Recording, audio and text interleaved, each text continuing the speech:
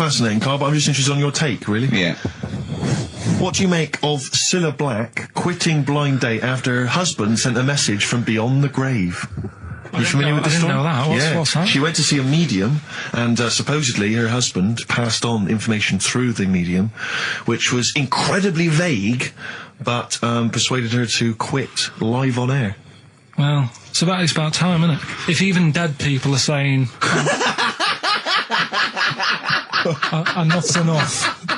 But I'll tell you what, though, talking about ghosts and that, do you know how I'm into them? Yeah. Right? How weird do you think this is, right? Well, it's not true. Before you say it, play a record. No, go on. Go on. Right, it's this woman. I don't even know if it's ghost, really. It's just a bit weird. Sure. Yeah, sure. There's this woman, and she's not a woman, she's a kid. Sure. Okay. Sure. She's walking down, like, a street in her area. It's a nice day and everything. Everything's normal.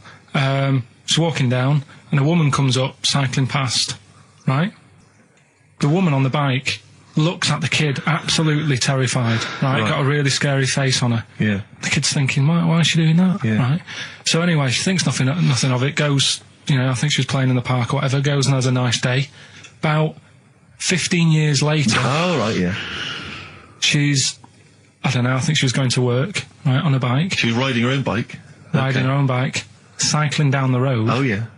Looks at the kid. That's the thing that happened, like, 15, 20 years ago. Right. It's her on the bike looking at her as a kid. Right. Not another child. No. So it's her, she's seen herself. Carl? I mean, I don't know where to start. Firstly, where's this information come from? But, I mean, why do you ever... I mean, I don't know what part of that you think can be true. I mean, honest, I'm speechless. I don't know what to say. What are you talking about? Bit weird, though, isn't it? But it's not true. It didn't happen. Nothing happened like that. She said it did. Well, she's wrong. She said she saw herself. She saw herself as a kid, didn't she? Did she carry on riding and as an adult when she was a kid. Did she stop and talk to herself, or did she ride on by and think, that's a bit weird, there's me as an 8-year-old. I won't stop, I'll be late for work. Yeah, if I'm late again, the boss said he'd be in trouble. Yeah. Oh. Well, and where is this information? Did it happen to someone you know? No. You overheard it on the bus? No, it was in the 14 Times. We've had a lot of emails saying, could you bring back White Van Karl? Oh, yeah. Which is that section of the show where we ask the questions that the Sun asks someone else, random punters of Karl. But sadly, recently, they've got very politicised and very kind of, basically a little bit depressing. So there's not really anything appropriate. But I have trawled the papers looking for other questions posed in other sections of the Sun. Good idea. I was just looking here at the Dear Deirdre section, which is the sort of problem page. I don't know what your views are on this. I'd love to see Karl. Oh, God, can we get him a job? Just ask... Oh, my God, that would be amazing. Right? Well, here's one. I'd like to see your view on this, Karl. I'm a happily married 42-year-old woman with 4 kids, yet I've developed a huge crush on pop star Darius Dinesh. Yeah. It sent my hormone levels through the roof, and last night I woke my husband up at 4 a.m. for sex. We've been married for 20 years and he can't believe his luck. Recently I've been having... I want to go to I'll stop you there. Why are you telling me? Right, carry on, sorry. Recently, I've been having erotic thoughts about Darius morning, noon and night. Yeah. I haven't felt like this since I was a teenager and mad about Donny Osmond. My husband is amazed at the change in me. We had sex twice last night and again this morning. Again? Why are you telling me this? Yeah, go on. He's just boasting. This is not a problem. It's not a problem. What's the problem? No problem, just wanted to tell someone. Thanks very much. I watched Darius on TV last night, and when my husband came home, I dragged him into the kitchen and we made mad, passionate love. Right, they did it then, twice last night, once this morning. That's 4 times. 5 times she's mentioned it so far. Yeah. She's doing all right. My husband, this is a great bit. My husband thinks it might be his new moustache.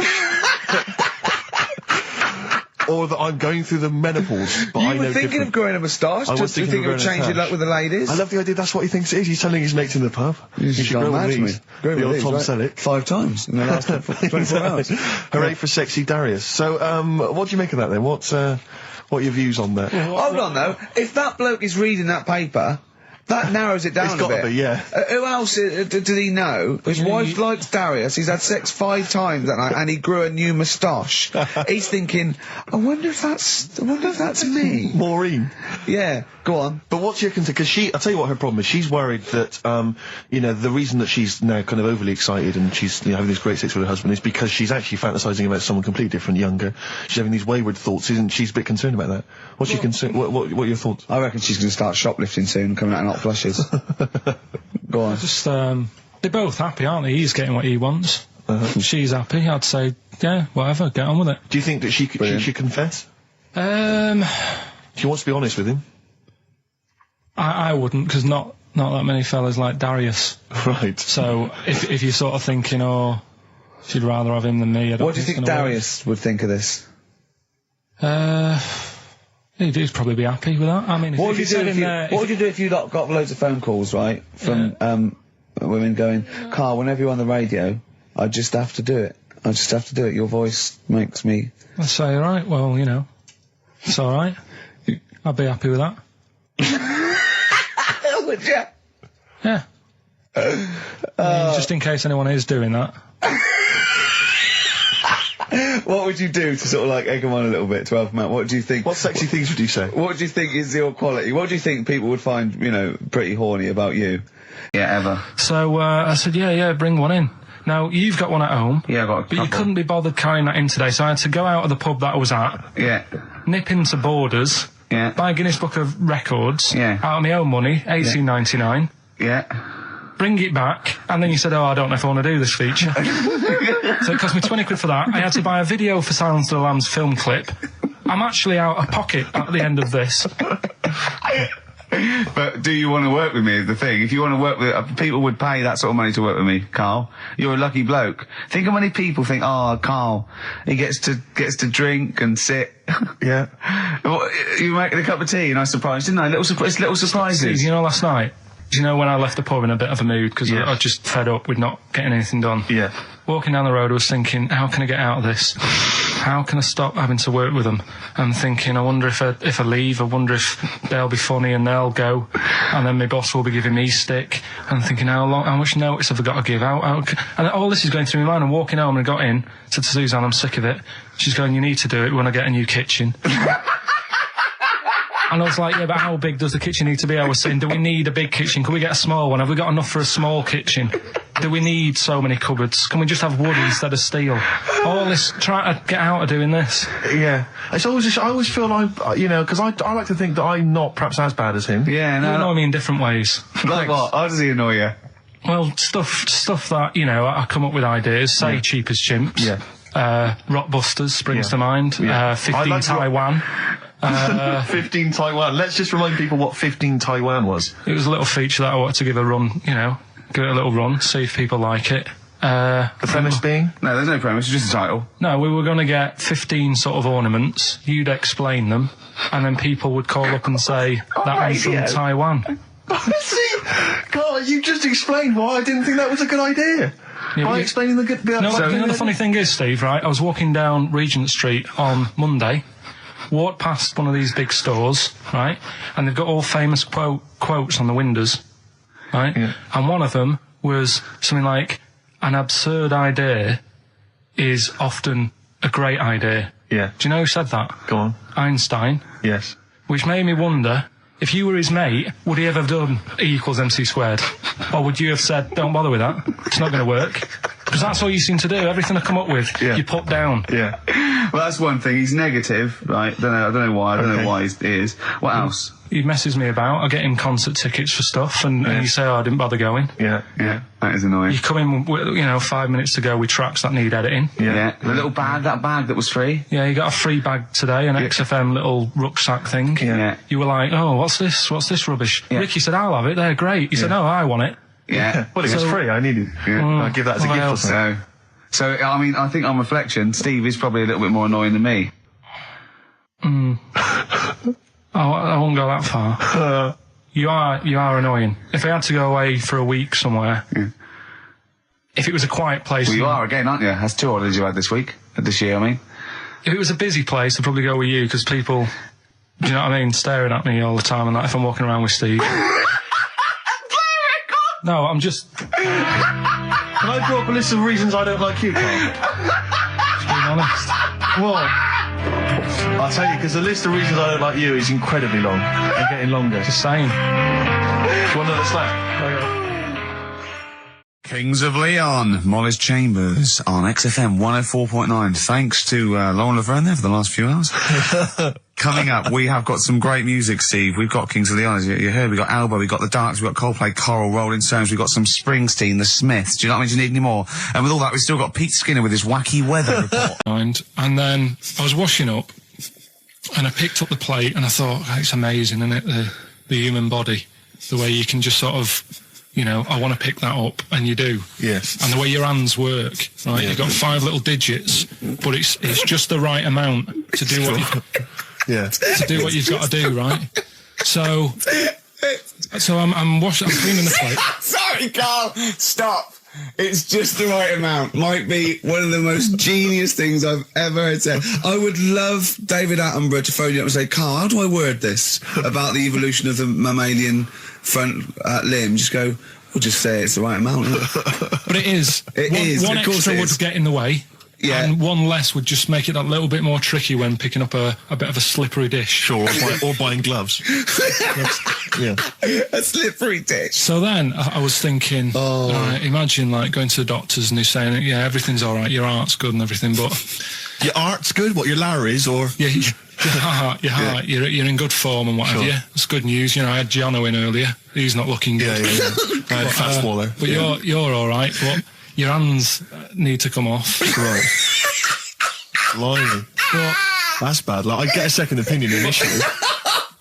But a better good news, I've got a nice pair of feet I can sort you out with. Yeah. And he puts them on, and then I was thinking, right, first of all, washing up, what would that be like?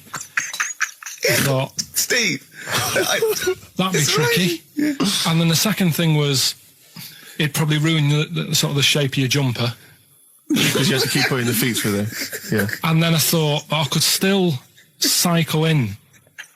Okay. To work. You could run in. Well, that's the thing. You'd be really fast. Well, that's what I was thinking. I thought I could still cycle because I could balance, and then I thought, but the only thing is I probably couldn't pull the brakes.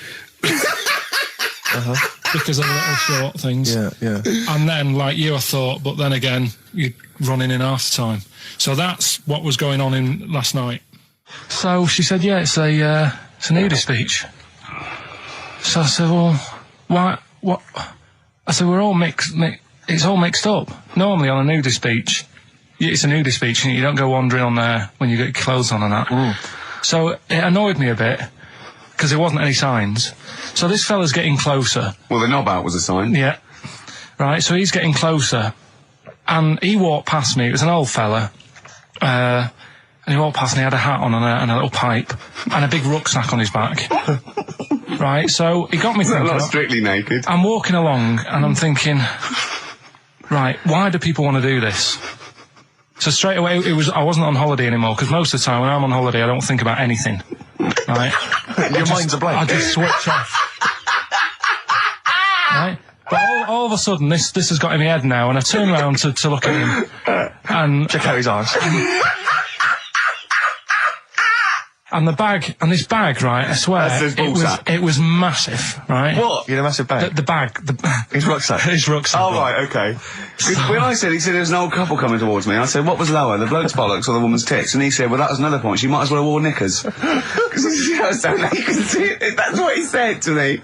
So you saw the bag? So it annoyed me, yeah, because the whole idea in it, this is what I think, I mean, I might be wrong, right?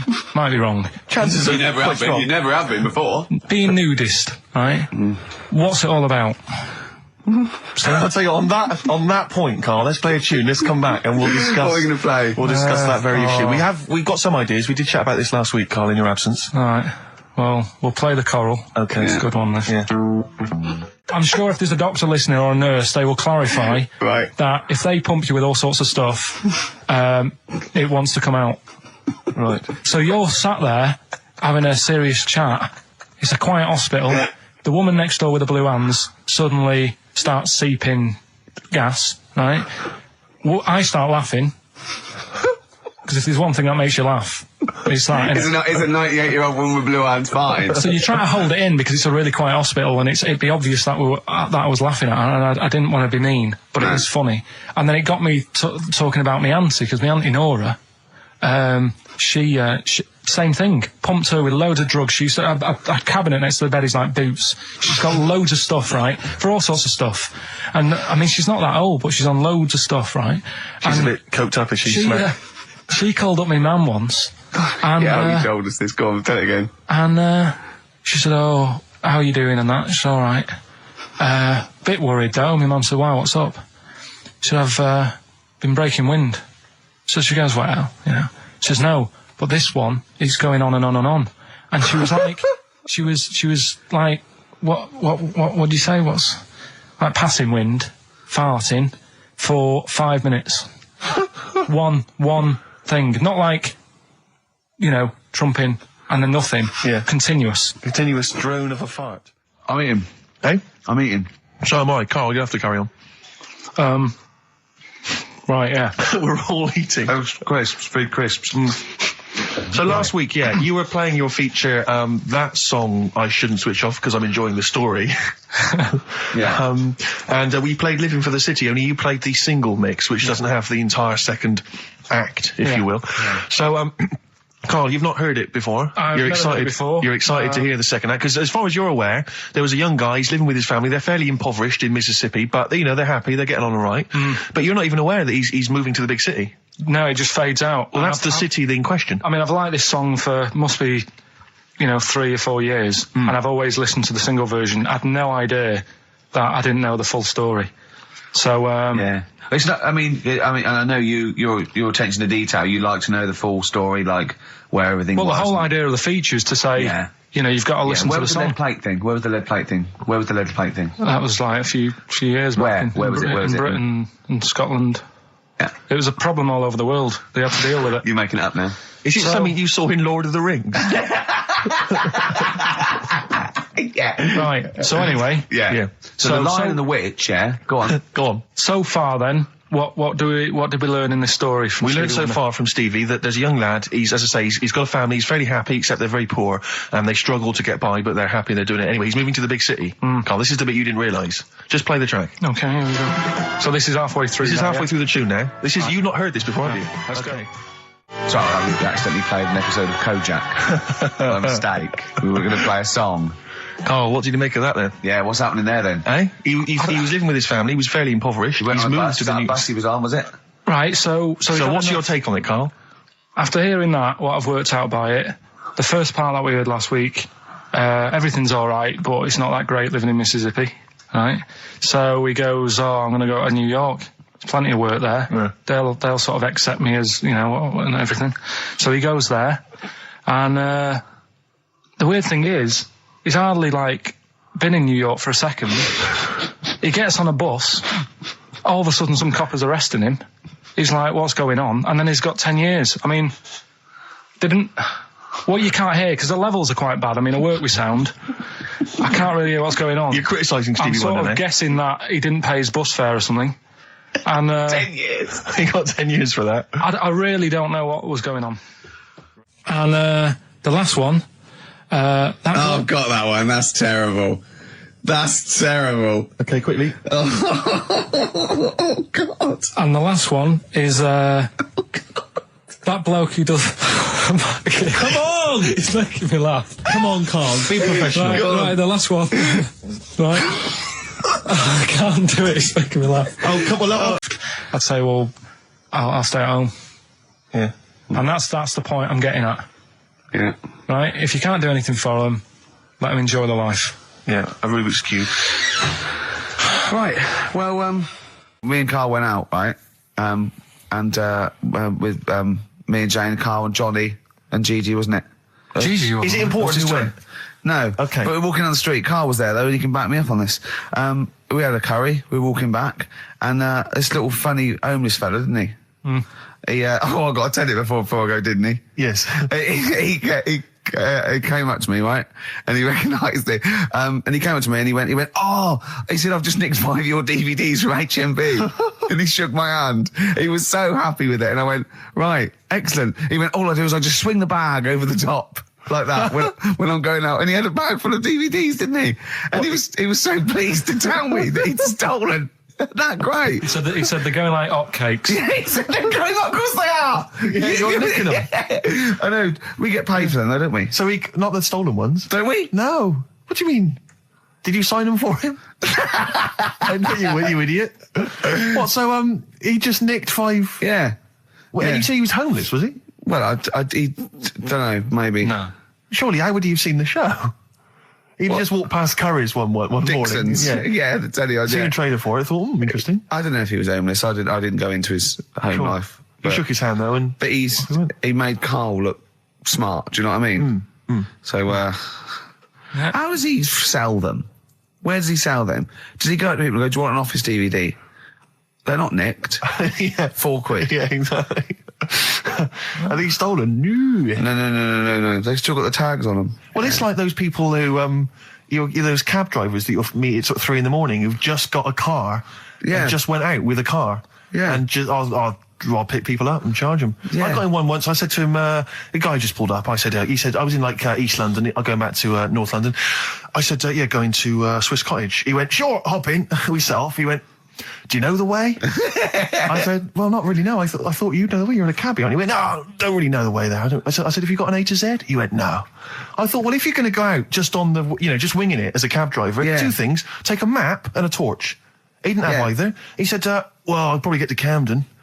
I said, well, I'll direct you from there. Drove on for about 5 minutes, making conversation. About 5 minutes later, he went, do you know the way to Camden? I thought you knew the way to Camden. I don't really know the way. I thought you did. Oh. It was lewd. I mean, Let me out. £4. Exactly. And that's, I don't know who's got that sort of time on their hands that they just think it's 3 a.m. I'm at a loose end. I think I'll go out doing a bit of cabbing. Wow. Yeah. Because your dad was a cabbie, wasn't he? Yeah, he was, yeah. Couldn't stand it, but it's good money. He was he wasn't like a chancer though. What was he doing when he put that little Forrest Gump in a weedy bin? That was part of the cab company thing. They had to do like a charity event once a year, and he did it 1 year. Never asked him again. Tell us the story again. I'd rather not, because we got a few sort of complaints about it. Why? Why did you get complaints about it? Because he put a kid in a bin, and it's not the thing to do. So, but we could use it as a sort of sobering lesson for people. Yeah, tell it like a, you shouldn't do it. nah, yeah, but that's how I did it last time. But people still didn't like it. All the stuff I tell you, we don't take the mickey out of people on purpose. No. It's real life, innit? And that goes on in life. Yeah. My dad was saying that in hospital, though. Do you know how he was in hospital? Yeah. He did some jokes about old people and that. And he said, at the end of the day, if something makes you laugh, it's funny. And if it makes you laugh, you can't help laughing, can you? Do you know what I mean? So, what are you meant to do? And laughing's good for you. Yeah. So, But being laughed at isn't as good for you, is it? No, but there's probably more people laughing at one person. So if you balance it out, there's only one person who's upset and there's a bunch of people laughing. So it's Jesus. Give me an example of that. Give me an example. Well, for instance, Karl Pilkington as he talks and the people listening. Yeah. No, give me an example of like, so, I can't because again, that's what I'm saying. I can't tell you the story because there might be someone out there who, this person might even be listening and think, I forgot about that and you brought it all back to me. Yeah. So I prefer to leave it, but I think people know. Why did he put him in the bin in the first place? Because he was getting out of hand. What was he doing though? You see, I can't explain. You can't. Don't be silly. I prefer to leave it, honestly. What was he doing? Was he annoying him? He was annoying my dad and the other people in the cab. Right. And he thought, how can I deal with this before it gets too out of hand? Yeah. He pulled over and put the lad in a wheelie bin. I'm gonna burst. So we'll leave that. Some people emailed in the songs with stories in it. One of them was Babushka, and he went, what's that? And I went, that's Katie Bush. I went, what is it? I said, it's about a woman who dresses up as another woman to seduces her husband. He went, they wouldn't work. Just dismissed it like that. Why do you think it would work? Because you'd know. I mean, say like, right, Suzanne, right, who I go out with, right? She can see me from, say, if I'm coming down the high street. Yeah. She knows it's me by the way I walk. Right. So just the fact that this woman went and put a wig on, there is no... You haven't even heard the song! I know, but you're saying that she's put a disguise on and he's like, oh, I fancy her, and he takes her out and he doesn't know it's his missus. You're not buying it. I mean, I'm controlling this. Whereas the flea with your brain going to Glasgow, perfect sense. Yeah, babushka, rabbit. Oh, they're monkeys! Oh, Christ. No, right. okay. Lloyd Cole. She's a girl and I'm a man. Good that, innit? On XFM, 104.9, Ricky Gervais, Steve Merchant, Karl Pilkington.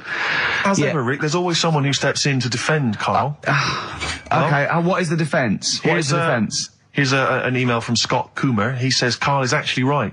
I've got an A-level in statistics and probability. It doesn't matter how long they have and how many monkeys you have. You cannot guarantee they would type the complete works of Shakespeare. Infinity makes it probable they would get it right, but not definite. Yeah. Well, yeah. Yeah. That's what I was saying. No, you weren't saying, Carl. You don't understand it. Infinity sort of sorts it out. That if they do anything, they nearly do everything, won't they? No, I mean, they'll give it a good shot. No, that's not the point. But the I'd point be is surprised if they did one page right. Right, listen. It's not to do with consciousness. It's not to do with them aiming. They are just bashing away at the keyboard. It's like they're used to show that there isn't consciousness. They chose the chimpanzee because it can type, presumably, hit the keyboard. It's because they hadn't come across you at the time. Yeah. It's to take out thought out of it. It's to take out reason and trying, right? It's just random. They're saying that if you typed enough things, if the computer was left typing everything, if you left it for an infinite amount of time, and they chose Shakespeare because there is meaning behind it, and it's difficult to get it exactly right, to show you that Infinity would come up with it's not just Shakespeare, it's every novel. It's everything. Fairly eloquent there from Gervais. A quick riposte, please, from Karl Pilkington. No, I'm just saying, what I don't understand, if it hasn't read it, then how does it know where it's going? Listen, right, listen, right, can I just explain to people, right? Some people have said, oh, why are you cruel to Karl? He drives me mental with things like that. As I say, this discussion began because we were talking about a quote that Noel Gallagher supposedly gave. Now, I don't want to misquote Gallagher, but the gist of it was that he said, had I written Wonderwall or whatever, instead of the Beatles writing Strawberry Fields or whatever, I'd be the one that was considered the great songwriter and it wouldn't be the Beatles. You know, it's just the fact that they came first that meant that they get all the credit as being the greatest band. I don't know where to start with that statement either. I mean, that's Gallagher's thing, and he's, you know, well, whatever. We know what we think of that. What was your point, Carl? You agreed with him, didn't you? Yeah, I reckon. Right? Do you know we've talked about putting a baby in a room before and it'll know what colour it is and stuff? If you got a room that's painted red, right? But forget that because that's going to confuse Hear him out. Listen to me. Say if they did some new TV show, right?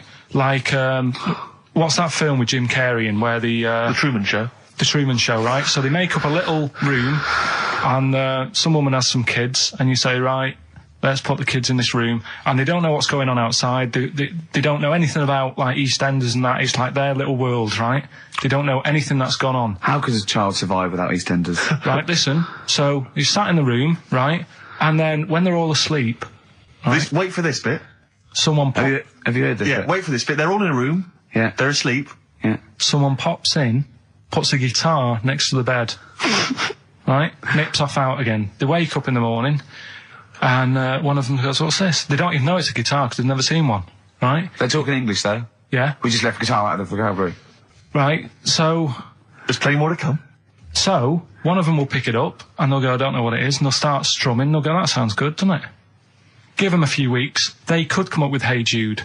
Whereas, typing Shakespeare... A monkey that can't even spell. I see that. Listen, I'll call you can't answer it. I might come with you, Rick, if that's all right. We've got to sort out that Christmas special as well. Yeah, no, sure. All right, I'll see you later. I'm shooting off then as well. Actually, on the subject of Men in Black 2. What? Have you seen that, Steve? No, I haven't, Carl. Tell me about it. You should see it. Go on. Why? Because there's this thing in it. Go on. What, a stupid, bald Mancunian tosser? No, weirder than that. There isn't anything weirder than that. Big eyes, it was gangly. Keep talking. You've got to see it, because you wouldn't believe how the likeness and that. You've got to get the film out tonight. Right. It's not as weird. It had a normal voice, right? He's done you and he's not even here! I'll tell you what, mate, it ain't worth coming in next week. Oh, stay on the line, Carl. Play a record, Claire. Kings of Leon, Molly's Chambers. What do you think of that, Carl? All right. There's a surprise. Another insightful remark. Steve is not a fan now. Not only does he know you've been slagging him off behind his back. No, I wasn't slagging Steve. If you get it out on DVD tonight, you'll know I'm not slagging you off. It could be your brother. I love the fact that it makes it worse, but he's thinking you're going to go, oh, he wasn't slagging me off. It does look like me. I do think I'm an alien. I love the fact that you hope Steve will go, he's got a point. It's a spitting image. Yeah. I am, seriously, Carl, I'm really angry. I'm so angry with you at the moment. You haven't seen it yet? No, I know, because I know what it's going to be, and I'm fuming. I'll tell you why I'm angry, because he doesn't do it in jest. No, but what do you think it's going to look like? What do you think this thing's going to look like? Going to look ludicrous. It's not going to look anything like me, but he's going to pretend it does. Go on, what? Go on. No, it does look like you. Yeah, of course it does. And you looked like the Human Z. Well, I mean, to be honest, you did a bit, Carl. You walk like him, you're bold like him, you got a sort of gormless face like him. Any more? I don't smoke. That does. So there's the time. Time for monkey news. Can we have the jingle? Oh, chimpanzee, that monkey news. I love the jingle. Right, well... Can we play that jingle once more? Yeah. Let me cue it up. So, chimpanzee, that monkey news. Oh, it's brilliant. Well, listen, it's from Steve. Okay. Right? Now, what it is this monkey, right? Yeah. Don't know where it was. Mm-hmm. But there's a bit before the monkey anyway, right? Jeez. It's this, no, listen. Shoot me. Right? It's a bank. There's this bank, right? Busy bank. Normal day, everything's going normal, right? Busy bank, people going in, doing what they do, seeing about mortgages and stuff. Yeah. Everything's normal, everyone's happy, right? Yeah. So anyway, it's quite busy one day. Fella comes in with a gun and a balaclava on. Up to no good. Right, I'll tell you now, Carl. If this fella turns out to be any ape or monkey related species, you're never doing this again. You're never. So just, if you want to finish it, it's at your own risk. But if this fella who robbed the bank turns out to be a chimpanzee, that's the end of monkey news. All right. Okay, let's hear the end. It's a lovely day in a lovely bank. Everyone's happy. Everything's normal. The man comes in the balaclava. Man comes in. Is it a man? Starts waving a gun around. Shut up, Rick. Let him finish the story. Starts waving a gun around. Yeah. Right. Up to no good. So everyone's thinking, oh God, wish I didn't come in here. It's not going to be a good day. How tall is the man? Shut up. Let's hear it. Everything, oh God. He's telling everyone to get down on the floor. Yep. In what? In English? In English? Yeah. In English? So. Yeah. So everyone's panicking. Everyone's getting on the floor thinking this is it. This is, it's all over. Yeah. Just when you think, it's all bad news. Yeah. It's all bad news. Doors swing open. Little monkey wanders in. God, it's worse. Shut up, Rick. Little monkey wanders in, right? The robber's like, what's going on here? He's telling it to get down on the floor. I don't think it was taking any notice. No, right? it was just busy asking for coffee. It runs in. I don't know if it was going to withdraw or deposit or whatever. It wanders in, right? Goes up to the robber. Where did it come from? Shut up. Will you let him finish the story and then ask questions? That's only fair. Okay. Wanders in. Runs up to the fella with the gun, takes the gun and the bag of money off him. Everyone's like, yay, we've been saved. Then the monkey starts backing out with the gun and the money. Shut up. Sit down and I'm not having this. And Here's the end of the story. It does a runner with the money and the gun. No one's seen it since. You are an idiot. I mean, you have said some stupid things in your time. What are you talking about? It's a story that happened. No! What are you talking about? What do you mean it backed out? It came in, was it an accomplice? Was it an opportunist monkey robbery? What are you talking? Think, Carl! Think! I know it's mad. That's the idea of monkey news. We're telling people how monkeys are pretty, they're mental. They're up to no good. What do you think? They've never seen the monkey since. What, did he have a getaway car waiting? Did he swing his way to freedom? Where was this? There's no details. Don't talk rubbish. Well, yeah, Steve emailed it in. He's got it off the net, and the funny thing is, can I see it? Have you got the information there? Yeah, the funny thing is, it wasn't just him who sent it. I had that a couple of times, so a few people obviously read the story and said, that'll be good for Monkey News. It doesn't say anymore. It doesn't say if he went off to Spain. It doesn't say, if he's on Crime Watch. Yeah. It doesn't say any of that. It's just saying that's what he did. That's the story. And that's what Monkey News is about. I've heard that they're making a movie version with Phil Collins. So I look forward to that, and Judy Waters. So that's this week's Monkey News. If you've got any, if anything's happening don't bother. in your town. That's the end. No, that is the end. That's the end of Monkey News. No more Monkey News. This is bit of Queen. It says it here in this email, Rick. It's got to be true. Right. So that seems well. Oh, chimpanzee that Monkey News. Right. Now, before and again. Go on. Oh, chimpanzee that Monkey News. Brilliant. All right. Right. Before I went away, I told you about Alfred. He was the monkey where there was a robbery going on in a bank. And then he nicked the robber's loot and backed out with a gun. Yeah, he sort of stole. He robbed the robber, didn't he? Yeah. Did he take his gun as well? He took the weapons. He took all the weapons. There was like a couple of robbers. He managed, because they were so amazed that a monkey was coming in. It was like, don't talk shite twice. Right? So anyway, got a follow up to that. Okay. Now, what was that monkey's name? Alfred. That was Alfred. So anyway, because a lot of people wanted to know, well, what did he do? Did he go off and have a holiday? Did he? No. Right, so the follow up is, what happened is the monkey had the guns, had the cash, which was $250,000. Sure. Right. It went back to the zoo. Right. All right, Carl, you're talking Ricky, I get angry with you when you won't let him finish his Monkey News. Right. Can we just get out of the official Imagine if people were interrupting Trevor McDonald. It wouldn't happen. I want to make sure I don't get anything wrong. No, of course not. Check the internet. So the monkey goes back to the zoo, right, where all the zookeepers come out and go, get him. He's got the guns. Yeah. He hands out a couple of guns to his mates. What? Right. His monkey mates? His monkey mates, so they've all got a couple of guns each. Oh, Carl, Steve, I can't, mate. I cannot Just stand it. Honestly, I want to scream. Please, I really get annoyed with you.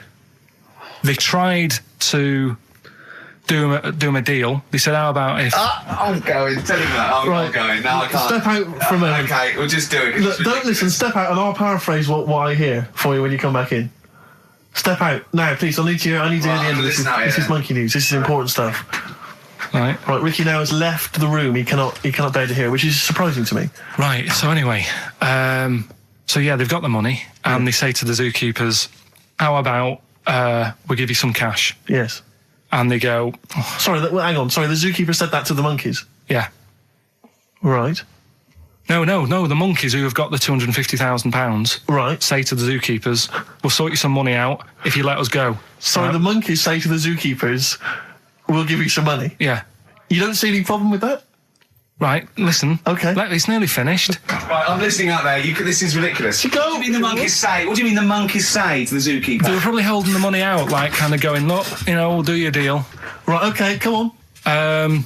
And what happened is, I think they were happy with that. I think they left, and that was that. They wanted to get out of the zoo because they didn't like it in there. There's the thing.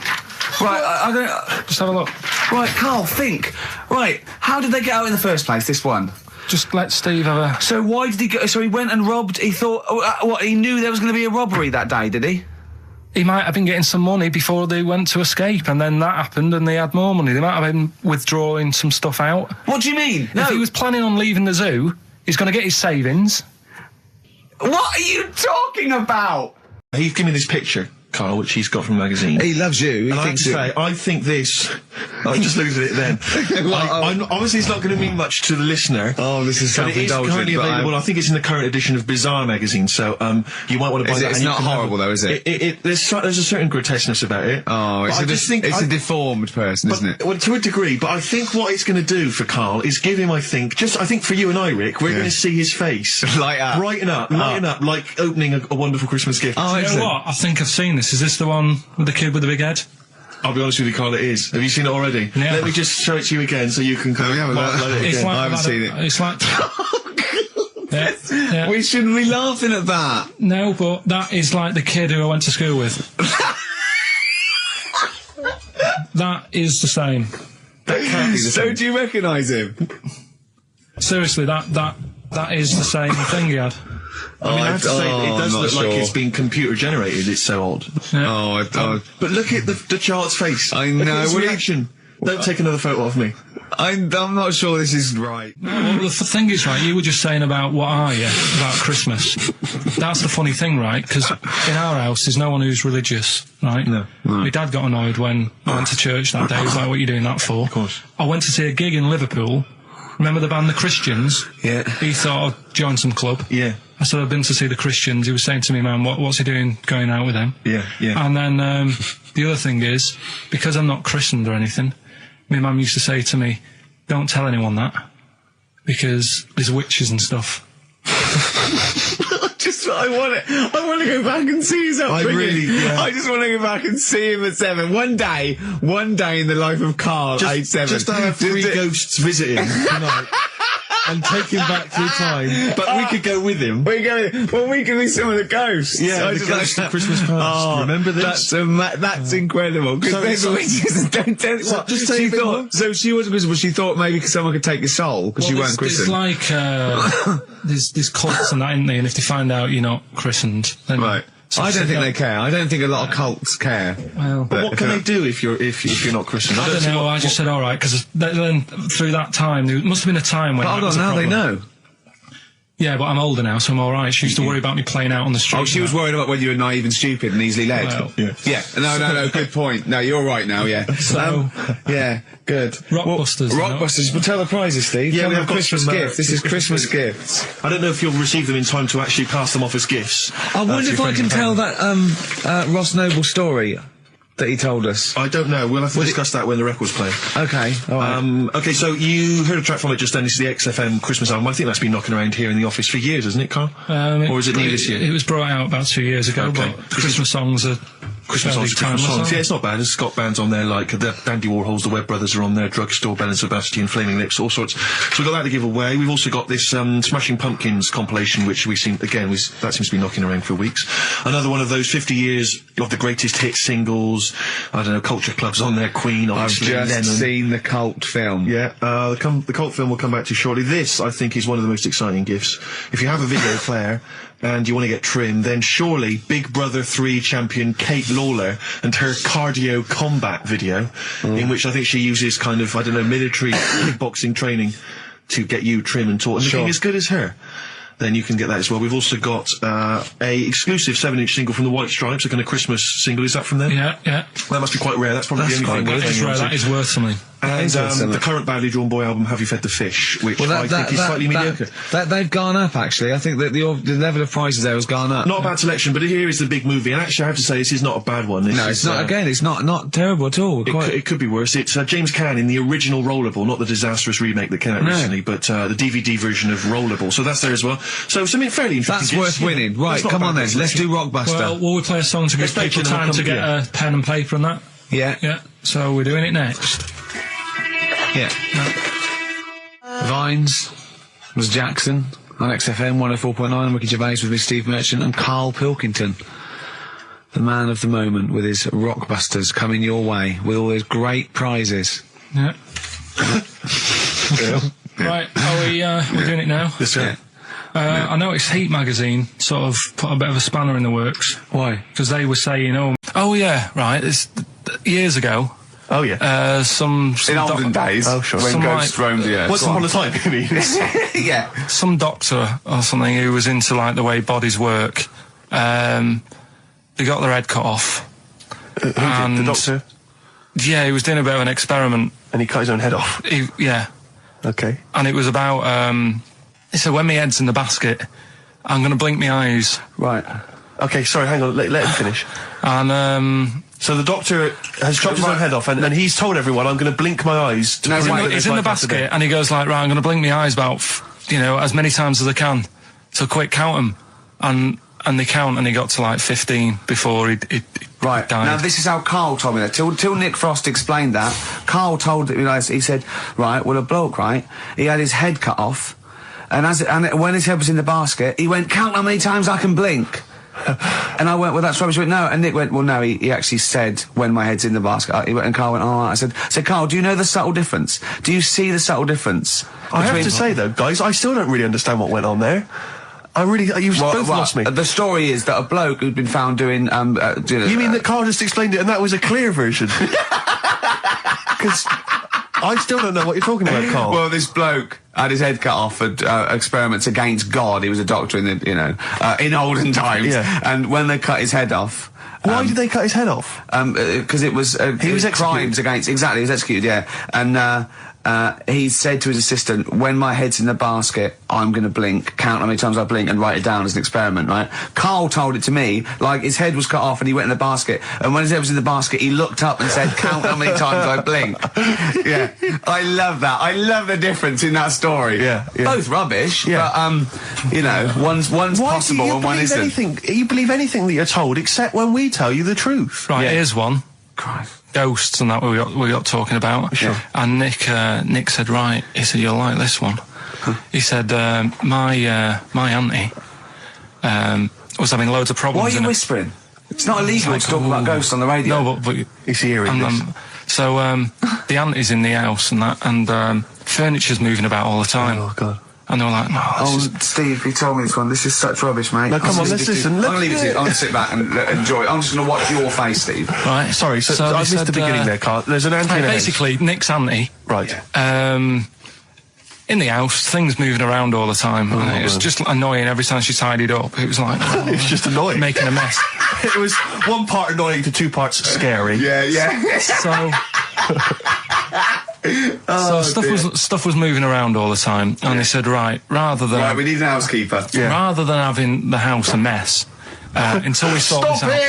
I've got the vicar coming round. Stop moving stuff around. Oh, yeah, go on. They said, That shouldn't be in the pants drawer. let's put all the furniture in one room, right? So just have one room that's a mess, and have all the others empty. Because I love the poltergeist can't really... It can move wardrobes around, but it can't open a door to put it in another room. Yeah. Poltergeist going, oh, I'm just making this room messy. I wish someone would open the door so I could...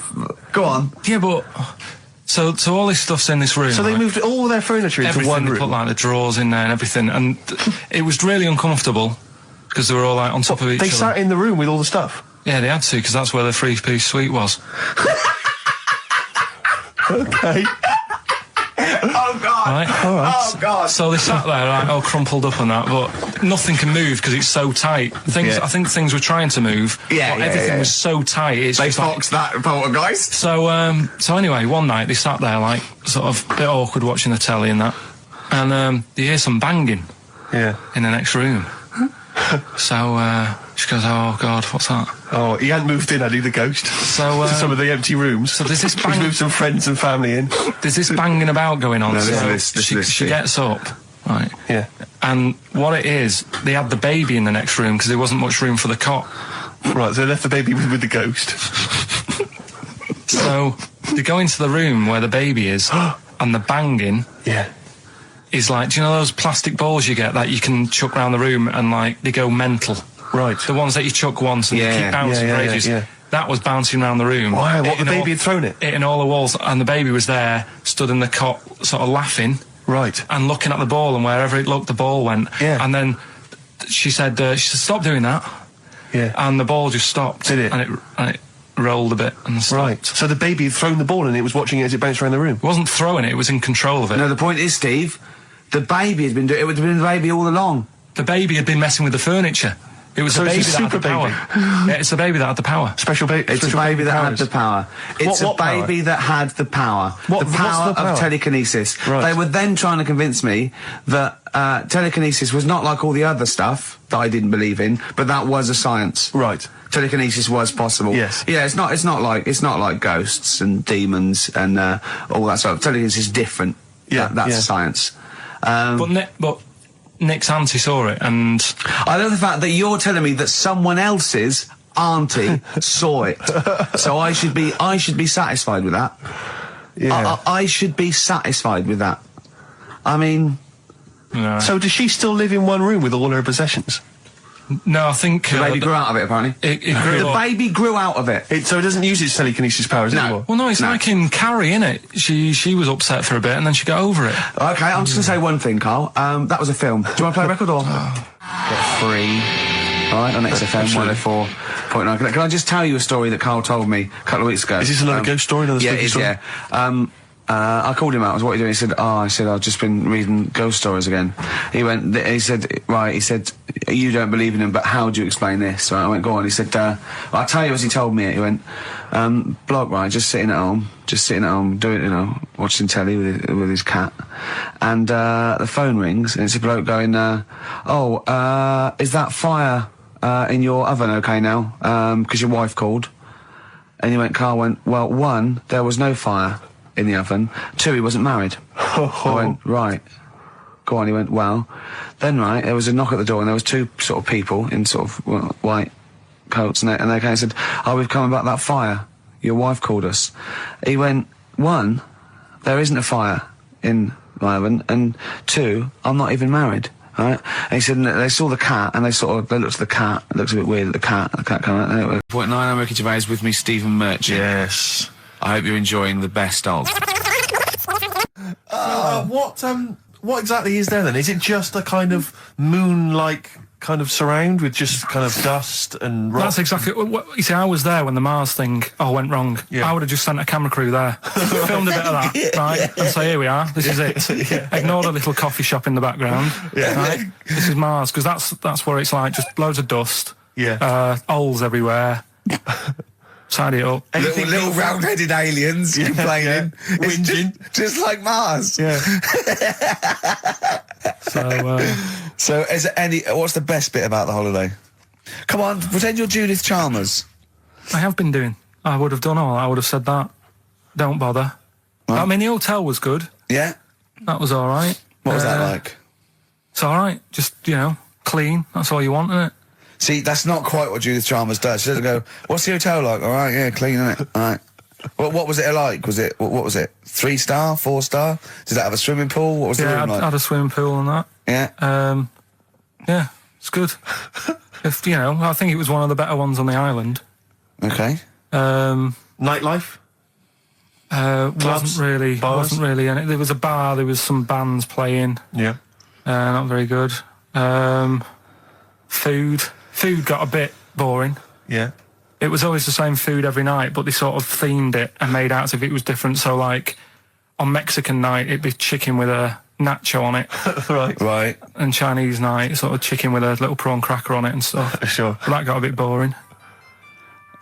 That's me just turning on my phone, because I want to read to you a text that I got from Karl. I think you sort of sum up the holiday in this text, don't you? Do you remember I it? can't remember. Let's have a look. Let's have a little look. Let's Instantly, what did Suzanne, your girlfriend, make of it? Similar view to you, that they should fill in the holes? Yeah, it's just that thing, you see, I went on a coach trip, right? And you go and see the volcanoes. Like I say, there's 36 of them. Yeah. Which, how many do you need? And when we're on the coach going round all these volcanoes, the fella on the front's going and look out your left window at the moment, and there's a volcano. And if you quickly look out at the right-hand side there, there's another one. Right. And on the left, he's just like, all right, we've seen it. Sure. Do you know what I mean? Yeah. And that trip, we'll talk about that trip in a bit. Right, this is the text I got from Karl, right? All right. Been up to a volcano. Been in some dead artist's house who built his house in the lava. They said they would show me science with volcanoes, but all they did was chuck some water in a hole and it shot up in the air. No dwarves in the canteen, no scousers here, but there is a Swede woman with a big head. She looks effing gormless with a cap on. All right? So a little reference there to... A Swede woman? What's that mean? Do you mean Swedish? Yeah. Or she looked like a vegetable? No, I had the Swedish woman. But they've all got sort of quite big bill, aren't they? And I sent him a text. Oh, well, it's just good to be on holiday because, I'm working. He sent back, so am I. Just been watching Sky News. There is a school for monkeys who want to get a band together. Is that monkey news for later?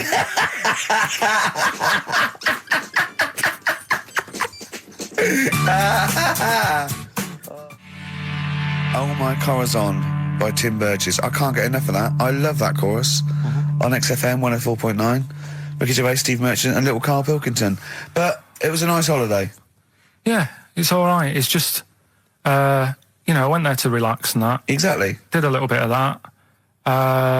Trying to think of some new, features and stuff. Sure, always working. 3 holidays a year, Jesus. Oh, well, not really 3. Oh, 2. It's all holidays, really. one big sort of like work thing to me and Steve. 2 holidays, isn't it? Work hard, you need the holidays. So, yeah, the things that annoyed me was like, you get bored sat around the pool after a couple of days. I'd read my book. Yeah. There wasn't much going on the... Not even any crabs to throw sand at, was there? No crabs or anything. They wouldn't bother with Lanzarote, right? So, decided to go on a little trip. That's when I saw the volcanoes and that, 36 of them. So, we go on the trip, and the thing that annoys me, it does happen every holiday that you go on. If you go on a sort of package thing, they have these trips, right? And you pay about 40 odd quid, and they give you some wine, to sort of make it feel like you're getting your money's worth. But how many of these trips have you been on then? Loads. Probably about 12. More holidays than I've had. Go on. So anyway, so you're on the coach, right? And they take you for the volcanoes. They took us in the middle of nowhere. Yeah. Right. There's nothing else round there. Sure. It's like I say, it's like Mars, but with holes in the ground. Yeah. Right. And they sort of drop you off, and they go, right, everybody, see you back here in an hour. There's loads of volcanoes for you to look at, and a coffee shop over there. And you know for a fact, right, you don't need an hour there. You could just say, well, just keep the engine running, because I'll have a look in this hole, we'll get back on, give us 5 minutes. Don't need an hour. Absolutely. Yeah. But you know that they've got something going. It's a with backhander, definitely. What, with the coffee shop? Definitely, yeah. They go there. And they get everyone to have an ice cream and a coffee, and they sit down, have a fag, talking to the bloke. Yeah, and it's like, cousin. Yeah. How much was the coffee? Was it probably about 3 each euros, so I think it was 3.50. Sure. Yeah. Which is, I don't know, what, that's about 2.5 quid. Yeah, they've stitched you up. Well, it's like those people who, those cab drivers that you'll meet at sort of 3 a.m. who've just got a car. Yeah. And just went out with a car. Yeah. And just, I'll pick people up and charge them. Yeah. I got in one once. I said to him, the guy just pulled up. I said, he said, I was in like East London. I'm going back to North London. I said, going to Swiss Cottage. He went, sure, hop in. We set off. He went, do you know the way? I said, well, not really, no. I thought you'd know the way. You're in a cabbie. And he went, no, don't really know the way there. I said, have you got an A to Z? He went, no. I thought, well, if you're going to go out just on the, just winging it as a cab driver, 2 things. Take a map and a torch. He didn't have either. He said, well, I'll probably get to Camden. I said, right, I'll direct you from there. Drove on for about 5 minutes, making conversation. About 5 minutes later, he went, do you know the way to Camden? I thought you knew the way to Camden. I don't really know the way. I thought I did. From, who was it from? Mike Heel, who sent me a little picture of a little Japanese fella from a film who said looks like me, and he does a little bit. But he says, please can you make Karl laugh? I've never heard him utter as much as a snigger, and I'm worried he may have a genetic disorder. Well, I mean, he has got a genetic disorder, obviously, but he was giggling then. I hope people heard you then. Look at his little face. It was a joy. I love the things that make him happy. But I love the fact just before the microphone came up and just before the record finished, he had his headphones on, the music was too loud, and he was just shouting, Bauhaus is not working! Bauhaus is not working! Play something else! I went and found Ziggy Stardust by Bauhaus, and he said, why isn't it working? Look at him giggling, look, he's lost it! Is he going away? Are you on drugs, Karl? What have you done? He's tickled, look at his little, he looks like one of those shaved monkeys. Look at his little, oh my god, I've never seen a forehead glow. I know, it's extraordinary. Oh. And he's got that red shirt on as well, so the whole of him is just a big glowing... Karl, what are you trying? What are you putting in? I'm going to see if I can get this to work. Go on then. Hang on. Brilliant radio. I hope Dr. Fox is listening, because I think he's eating his words right now, Steve. Right, I think I've done it. Well done. That's excellent. Right, what Let's play Bauhaus now, and let's try and compose ourselves. This is Ziggy Stardust by Bauhaus. Yeah. Actually, a bit of extra monkey news if you want it. Okay, always. Do you know the... Monkey News Extra. Go on. Do you know the Halfords ads? Halfords ads? I don't think so, no. What happens? Halfords, they've you know, they sell nuts and bolts and stuff. Right. They were using monkeys in the ads. Okay. Um, Yeah. And what happened? Packet. Don't they sell bikes, Halfords? Well, mainly. Bicycles and motorbike stuff in that. Okay, so they're using monkeys in the advert. What happened? I can't handle it. What? I can't do this. Look at What? him. Look at him. I don't care what he's doing. And well, basically, right, there was a load of hassle because they were using these monkeys in this Halfords advert. Yes. Right. And what happened? Get to the point. It turned out it wasn't a problem because they were mechanics in the first place. Well, they were monkey mechanics. Yeah. What are you talking about? Mental. What are you talking about? That's not a Right, story. anyway, listen, let's get back onto They were it. mechanics in the first place. Right, listen. Right, so they're making this documentary. Right? And stumble across a little gang of Come on, just get on with it, please. little gang of monkeys. That's Yes. the first time I've ever laughed. I'll hear that. I know. Well, brilliant. What do you want? A cake? Come on. Can we play a song? Oh, I don't understand what is wrong with you, you freak. It's making me laugh.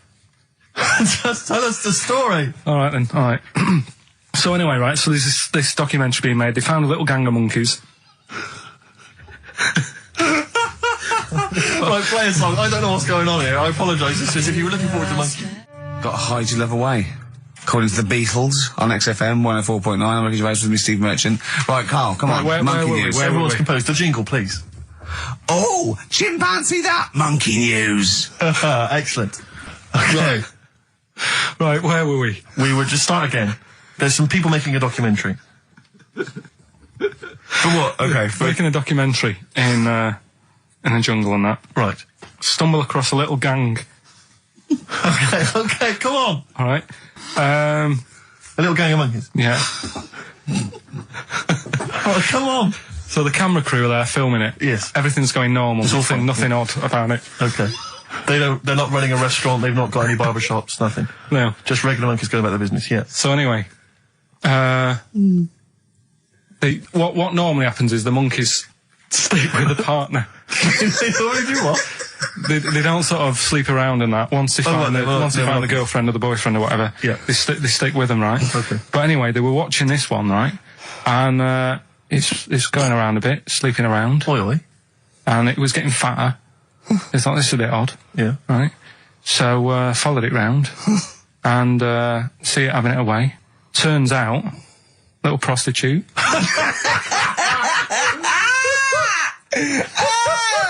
Oh, God! It's a little monkey prostitute. And it was getting fatter because it was charging them bananas. What a load of old rubbish. Charging them bananas! What was it, a boy or... It was a... Woman. Little woman monkey. That's the most extraordinary monkey news I've ever heard. Oh! That is genius! Has this documentary been televised? I don't think it's been on yet. No. And that's all the information you've got? Yeah. And is that's one banana for everything? Now, half a banana is for... Just oral. A poor job. Right. If you want full-blown monkey sex, it is 2.5 bananas. Sure.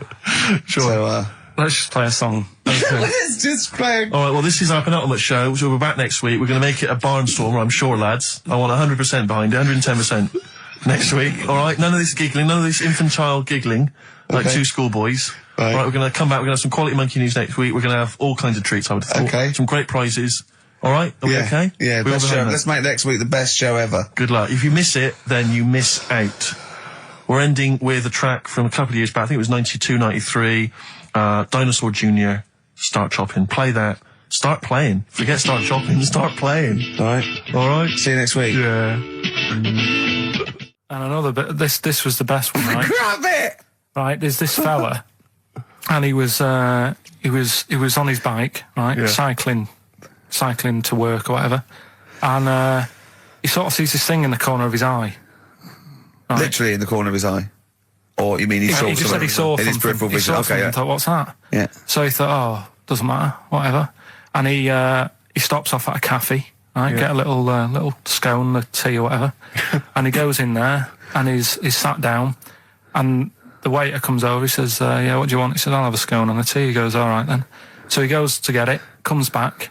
As he puts the tea and the scone down, his face is like, what is that? Right, like a look of frightenedness on his face. Right, drops the tea and legs it. So the fella's going, what? So he legs it after the bloke and goes, "What?" And he says, "Something came out of your nose. That was massive." Sorry, something came out of the Listen, guy this is all serving. true because people would have watched it, so don't start saying it Sorry, didn't but hang on, I happen. just need to clarify. The guy on the bike... I don't believe he ran away. Wait a I minute. don't believe he legged it. I don't believe he had a look of frightenedness on his face, and I don't believe he said something massive came out your nose. And I don't even believe he had a cup of tea and a scone. These are the things that I think are embellished. But who had something coming out of his nose? Was it the guy serving the scone? The one who was on the bike who ordered the scone, Yeah, but what was came it? out of his nose. Yeah, what was it? Came out of his nose. right? So he goes home and he thinks, "I've got to sort this out because it's not good and that." So he But what? No, it was out of his nose. So I mean, it poked out of his nose. It didn't come out. It just said hello and then it... It was like the maggot in the head. Yeah, He just yeah, popped, it just- popped his head out, had a look around, and went back in. Why did the bloke drop the tea and run? Well, it's weird, isn't it? Alright, so he goes home. He goes home and he goes, "Oh God," you know. So he sits in front of the mirror and he's sat there waiting. This thing comes out. Again, sort of looks round, goes back in again. So he goes, "Oh, No scones. right." No, it's- So he goes, "I've got to sort this out." He goes to the doctor's, says to the doctor, "I've got something up my nose. It just keeps coming out," and having a look round, going back in. Didn't say So that. the doctor's like, "Oh, I haven't heard of that before." Right? Didn't say that. So sat there. He does it again. The doctor looks, frightened again. Runs away. yeah. Well, He's got a look of frightenedness on his face. He had a look of medical frightenedness. He dropped his stethoscope and legged it. No, he said, "I know what it was." So what? So you got a leech up your nose. He had a leech about that long. What's radio? Well, how long's that? 4 inches. 4 inches coming out of his nose. Next time it stuck its head out, he grabbed it, pulled it out. That's horrible, though, isn't it? Isn't it? Can I just remind people, just let people know, when Karl was saying it was about that long and Ricky said 4 inches, he was using his fingers. Oh yeah, he didn't have his There's nothing else there. fella out. No. So he had a leech up his nose. How did he get a leech up his nose? I don't know, again, I'm not that bothered about that bit. Buy it if you want, not bothered, think about it. Come back, right? Come back if you want. Start again, Carl. I lost halfway through. Right, start that second one again. Right, well, you can buy... It's different. Well, the first one was bite it. Well, now this one was we'll write it down. Bite. Right, do it. If it's a cryptic clue, all the letters count. Do it. Buy it if you want, I'm not that bothered. Think about it, come back, check some other places out first before you That was a crossword clue in the Times. So we've got no time for other clues. Right. So that's SC. Right. Do that clue again. Buy it if you want. I'm not fussed. Do you know what I mean? Think about it. Fast is making an appearance. Fast wasn't there before. Do the clue again. Do the clue again. Initials SC for that one. Do the clue again. No, I don't want to do it again. You haven't finished it yet. I have. That's it. No, do the clue again. I can't do it again. Do the clue again. Buy it if you want. I'm not fussed. Right? Shop around. Come back. It's up to you. I'm not pushing you into anything. It's all right? up to you. Wasn't there? SC for that one, right? And the final one. That's good. I can play 10-pin bowling again.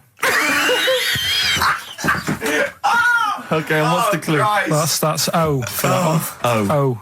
All right, so they're the three Now I things. assume that I'm not going to bother to look, but I assume there's a jiffy bag of taps Yeah. which people can win. All right, well, great, good luck. Ricky.gervais@xfm.co.uk is the email Play a address. record. Thorns. No, buy it if you want. I'm not fussing. Come back, have a look around. I'm open Wednesdays, by the way. Shut up, for. See you later.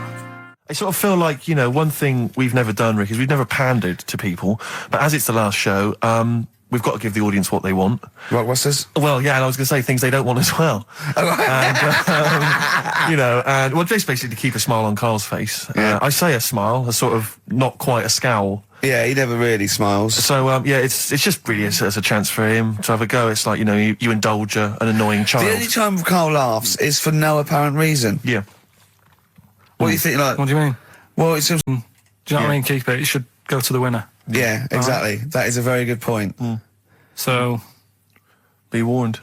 Don't open things that weren't addressed to you. Yeah. I did Pandora's that time, though, didn't I? box. There's some sort of lesson there. Yeah. What happened? All the evils of the world, wasn't it? Pretty much. What? Yeah. Oh, don't try to explain brilliant. it to Carl. No, Pandora's box. Go on. Well, told not to open it, opened it, released all the evils that are in the world now.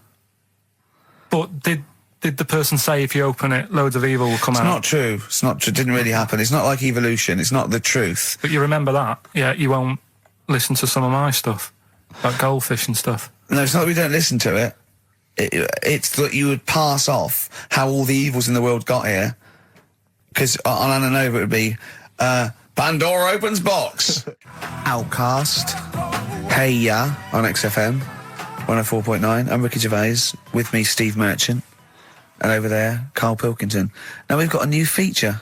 Well, I don't know if it should become a feature every week, Rick. I'm not sure it's got legs for that. But maybe in the absence of Rockbusters. Basically, I was looking through the pigeonhole, and we got a lot of stuff sent to us, a lot of junk, stuff we don't really want. Yeah. And a lot of people, for some reason, they send Begging letters. Begging letters, a lot of that. We get sent a lot of CDs by people, bands, artists, who have not yet been signed. Maybe they've knocked something together in their bedroom. They got a band. And they just, for some reason, they want our feedback. They want us to sort of give them some thoughts on what they think, where they're going wrong, stuff like that. And I just thought, I was having a clear out, and I thought, why not just give them a little chance, Yeah. Just throw them a bone, Rick. Honest critique? Honest critique of some of the artists that sent us stuff. Okay, go on These are then. bands that have not been, they've not got a record contract. This is exciting. Okay, name the 3 bands Well, first. we'll go through them individually, and I'll hear a little snatch, and then I'll get your opinions, both from you, Rick. I know you've been in the music business, you've got a good general knowledge of music, you've got good taste. Big time, and big also time. Karl Pilkington's views as well. Yeah. We know what to think of them. So this Go on. first band is called Kellerton Road. I'm sure they're very excited. As I said their name then, they probably can't believe it. They're phoning each other now, they're getting so excited. All friends are phoning them now. Yeah, Turn your exactly. phone off. They for can't people in this believe that. band. You don't want to... Yeah. Well, okay, then Kellerton Road. Kellerton Road, play a track from them. So that's Kellerton Road. I think that's a track called Secretly. And looking on the back here, there's 6 of them in the band. They all pretty much look the same. They've got the long hair, the usual sort of look. What do you make of them, Rick? All right. Yeah? Quite like Yeah, that? good, yeah. I mean, bit generic. The chorus is a little bit simplistic, but I like good production, good Yeah. good Reminds you of musicianship. something maybe like the Thrills, that sort of thing. Yeah. I mean, yeah, good. Jukebox or junk box? What's a junk box?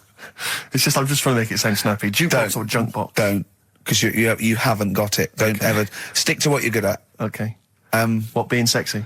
It's just sort of watching Doctor Who and stuff. You like that, don't you? Yeah, I love it. Okay, then right. What's the next one? So, well, let's just ask Karl Pilkington's opinion. Karl, what were your thoughts? Yeah, it's all right. Yeah? Yeah. That's it, is it? Yep. Is that why you no longer write for the enemy? Go on. So what's this next one you've got for us? Weeks. This is the first time I've managed to sort of... What? Well, let's go through them then. What have they got wrong? The first one.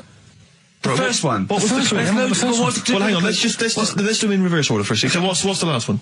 The last one, the clue was that bloke does sport on the telly and he's got a little kid. What's that? That's Destiny's Child. Des, who does ITV Sport, that's has got terrible, a Tiny's man. Child, right? No, terrible. that's fine. Yeah, They got okay, that. Destiny's Child. What's the one? Des What's the middle one? Right, the middle one.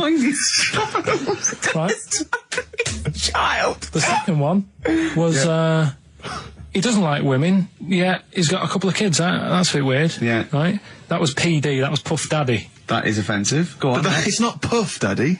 It's Puff Daddy. And he's not even called that anymore. He's called P. Diddy. Well, Okay, fair enough. but they got that one. yeah. And if I'm being tight, these lot are as well. Yeah. Yeah. Tight means something in Manchester. Go on. Right. And the first one that they're having problems with, I don't think them birds should be allowed in this They've area. got it. Boyzone. It's not Boyzone. What's the clue again? I don't think them birds should be allowed in this area. That is perfect. A boy zone. No birds. No women. No women, yeah, birds, right? A boy zone. Sorry, Karl. If that isn't the answer, their clue is better than yours. That is brilliant. What was yours? Boy zone. It works perfectly. What's your answer then? Bangles. I have no idea what that means. Like seagulls. So you don't want them in this area, so you're banning them. Bangles.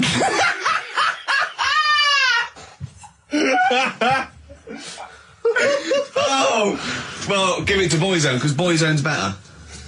Don't use words in loudest area, it's a boy I think zone. we should have a rollover. Carl beat them. Carl beat them. You have to use his logic, surely. But theirs works. You can't do what am I thinking? No, that's not what I'm thinking. It works perfectly. I think you've got to give it to the ones that got the boy zone. Well, how about, right, because they didn't actually get into my head and my way of thinking, heaven right? forbid. How about we just keep back the David Attenborough, and they can have, I'll chuck in the Hellraiser, right? Okay. And Blondie album and the Madness Yeah, one. okay, pick a winner at random. Pick a winner, Steve. I'm going to give it to Paul Sloman, who got those answers, and he also says, P.S. Carl, you're a moron. So, I'm giving that to Paul, and good luck to him. Right, well, He's got a crazy night tonight. If we can rush these over to him, he's got a cracking Saturday night. well, if I'm a moron, I might get your address wrong when I send them to you. Oh, coming right back at you, Paul. Yes. Right, well, do you know what happened to me on the way in? Go on. A homeless person called me a dickhead. How did he know? Do you know him? Is that why? He's like the local big issue fella. Oh, yeah. Yeah. And he knows me. He sees me walking up and down the street. Oh, that's how he knew you. Right. So normally I have a bit of a chat with him and that. And I walk past him. And, I can be a little bit cheeky with him because I've been cheeky with him in the past with stuff. You pinched his arse. Just, saying stuff like, God, you're always there. I mean, you got home to go to and stuff like that. Yeah, No, just breaking the ice. Go on. But he knows, and he'd laughed at that, right, last time, so I thought I can be a bit cheeky, right? So he goes, do you want a big issue? I said, no. He said, come on, I've got loads of them, right? So I sort of said, when I was a kid, and I used to do a free paper around the free papers one, I said, just put them in the bin and go home, right? And he went, yeah, but how am I going to get any money doing that, you dickhead? You see, I can see his point. He is homeless and having to sell newspapers to get 50p or a quid or whatever. Yeah, and sometimes I treat him, right? And today I didn't have any money. I had a takeaway last night and I normally give them a quid. And I felt bad not being able to do that because I didn't have any money on me last night. Right. I couldn't look him in the eye. Did you explain this to the homeless person, the traumas of the takeaway without the tip? Did you explain that, you've had it hard as well? I go, look, you don't I know had food delivered to my warm flat. Yeah, it was a nightmare. You don't know what that's like. You don't know what the trauma is because you can't have food delivered to your flat because you haven't got one. So please don't look at me like that. You should have said. But most people ignore him. At least I gave him a bit of acknowledgement and sort of... took the mick. Yeah. I didn't think I was. I just was being friendly. No, I know. You got to be careful with the homeless because this is true, and this is when the clocks went back recently, Yeah. so you got an extra hour in bed. Yeah. And I was at Cash Point with a friend of mine, and there was a homeless person sat by the Cash Point, and we were getting some money out, and she said spare some change, and my friend thought, he's a bit awkward. He's just trying to make conversation with her. He went, clocks go back. Extra hour in bed. Oh no. I gave her £2. I felt so bad. He didn't do it intentionally. He didn't realise what he'd said. Just making conversation. Bumbling. It's tricky making conversation with the homeless because there's so many areas you've got to avoid. What was on the telly. Yeah. Although I get recognised by homeless people and think, are they? I don't know where. But you got to remember that's very much your demographic, Rick. Yeah. People who watch TV through the window of Dixon's. In Dixon's. Yeah, there was Ricky Gervais as well. Yeah. Pop the telly on. They can smell the alcohol on you. They think you're one of them. Have you actually punched anyone yet? Have you actually? Not any. No, no. You punched- I've punched pads and I've punched the bag and I've sort of sparred and that. I know you're going to get a chance to punch Well, as someone. I suspected, my punching power was all right, but my fitness is. I mean, it felt like I was smoking. Yeah. But there's bits of lung that haven't had oxygen in them for 20 years. Yeah. And it's ridiculous. And also because it's not only it's being filmed, but there's other fighters there that are ridiculous. They're like machines, right? And it's that thing. I can go right. I can come out on top, but die now of a heart attack, but never give up. Or I can sit down and go, I'm sorry, I feel ill. And I chose that one. And of course they took the mick. Well, of course. But I mean, soon. As I said, I haven't got the respect yet of the boxing fraternity. But how long have you got then before? 4 weeks. Okay, so and do they think that they can turn you around health-wise in that time? No, Or they're you being gonna be coming out on a realistic. Zimmer No, frame they're going during the to, fight?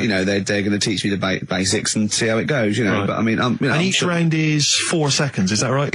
yeah, 2 4-second rounds with a 2-hour break in between each one. Sit down meal. So give them a number. I want serious suggestions of my fighting name. Nothing insulting. Something we can actually use. Well, let's give out on the email. BBC. That's always the easiest. Yeah, exactly, Ricky.gervais@xfm.co.uk. What's the number, Carl? 08700 800 1234. And it doesn't have to be in the middle. It could be at the beginning, like. the Rage. Okay. Ricky the Rage. Ricky the Gervais. Tits. Yeah, sure. Ricky the Man Play a record. Big It was a favourite good of day, ours. yeah. Ice Cube talks to me about my life in the pub. yeah. A couple of emails are already coming in. They're flooding in, Rick, Yeah. inevitably, as boxing name suggestions for you. This is one from Matt, I think. He's given a couple, actually. Ricky the Pudding Gervais. Ricky Big Mac Gervais. There's a theme here. Ricky Pasty Gervais. The pasty. I quite like the pasty. Here comes great, the isn't it? pasty. As Carl said, he said the thing is, if you have a really good nickname, it's embarrassing when you lose. Whereas if you just call yourself, it's not so embarrassing when you lose. Carl, this is doing no good for my ego. Do you know what I mean? If you have like Killer Gervais. Yeah, and then you end up like vomiting, choking on your own vomit upside down, hanging out the ring. What happens if you win? Do you have to do something? Whereas proper? there goes the pasty being stretchered off in the first 2 minutes. Yeah, Not such a problem. there he is, being lightly basted, and chucked down a mine. What do you mean? What do I have to do? Say if you beat Grant, say Yeah. if that happened. Yeah. Yeah, right. What happens next? What do you mean? What happens then? What do you think? Oh, this is a contention fight for the big no, one. but do they- yeah. Well, then we make Ricky 2. No, but you know, do you know if they're planning on making more money? Because it's for comic relief, isn't it? So what happens on the night? No, it's for a charity of our Comic choice. relief would make sense. Yeah, Well, yeah, whatever, right? yeah. It was last time. I think that was last time. Is it sport relief? It's not sport. It was last time, yeah. But this is. I think this is a program where the. And how do we? Sorry, how do you make money for charity from this? Do we pay to sort of for how many punches to the head you're going to take? Or No. I just how think long you're going to last? I assume the BBC donate money or someone or a sponsor or whatever. I don't know. Just donate money because it's actually a program. This is more about a program with a I see. Charity angle. So yeah.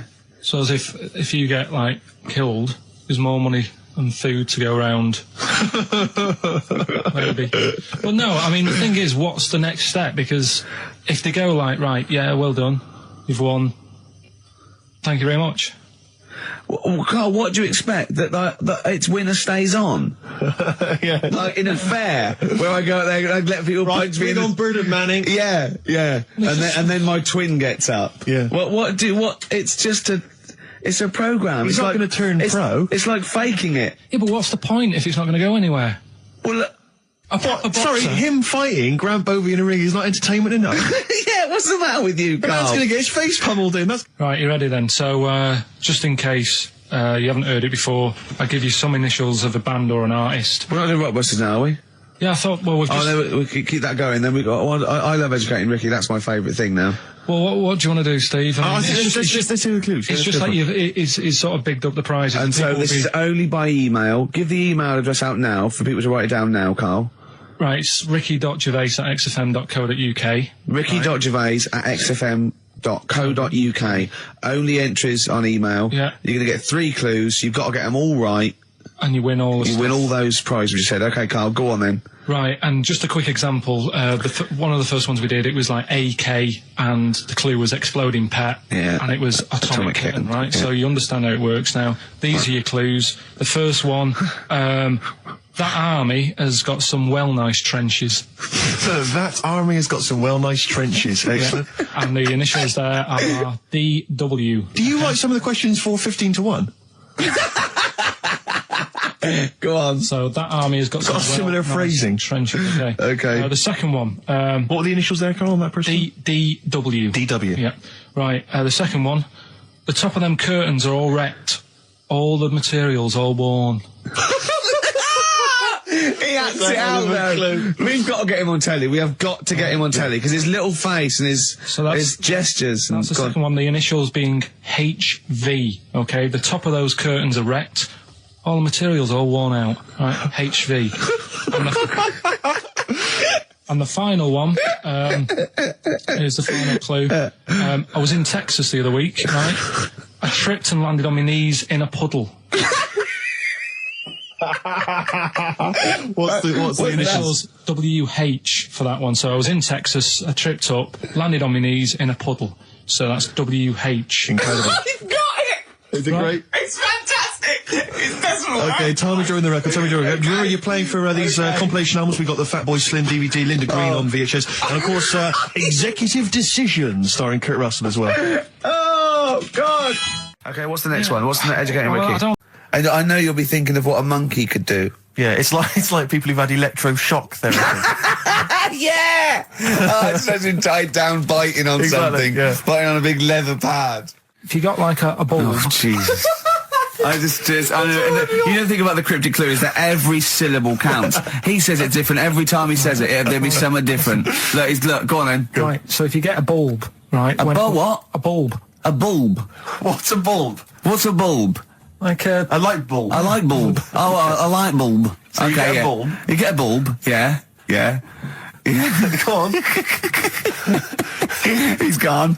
Right, go on. So you get a bulb. Right. Oh, yeah, a bulb, yeah. You got something in your throat? What are you doing? You eating a gobstopper? What are you doing? We'll play a song then. No, come on! Get the clue out, for goodness sake. So the cryptic clue is, so, if you get a bulb, right, so... That's the beginning. Okay, great. Right, if you get if you get a bulb, like, go on.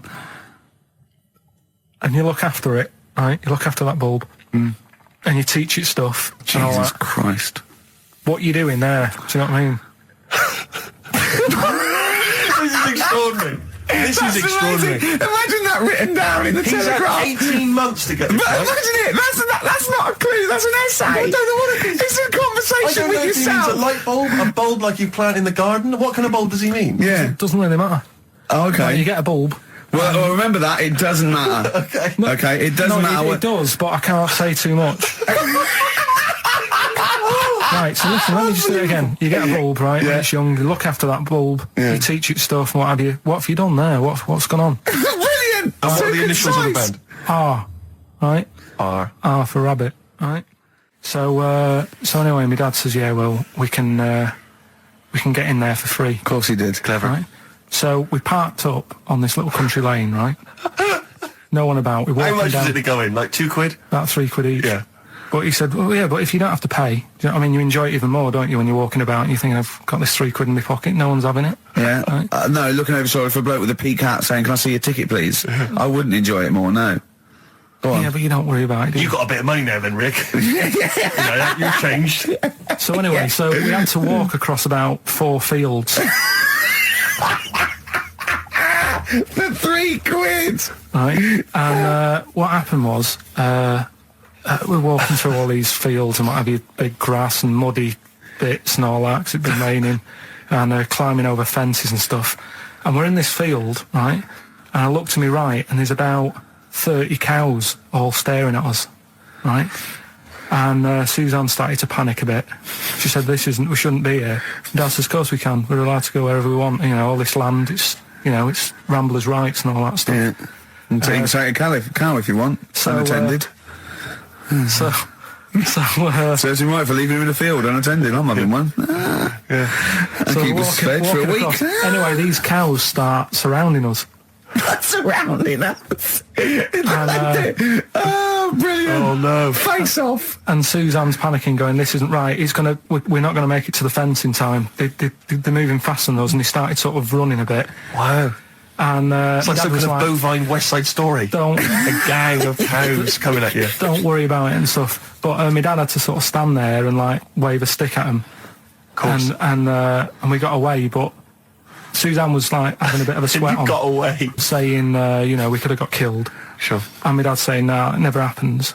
And I just wondered if it does, if there's a risk of... Yeah, it is rare, but there's been a couple of cases of being trampled by cows. They're not aggressive. They sort of run through you. Well, they're aggressive if they've got a calf. They do have kids. What? They had kids with them. Kids, yeah. That's a goat you're thinking of. Yeah. Maybe they were trying to sneak into the gnome thing, and they were worried that, like, if too many people did it, and they thought some cows, we can just sneak in. They were trying to, No one's expecting cows. And the cows were going, walk upright like you're human. Don't walk upright. They thought you'd blow their cover. Yeah.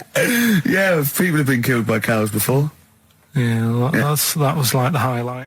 Hickory dickory dock, some lads there just wrote a song called Clocks. The lads are Coldplay. And the song is? Clocks.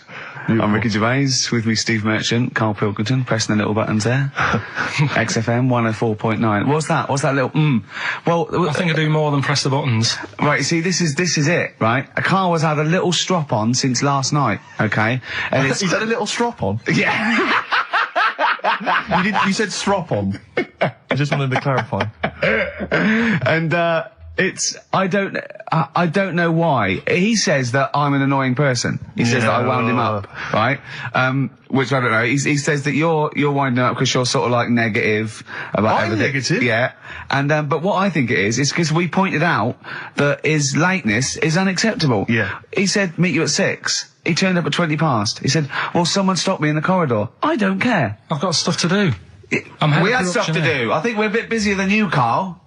You've got one job. We've got loads of jobs. I keep telling you that. You got one job in a little room, a 9 to 5 there, that you don't even get done in 9 to 5. That's why you're late and mucking around all the time. There's loads of work to do. Yeah, one job. No, Cool. it's not. It's one job with a lot of other jobs in it. It's like those little Russian dolls you get. Right? Well, it's So not, don't is have it? a go. Yeah, it is. Yeah. Everyone thinks, oh, he only sits in his studio messing about, making songs a phrase. That's what I do in my free time. Which we've got coming up later. Super slick. I still dear. think 20 minutes late is an outrage. Though, Yeah, Karl. 20 minutes late is... Yeah, but I didn't say bang on 6. I you said said around 6. 6. No, you didn't. You said 6, which means 6. Well, it doesn't. Wait, sorry, it doesn't. If it was a newsreader, I'd say, yeah, you've got to be on time. Do you know what I mean? If it was a 6 o'clock news, I wouldn't want to be late. But it's the fact that I said to you, I'm busy, I've got stuff to do. No, you didn't say that. You said 6 o'clock to sort out tomorrow's show. I didn't. I know what I said. So Yeah, well, You don't, because I remember you sent me a text. You didn't even, it wasn't even a phone call. You didn't even have the politeness to call. Stephen has stitched him up by being a little bit more Busy. precise than him. It was a text and it said, see you around 6 tomorrow, question mark? Around. You just said it. Well, Around yeah, but 6. that doesn't count, that doesn't mean anything. Well, yeah, no, he does. What, so all right, You Rick. told me you said 6. Well, he did, I'm paraphrasing. 6 o'clock, Rick, to me, even if it was around 6 o'clock, that would be 5 to 6 or 5 past 6. It would not be 20 minutes after the event. Because that is late. Well.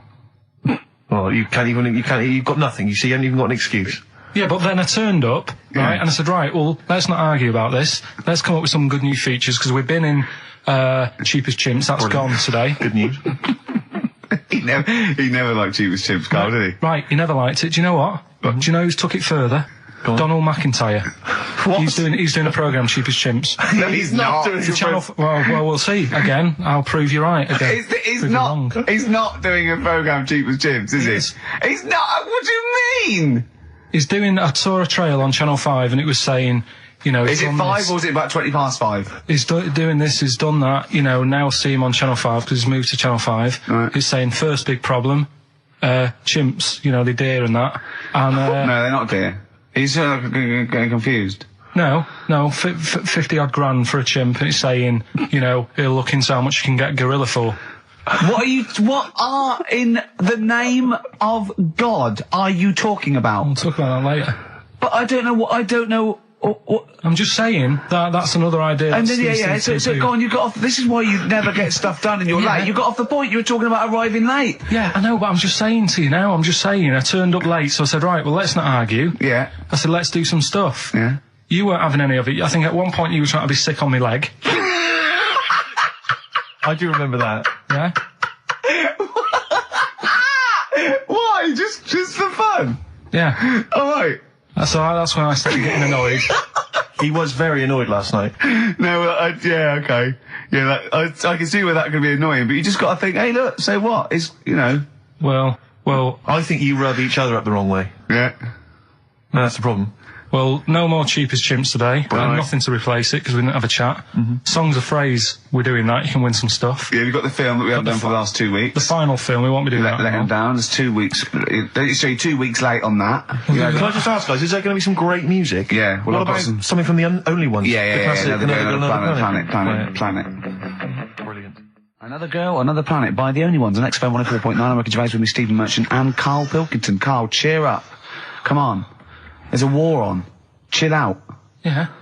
I have to say, you have become increasingly annoying recently, Rick. Really? Yeah, chiefly, I tell you what it is, I think it's the hot weather. Can I just remind you, when we were in the office recently, we've got a little office that we write in, we work in, and many moons ago, we were doing some work. This was when we were writing the first series of the office, and I was typing away, I was just typing something up we'd written, and I read it back to Ricky, just check he was happy with everything. I was reading it back, and as part of the thing, there was a knock in the script. It said, knock, and so I was acting out for him, and I knocked like this, and I realised he wasn't listening. He was in fact asleep underneath his desk, and I knocked like that as part of reading the stage directions. I knocked. He thought someone was coming in. He leapt up, plunked his head, zipped up, thought someone. I said, Rick, it's not. I'm just acting it out for you. He just wasn't paying attention. He wasn't listening. And can I just draw in? So recently we're in another office. We're typing away. I look round. He's got his shirt off. It was hot. He's taking his shirt off, right? So he sat there, 41-year-old man, or whatever you are, 40-year-old man, there with his shirt out. Beautiful. I mean, I've seen most parts of your body now at one point or another. I think from the early days when we used to work at XFM, you started showing me bits of your anatomy, which is something he does to people he likes, friends of his. I'm sure you've seen most of it, Carl. No. And so, It's not that sort of relationship. Go he on. was sat there, and there was a knock at the door because we'd asked someone who worked in the building to bring us something, and so I had to delay it by sort of not opening the door so he could get his shirt back on. Yeah. So he was running around trying to get his shirt back on. So What would they have thought? What would they have thought? they'd have walked in, he'd have just been sat there, stripped to the waist. Didn't they sort of think, hang on, what's going on? Look through the keyhole. No. Well, it was ludicrous because as they came in, he was flustered and he kind of was just leaning against the window, just looking like.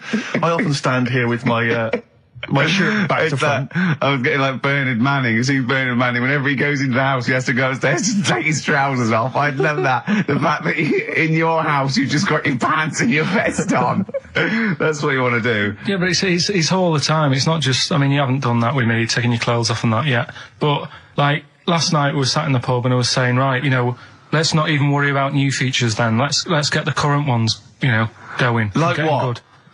Like, the one that I was trying to work out, the cheeky freak of the week. Think of that! Yeah, but I Think was of saying, that, though, as a normal conversation. Yeah, but I'd looked online, right? I didn't find that much. I found, actually, I'll tell you what I found later. Brilliant. We're looking for them, right? And then at one point, I think you said to me, go and, what about the Guinness Book of Records? Yeah, they'll have, like, the best freak in the world or whatever. Yeah, ever. So I said, yeah, bring one in. Now, you've got one at home. Yeah, I got a But you couple. couldn't be bothered carrying that in today, so I had to go out of the pub that I was at, Yeah. nip into Borders, Yeah. buy a Guinness Book of Records, Yeah. out of my own money, $18.99, Yeah. bring it back, and then you said, I don't know if I want to do this feature. So it cost me 20 quid for that. I had to buy a video for Silence of the Lambs film clip. I'm actually out of pocket at the end of this. But do you want to work with me is the thing. If you want to work with, people would pay that sort of money to work with me, Carl. You're a lucky bloke. Think how many people think, Carl, he gets to drink and sit. Yeah. Well, you making a cup of tea and I surprised, didn't I? Little surprises. Last night, when I left the pub in a bit of a mood, because I was just fed up with not getting anything done. Yeah. Walking down the road, I was thinking, how can I get out of this? How can I stop having to work with them? I'm thinking, I wonder if I leave, I wonder if they'll be funny and they'll go, and then my boss will be giving me stick. And I'm thinking, how much notice have I got to give out? And all this is going through my mind. I'm walking home and I got in, said to Suzanne, I'm sick of it. She's going, you need to do it when I get a new kitchen. And I was like, yeah, but how big does the kitchen need to be? I was saying, do we need a big kitchen? Can we get a small one? Have we got enough for a small kitchen? Do we need so many cupboards? Can we just have wood instead of steel? All this, trying to get out of doing this. Yeah. It's always I always feel like, because I like to think that I'm not perhaps as bad as him. Yeah, You no. know me in different ways. Like what? How does he annoy you? Well, stuff that, I come up with ideas, say Cheap as Chimps. Yeah. Rockbusters springs to mind. Yeah. 15 I like Taiwan. 15 Taiwan. Let's just remind people what 15 Taiwan was. It was a little feature that I wanted to give a run, give it a little run, see if people like it. The premise being? No, there's no premise, it's just a title. No, we were going to get 15 sort of ornaments, you'd explain them, and then people would call up and say, that one's from Taiwan. See, Carl, you just explained why I didn't think that was a good idea. Yeah, By but explaining the good... No, the funny thing is, Steve, right, I was walking down Regent Street on Monday, walked past one of these big stores, right, and they've got all famous quotes on the windows, right, and one of them was something like, an absurd idea is often a great idea. Yeah. Do you know who said that? Go on. Einstein. Yes. Which made me wonder, if you were his mate, would he ever have done E equals MC squared? Or would you have said, don't bother with that, it's not going to work? Because that's all you seem to do. Everything I come up with, you put down. Yeah. Well, that's one thing. He's negative, right? I don't know why. I don't know why he is. What else? He messes me about. I get him concert tickets for stuff, and you say, oh, I didn't bother going. Yeah. That is annoying. You come in, with, 5 minutes to go with tracks that need editing. Yeah. The little bag, that was free. Yeah. Here's your point again. I was just a bit bemused. You see, it's a tricky one. All I'm saying is, right, there I was at the pub quiz. I go to the toilet, not thinking about anything. I try to go, right, there's a little gay fella next to me. I love this little gay fella. Now, the weird thing is, there's nothing stopping him having a little glance, right, because he's allowed in the fella's toilet. Yeah. Now, I'm not allowed to go into the woman's toilet and have a little look round. Right. So all I'm saying is, should they have another toilet area? What, for gay people? Yeah. And so this would be gay men and lesbians? Is that going to complicate things? Well, I mean, I can only assume. I mean, to what point? I'll ask you a question, right? If you're intimidated, that's a shame. But you know, most gay men aren't looking at your knob. You know that. What do you mean?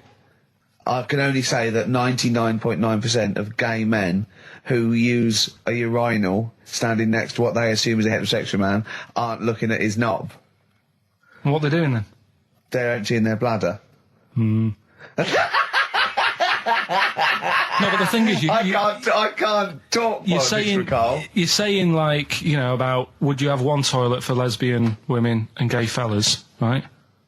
What does that mean? Would it be mixed? Would it just be? Would it have a man on one? That's heterosexual man. One little picture of a woman on the other, and then what? What would the little icon be? A man and a woman?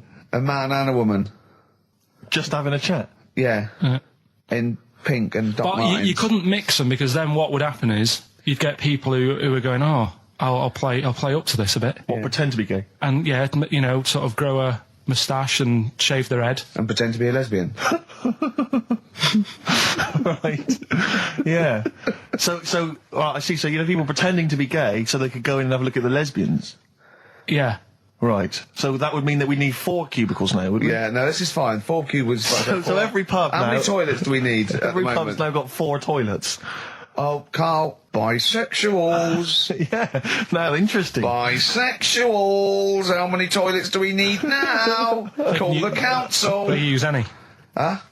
No. No, because they're interested in everything, aren't they? Because the little bisexual fellow will be looking at your knob. Right. With them, what you do, you just have a door, you open it, and there's one urinal there, so you can't get a queue.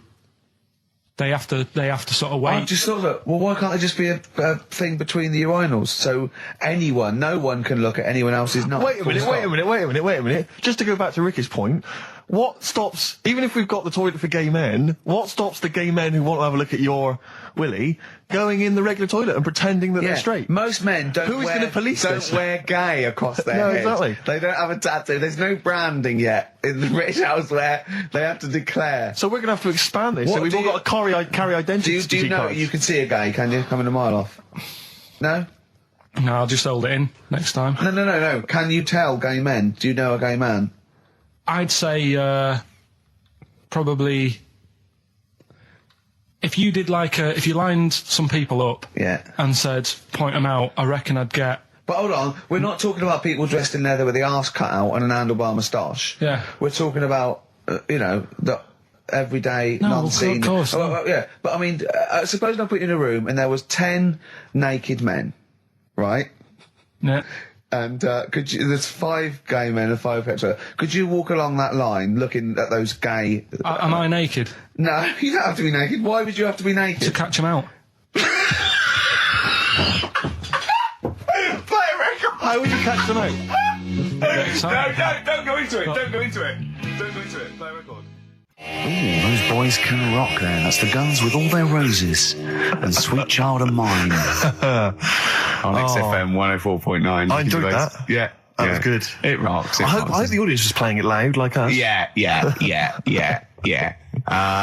Ricky Gervais, Steve Merchant, Karl Pilkington. Well, look at him yawning. How rude is that? Carl, what's wrong with you, man? Have you been up late? A little bit. Girlfriend was away, wasn't she, yesterday? Yeah, I always have a problem with that. I always have, because you don't go to bed, do you, early? Do you know what I mean? You sort of think, I just always find that thing that if, you know, you're used to living with someone, one of you will go, let's go to bed, then you'll go, all right. But when you're on your own, you go, You just forget to go to bed. I just stay up. Okay, stop eating now, Carl. You've ate all the food. That's just a plate. All right. Okay. Yeah. No, I stayed up and watched, there was a thing on about Dracula. Right. What, Dracula? And I found a flaw in it. Go on. Not the fact that he's the living dead and and drinks blood to stay alive and he doesn't reflect And he can in turn into a mirrors. bat. Well, And you can go on. the mirror thing, you can't look in mirrors, can he? Well, he can look in mirrors, but he can't see himself in a mirror. Yeah. That still doesn't work. Go on. Go on. It doesn't work at all, Carl. It doesn't work. Go anyway. on. Well, Centre parting's always really neat. His centre parting's always... how does he do it if he can't look in the mirror? Blood on the floor or something it was called. Rubbish. I love the flaw in the Dracula film is that his centre parting's too neat. How did he do it without a mirror? Oh. Was it a documentary about Dracula? No, Yeah, there was the real it's Dracula. The real called- Dracula. Yeah, the real Dracula. The It's true just a story. film. It had blood on the floor or something. It's called. Yeah. It's rubbish. We had a little lunch yesterday, didn't we? We did indeed. That was a nightmare. Yeah. I hate going out with you two. I was explaining to Carl, right? I like to excite Carl's imagination, right? And if it involves chimps or monkeys, all the better. Brains he likes, parts of the body, deformity. You know, I know where to, you know, what buttons to push. And I told him about this thing. I don't know if any of you out there know about this, but there's an experiment they did in the 50s, a clinical psychology experiment where there's your two hemispheres of the brain, okay? They're joined by a thing called the corpus callosum, right? Which is just a little flap of skin, like a little scarlet lead that joins your two hemispheres. And what they did, they cut that in half, and they thought it was a cure for schizophrenia, but what it turned out to be, or epilepsy, I think, I can't remember, was that your two sides of your brains didn't function together. You couldn't get information. I was telling Carl all this thing, and one of the things I told him was that they did it on a monkey, and it fought itself over a nut. Like its right arm was connected, you know, by its left lobe of the brain, and it was fighting over itself. And Carl went, instead of like thinking this is amazing experiment, he went, would it have been happy if you'd given it two nuts? Yeah, I know. Well, you started off by explaining it, and I remember you mentioned, because I was watching the two of you as you were describing it to me, you said, of course, one side of the brain deals with symbolism, and as you said the word symbolism, I noticed Carl drift away from looking at you, pick up his mobile phone, and start pressing buttons randomly. And I thought it was the word symbolism that got him. And I noticed it took you just a moment longer. And I think the first thing you said was, when did I lose you? Yeah, I knew I'd lost him. It's extraordinary. And he doesn't even try I to think I said disguise it. nomenclature at one point as well. Right, yeah. And I knew I was dicing with death there. Yeah. But, Yeah. but I told you tried to look it up, didn't you, on the web? You didn't find anything about Yeah, it, did the you? spelling of it's what is it again? What's the word? Corpus callosum. Yeah, so I couldn't do it. No, it's no point. Don't bother. Give up. Don't bother. Give up. So if anyone knows any interesting facts about that, But yours hasn't been cut in half, has it, Carl? That would, again... The reason you became king of the universe, of course, is because of your fascinating French bread anecdote. Oh yeah, yeah. Come on the then. story? How did baguettes come about? If this is going to be someone cooked a loaf a bit wrong and said I can still make a sandwich out of it, I'm going to hit you. No. Go on then. Right.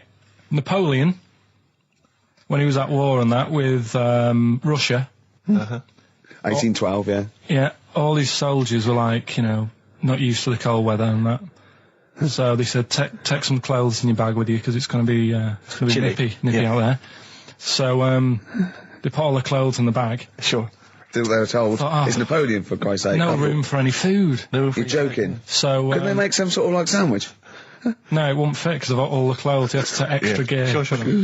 So anyway, he said, I can see where this is going. I'll be honest. Is there a baguette-shaped gap left in their holdall? They thought, let's make some bread that you can fit down your trouser leg. What? That's not true. No, it's not. I read it in Euston train station. I was waiting to go back to Manchester. Where did you read What, these? scrawled on the wall in graffiti? Yeah. Do you know the Was it also meet me here for cock fun at 12 o'clock? The Upper Cross Sandwich Shop, Euston Station. It's on the wall. What do you mean it's on the wall? Do you know how it says, like, sail on at Dixon's, whatever? Next to that, there was like a bit of information. Once you've read the stuff on Dixon's, Baguette information. there was a big thing about the history of the baguette. I read it and I thought, we got to make a sandwich we can spit down our trouser leg. But how can you march and fight with a huge piece of bread down your trousers? Although it would be intimidating. You see them coming, you go, sacre bleu, look at the size of them. They're big fellas. Well, Blimey. I can't help but feel that could be a practical joke at your expense. yeah. do that. Well, the Earl of Do you ever Sandwich... question anything you read? If it's printed up, is that, like, fact for you then? Well, it's not funny. I mean, if they were trying to be funny, it's like, it's not, is it? So it's Have information. you heard us? Things sometimes want to be funny when they're not. That's exactly what happened with the sandwich. The Earl of Sandwich wanted something he could fit down his pants. And it was those triangle cut sandwiches wrapped in cling film were perfect. You might be right. You might be right. I am. Because the Cornish pasty, so they could drop it down the mines, isn't it? Is it? They wrapped it up they wrapped up like meat and vegetables in pastry, and they sort of crimped it, and it was like and they dropped it down the mine, so, yeah, that's how that came about. And bagels were originally made so that people could play hoopla, but then eat afterwards. I don't know if you're aware of that. That is true, Carl. Well, anyway. Call my bluff. Is that true? Yeah. They're all true. They're all true. Yeah. Tell your kids that when you have them. Yeah. You know, if they're still alive in a million years. Well, it might be true. Can someone confirm that baguette fact that it was so Napoleon could stick it down Not him. his trousers? Not him, his soldiers. I know that. I guarantee they're going to sound rubbish. All right, let's make it the last Rockbusters then. This is the last Rockbusters. Well, it depends. This is it. Okay, this is if it's good, you get a reprieve. It's all about this. Okay. Okay. Go on then. Let's do Rockbusters then. Oh, we're doing it now. Should we play a record and do it after that? Do it after. Well, I'll tell you what. I'll tell you the prizes and then we'll come back with the clues. Because I've dug up that REM track. Excellent. So it's an interactive show. Okay, we've got the best summer holiday album ever. What we got on there? It's got Brilliant. Elvis versus Junkie XL. That's Yeah. brilliant. Yeah. Holly Valance is on there. Yeah. Laz Ketchup. It's all the stuff that the XFM listener is craving. Tribute to the Ramones album. We got Red Hot Chili Peppers are on there. Metallica. Street Legal from Bob Dylan. That's nice. Brilliant. Did you just buy that in the 4 for £20 from HMV deal? Fair enough. Once That's a again, good album. The Talons of Weng Chiang, a Doctor Who classic. Yeah. And there's something for the XFM listener. 8 Mile on DVD. I as thought well. that was nice, that film. The last bit was funny. It's a good film. Some good rap-offs in that as well. Yeah. So let's play a tune and then we'll come back with the Rockbusters clues. REM, go on. Give it to him. REM, Electrolyte on XFM 104.9. Ricky Gervais, Steve Merchant, Karl Pilkington. I walk down Oxford Street every day to go to the office, and it is like running the gauntlet in Gladiator. It's not only is it just like, you know, you have to dodge people and they're dawdling or rushing or, you know, keeping into the road to get past some people but avoiding taxis, but it's like hands everywhere, like leaflets. I don't know, there must be 1 million leaflets given out. It's all Mobile phones, sandwich shops. Teach yourself English. Yeah. Teach other people English. I know, and those charity people, something for Alzheimer's, and I've been caught about 6 times where I couldn't say no. I've got about 8 standing orders now because I just couldn't say no when they confront you. Yeah. Which is, you know, It's amazing how often I'm on the way to a meeting. yeah, I'm always on the way to a meeting, and then I always feel guilty if I walk past them again 2 minutes later with a HMV bag. yeah, full. Yeah, exactly, crammed with bargains. I know, yeah. No, But, it's actually weird. They're like zombies. It's like you're fighting them off. You need a flaming torch to Yeah. get past them. Or if it's not them, it's tourists. Just constantly, you know, excuse me, can you take my photo outside HMV? Or outside Topshop? that doesn't happen to me. a lot. Okay, always seem to have tourists. I Just in think the I way, walk- just kind of dawdling, you know, I looking up at walk the so buildings. fast. I walk so hard. I put my head down and I just try and walk so fast everywhere now because it's But Oxford Street is just it's unbelievable now, and I think it's age that I've started noticing it. Even if the window's open, and I hear just like cars and they're on the mobile phone. It's the loudest place in the world. Yeah. I don't know what we can do. Well, isn't it one of the busiest streets in? Is it either the world, The or universe? It is mental. I think if we carpeted it. That would And help, put some certainly. curtains up, it would just deaden. It's like pubs with those polished floors and metal tables, and everyone's having to talk like that to be heard. The jukebox is quite loud, and I want to go just turn everything down. Yeah. Let's put some carpet down, just talk quietly like this. Yeah. Let's put the music down a little bit.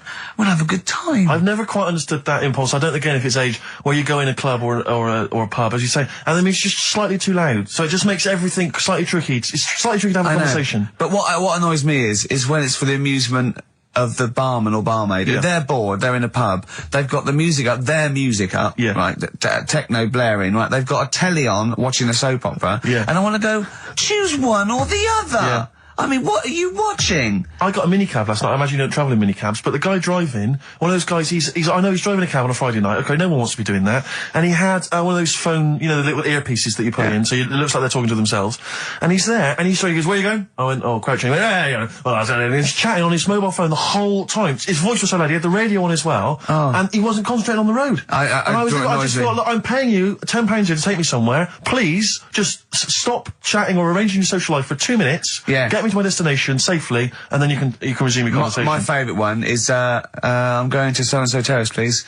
Where's that? I want to go, right, you're not taking me then. Yeah. I mean, I don't know. I don't know. Exactly. I don't drive, I'm paying you. That's why I'm paying you. That's got to be part of the service. But, I mean, I know people who've been in many cabs, didn't know where I was, and didn't have an A to Z. No, I was in East London once. I said to him, I'm going to North London. He went, where specifically? I went, Swiss Cottage. He went, sure. I said, do you know the way? He went, yeah. Set off. Along the way, he went, do you know the way? That's why I thought you knew. I said, have you not got an A to Z? He went, no. He was one of those guys who'd just taken his car out middle of the night. That was all he had. Yeah. All his credentials were he had a car. No map, no torch. The two other things I bring with me. And he said, so we're driving along. He went, I'll probably get you to Camden. I was like, okay. He went, It's the start. I mean, that is the start. Exactly. He went, do you know the way to Camden? I thought, pull over. It's not worth it. I'd rather hitchhike. I'd rather walk. Ludicrous. Those people who just go out. Yeah, they just take a car out to earn a I bought fiver. a car. Oh, have you ever done that? No, well, I'm sick of living here. And you say about people hassling you. When you say here, you mean the world, don't you? No, just in London is doing me head in now. The other week, actually, walking home from here, and like you say, there's always someone hassling you, saying, do you want to buy this? Do you want one of these? Going down Carnaby Street, right? There's your first mistake. He said, into meditation. So I was like, oh, and I had a bit of time to kill, so I thought I'll have a chat, right? Have you got time? Oh, we've never got time. We're too busy. Yeah, I thought you were too busy before. Well, I said, what's all that then? What do you do? And he said, we teach you how to breathe. I was like, well, I'm 30. I think Yeah. I've done alright. And he sort of said, oh, forget it. I'm 30. And in Selfridges, they do, like Evian or whatever, that water company are there. And they've got like little glasses of water. And you walk past and go, have you ever tried this? It's water. Yeah. Oh, here you go. We'll try it. You go, Jesus Christ, is that what water is? What have I been drinking then? You've been drinking piss and mud. Have I? I'll have a bottle. Anyway, listen, Rockbusters. Oh, come on then. Let's get it done. Really? Yeah. Come on then. Right, so cryptic clues and initials, you work it out, it's a band and stuff. Yeah. Right, Brilliant. first one. Bob Holness. The first clue, the doctor said part of the foot and the leg was no good, so he took him off and he threw him away. Right, that's the clue, the initials Okay. TB. Okay. TB, right? The doctor said part of the foot and the leg was no good, so he took them off and threw them away. Second one, the Scottish Monster has got a bit of a tan. Right, the Scottish Monster has got a bit of a tan. Okay.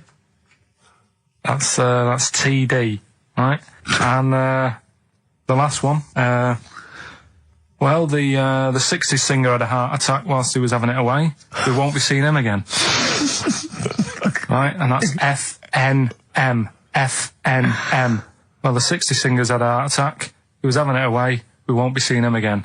Email in ricky.gervais@xfm.co.uk. Remember, this is to save Rockbusters. If people don't get this, right, it's no more. So you better, if you want this feature to stay, you better get the clues. Right? Good work, Carl. We'll give those clues again after the next tune. What are we playing? And listen to- Yeah. Oh, you love it, don't you? You love it. Good, it's a good stomping pop #1 rock. XFM. Jane's Addiction, just because I think things are rocking up. They are indeed. Rocking up in the land this year, Steve. Yes, that's good news, I think. Evanescence, them, The Darkness, rock fantastic. XFM 104.9, Ricky Gervais, Steve Merchant, and Karl Pilkington of a Saturday. Can I just say that the shaving your arse feature from earlier, if you missed that was 1:30. That was a discussion on shaving your arse. Yeah. It was great stuff. That seems to have caught the public imagination. We've had so many emails. We've had someone telling us exactly how to shave your arse. Yeah. So if you need that information, I can probably forward it to you. Well, I think this will be the year of rock and arse. Exactly. But it's extraordinary how, you know, just a simple discussion like that you would think perhaps was crass, crude. Mind you, our listeners do like Karl talking about monkeys. Sure. Do you know what I mean? Yeah. It's not like it's something to be proud of. It's not like we changed a nation or freed a people or found a cure for something. We hit them in their, you know, at their level with monkeys and arses. Yeah, exactly. It's what our listeners love. Yeah. Monkeys and arses. Yeah. We should put that on the poster. And they go together, because I joined the zoo last Sunday, went down and became friends of the zoo, right? Oh, right, I thought maybe you had to sit in a cage for that thing happened. I went straight for the chimps, of course, right? And there's sort of like 3 sort of big sort of adult ones there, and there's people with their kids, and I could see the people just putting their kids away as one of them went up and started putting his face up the other one's arse. Sure. And it was sort of like, I just can't be bothered to explain this to my children. Exactly. So I was just moving away. Oh, come on then. There's the lions. You're going to have a look at the lions. Yeah. What are they doing? They're just sniffing each other's asses. Yeah. Yes. I remember when I used to go to the zoo, I always felt there were certain animals that weren't getting a look in, really, that no one was particularly interested in. The tapir. Exactly. We were going straight to the snakes we were interested in. Yeah. Birds. I don't remember being particularly interested in birds. Big cats, although it's a bit depressing. Great apes. Reptile, you're right, reptiles, yeah. Birds, unless it's a big one that you think can rip vulture. a dog apart. Yeah, a vulture you go, or an eagle, brilliant. Yeah, exactly, yeah. Owls are brilliant. Yeah, owl's great, but I've always wanted a little owl on my desk. I'd like be doing work and there'd be a little owl there, and I go, can you give me that pencil? And it just sort of goes over and gets me a pencil, goes, cheers, and it just watches me and it thinks I'm brilliant. Do you know what I mean? Not really, no. No? No, I've never had an urge to have any kind of animal sat on my desk. No, Karl? You'd like a little owl, wouldn't you, that helped you? No, I had a little magpie, didn't I? We've talked about that. Oh, he came down and started pecking your grifter, didn't he? Yeah. What was his name? Maggie. Sure. Brilliant. Inspired. And you took it to school and it didn't come back once, did it? Didn't come back. Didn't see it again. Oh, dear. Did it ever peck your head? Because you used to have hair, didn't you? Yeah. No, it did. It started getting a bit violent. Really? Yeah. But was it becoming sort of of age when it's probably sexual frustration sort, you know, because I think magpies go for shiny objects, don't they? And you were probably sort of probably losing it a little bit then in the front, and so when the sun was out, there's a bit of a sheen on the front. They saw a glare and thought, I'll have that. Yeah. What is that? That's brilliant. Yeah. Or as it was sort of pecking away, it mistook it for a tree. Yeah, because of the noise. Because of the noise. Yeah, the hollow sound. I squeezed his head yesterday. We should just point out, if you're a new listener to XFM, you might not realise that one of Ricky's many sexual peccadillos, I'm assuming it's a sexual thing, I can't justify it any other way, is to just squeeze Karl's head. Yeah. Front-wise, sidewise. I don't know what it is. I don't know if it's sexual or, you know, like when you've got a little kitten, you want to squeeze his little face. Do you know what I mean? Do you know what I mean by that, Karl? Yeah, I said that before, squeeze a little head. Yeah, exactly, and I feel that with you, because it's sort of like, he gives so much. Look at Karl's face, he gives so much. It is like he can understand what we're saying. Yeah. And that's what the connection is, I think, between me and Karl and other animals. It's like he can understand what we're saying. But I squeezed it yesterday, and Karl went, I definitely heard something crack. Yeah. Because I'm trying to see how hard I can squeeze it. Yeah, I think that was you just thinking, Karl. To be fair. I think the cogs just started to... No, I mean, I think there is a danger, because I think there is a danger that you could squeeze it too much. Yeah, I know. He did a good deed today, the other day, didn't you? Was it? Yeah. What were you up to? You were just, you were talking about, like, you know, being hassled in the street and stuff. And, 104.9. Alright? Karl, just an email, a question for you. Can you please let me know which school Karl went to? What school did he go to? Cessav. What? Cessav. Cessav? Yeah.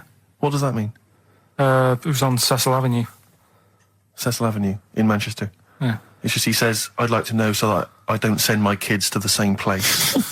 He also says, P.S., does Karl look like Gollum in Lord of the Rings? Yes. He does, doesn't he? Yeah. Yeah, that's very good. Yeah, in fact, I was just putting a little bald wig on you, wasn't I? Like he needs one. Yeah. So, if you just want some a of the fun and games we have when the songs are on. Yeah, did it hurt? Just a little bit. The bit that worried me is when you said, let me just staple it. Yeah, well, I was trying to get it under your chin because it looked funnier. And he was scared. Oh. Can I just give you a little fact here? Someone's emailed in for you, Carl. They've sent an interesting fact for you. I think you're going to be interested in this. Don't read it on the email. Let me read it for you. I think you'll be excited. An interesting fact from Carl. That's from Toby. He says, Attila the Hun punished some fella who annoyed him by cutting off his arms and legs. You'll love this. And stitching his arms back where his legs should be. And vice versa. Look at his face. Look at the little smile that's just cracked on his lips. That is the kind of fact you've been waiting for all day, isn't it? So go on, again, so... Attila the Hun, right? Some guy he didn't like. He cut off his arms and his legs, and he stitched his legs on where his arms should be, and his arms where his legs should be. Look at him looking at his body, trying to picture it. Yeah. I'll let it sink in for a little while, then I'll ruin it for him. Carl, what are you thinking? I'm just picturing it. Right, he would have died. It would have been tokenistic. There's no way that person could have lived through it. So it was just for Attila the Hun's fun. He probably put him on a stick outside his gate or something. There's no way in those days that he could have gone through complete limb amputation and... So would he have wore a jumper for pants? Who's the winner of the competition? From Walthamstow, it's Joe Ogden. Well done, Joe. You got the correct answer, which was what? The Fella with two heads, that number 50. number 50. Is that it? Are we off? Yeah, that's it. Yeah, all right. Cheers. More of the same drivel next week. I guess. Bye. Placebo, special needs on XFM 104.9. Email in where Lanzarote is. I don't know if it's Italy or Spain or Europe or maybe Africa. You know, these are the sort of things, these are the reasons I come into it, to at least learn something, innit, Carl? We've stopped educating Ricky, so I've stopped learning, you know, about things like the woman who ate mud all her life. We've had a lot of emails, Carl. I don't want to sort of put a dampener on your Christmas, but a lot of people have been slagging off Lanzarote. One of them just said, well, one of them, I don't know if I can find it. It is Canaria, isn't it? It is one of the Canaries, isn't it? It's a volcanic island covered in volcanic dust. It's very windy, so you have to dig a hole to sit in on the beach, and there's hardly anything to do. That's from Mike Godham, and he says, unless you like quad biking, well, you know, you've seen what happened to... no, don't go quad biking, not with your little head. There's no protection at all, is there? I don't know what you're thinking, I don't know. At least Rick Mann and Ozzy had lots of hair. Yours would, you'd be like Humpty Dumpty, it would crack like a little egg. And then we'd seen, there's no kings or king's horses. So, well, they couldn't do the job anyway. No, shouldn't really send them, they're not really qualified. Horses not equipped to put back a medical man like Neil Fox in. Yes. To mend but not eggs. some kind of military horse. I bet he's had egg on his face a few times, hasn't he? What, Foxy? Yeah. Well, most of the series are Pop Idol. Right, Carl. Lanzarote, good or bad? Well, you got to give it a go, haven't you? Yeah, well done. Give everywhere a go. Exactly. That's what I was saying. You know, don't just take the word for it. I mean, if it had said Nananova, Lanzarote shit, he'd have believed it. Sure. You know, if he'd have overheard it in a pub, Lanzarote a crap, he'd have believed it. He'd have seen it on a website that was mainly concerned with monkeys and witches, he'd have believed it. Yeah. As it is. Everybody raves about New York, and when I went there, I thought it was rubbish. Well, you're an idiot then, because that is possibly the greatest city in the world, along with London. Subjective, though. That's why they have holiday programmes and that, innit? So you see it and you decide for yourself and that. Yeah, but you saw Venice on a holiday programme, as you put it. You went there and you went, it was rubbish, full of black bin liners. Well, it is. Right. Didn't they show that? It stunk. Didn't Judith Chalmers say that? It stinks here and there's loads of rubbish everywhere. No, she didn't. Did she mention that? Oh, that's what I mean. So it depends what you want from holiday, doesn't it? Well, yeah. So... You're an idiot if you don't like New York, so next. Anyway, come on, break up, guys. Kiss and make up. Yeah. Carl, we've had an email. Some old Rockbusters. Someone's emailed in. They wonder if you can get some of your old Rockbusters clues, your old genuine Rockbusters clues. I know Rockbusters has come back. Well, of course he can. It's the way his brain works. Well, indeed. But I think you'll... maybe you can also enjoy the challenge, Rick. Yeah. And you at home. I remember them as well, because I remember how angry they made me. Here's some old Rockbusters. That army's got some nice trenches. DW. That army's got some nice trenches. DW. No. Dandy Warhols. That one works. It's not bad, is it? That's why I didn't get that one, because it worked. Yeah. Yeah. Okay. She's only got one sticker left. It was actually he's only got one sticker left. Oh, okay. He's only got one sticker left. the band His Last Sticker. Exactly. With Justine Fishman, yeah, His Last Sticker. They were brilliant, weren't they? What happened to His Last Sticker? Are they still going? He'll strap some chocolate to your feet. That's A. A band or artist. A. He'll strap some chocolate to your feet. Go on. Aerosmith. I don't know really what that means, but... And finally, you'll have to... Aero Cobbler. Well, yeah. The well-known Aero Cobbler. And you'll have to stick her in the oven. A-B. You'll have to stick her in the oven. See, he thinks blacksmith means, like, just shoes. Like, it's not the smith. It's the smith part. A smith is just a right, isn't it? So it doesn't... I don't know... Aerosmith. What does that mean, Carl? What does that mean? Come on, you'll have to stick her in the oven. A-B. Yeah, I know that one. Yeah? Yeah. What is it? But it doesn't work. Apparently it does. You'll have to stick her in the oven. A-B. Single or artist. What, Anita Baker? Anita Baker. Why you have to stick her in the oven? I need to bake her. Oh, I need to. But why didn't you say, like, you'll have to, get his hair cut and put a nice white, chef's hat on? That's Anita Baker. See, that works. That works, Carl. I need to bake her. Doesn't work. It is shite. Okay, well, listen. Before you judge, listen to today's Rockbusters. Okay. They're here with us now. Here's Karl Pilkington. Brought He's it got back them. just for Christmas. Brilliant. I've only got 2 really because what? I was trying to work one out before, right, in my little room. Yeah. I was looking at different band names, thinking, what can I do? Yeah. Couldn't concentrate because Ricky was in there trying to spray deodorant all over the place. Right? Well, you should have done them yesterday. You should have shut me out. Right. So there's just 2. Brilliant. Well, Okay. I've kind of got an idea for the third Oh, one. fine, I'll all right. have a go. Yeah. Right, so anyway, the first one... Should we play a record and come back to this? 'Cause We'll it's do been it quickly, we'll do it quickly. No, play a record. This is then. rubbish. Yeah. Rubbish. Libertines. Useless. Give me the gifts. Let me have a look what prizes you've got. Libertines, Don't Look Back Into the Sun on XFM. Well, the general public are getting involved with Carl's holiday, and, I mean, this has been a damning report on Lanzarote. There's not been a positive word written about Lanzarote so far. Wow. It's volcanic, there's no natural water supply. Sorry, there's no natural water supply. It's You all have to sit in a imported. hole. What do you think of this, Carl? What do you think of the people that want you to know that you're going to a rubbish place when you can't change it? What do you think of that? Rubbish show, will it? What do you mean? Be all right. What do you mean it'll be right? Because I'm going to go there thinking, oh, there's no water and that, and there will be water. No, they didn't say there's no water. What did they say then? There's no natural water supply. Whatever. I'm not bothered. Doesn't bother me. All right. I'm going to have a good time and that. What are you going to do? What do you plan to do? Got a book. What book you got? Rich Hall book. I'm just going to read that. So, Brilliant. And the weather's better than here, isn't it? Yeah. So... gonna have a good time. Someone emailed just now. They said they're listening online and there's a problem with their computer and everything's sped up. The music's sped up. Our voices, Rick, are sped up, except Carl's. That's how slow he speaks. So when everything's sped up, he sounds normal. No Blue Sky, The Thorns. That's beautiful, isn't it? On XFM 104.9. Carl, you're losing your rag a little bit. What's the matter? Nothing, go on. See? What's the matter? No, what's the Well, matter with I've got Carl? something to cheer him up. Someone's emailed in, Emma's emailed in, she said that, for those that know, those in the know, they referred to Lanzarote as Lanzagrotte. Brilliant. He's a bit fed up. He's got 2 CDs for Christmas from a company that's he's been with for 6 years. He's a little bit grumpy about having to answer the phones. No more of that talk now, right? Let's move on. Filthy! All Victorian women, filthy and stinky. Yeah. Oh dear. Bit of Rolling Stones and let's set go up for the it. old songs of phrase. Yeah. Stones, Beast of Burden. We've not played it before. It's an absolute gem.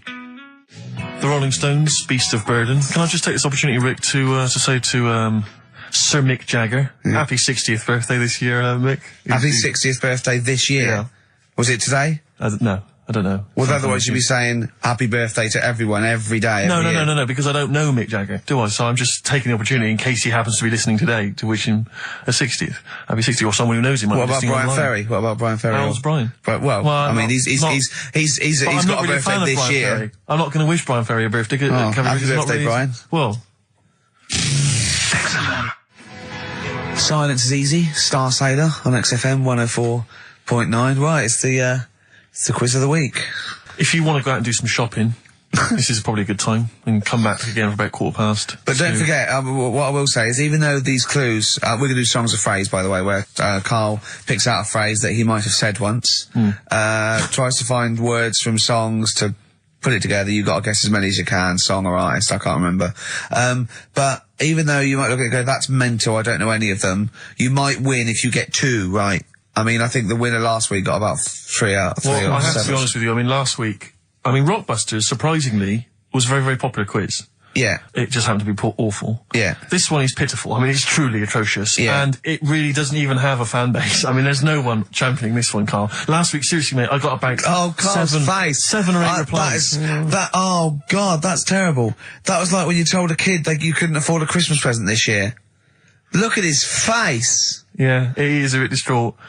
Karl, It's like Chris Evans' face when they said they were cancelling Girls and Boys. It's like, look, but I can come up with great TV game shows like that. No, you can't, Chris. Not anymore. Oh, his little glasses slid down his nose. I'm the guy who don't forget your toothbrush. Yeah. What was that money you owe me? No, you owe us. Oh, believe it.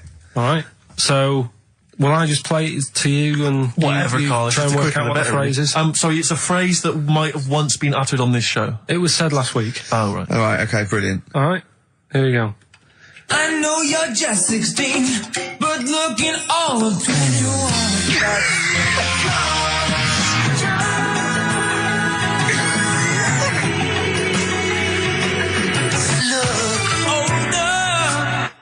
Right, I can't quite hear it. I know what that is. That's ridiculous. What was right? it? What it is it's something like, right?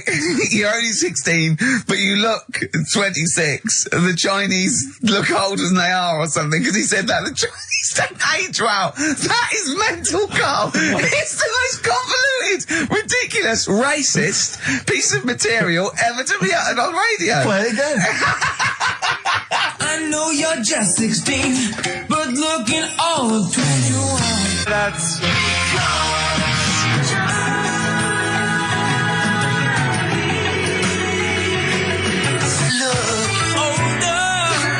Okay, you're just 16 and looking all 21. That's because the Chinese look older.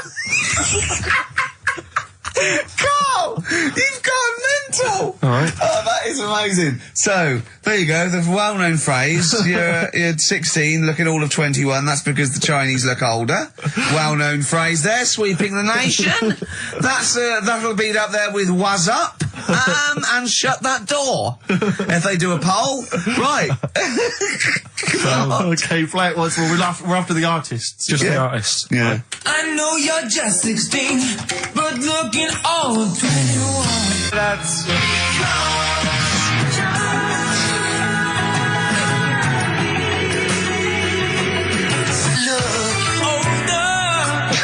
Unbelievable. All right, let me tell you what the prizes are.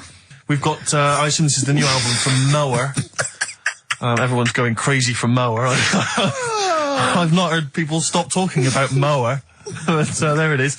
We got the new album from the Webb Brothers, which might be quite good. The Polyphonic Spree album, the best dance album in the world ever, which is ideal perhaps if you're having a barbecue and you've got lots of 8-year-old children coming. The Polyphonic Spree, I look at them and I think, well, you know, you're a pretty good band, but if that album sounds like $1 million, you're going to make that 40 quid each. I know, it's extraordinary. I mean... They're the sort of indie equivalent of the So Solid crew.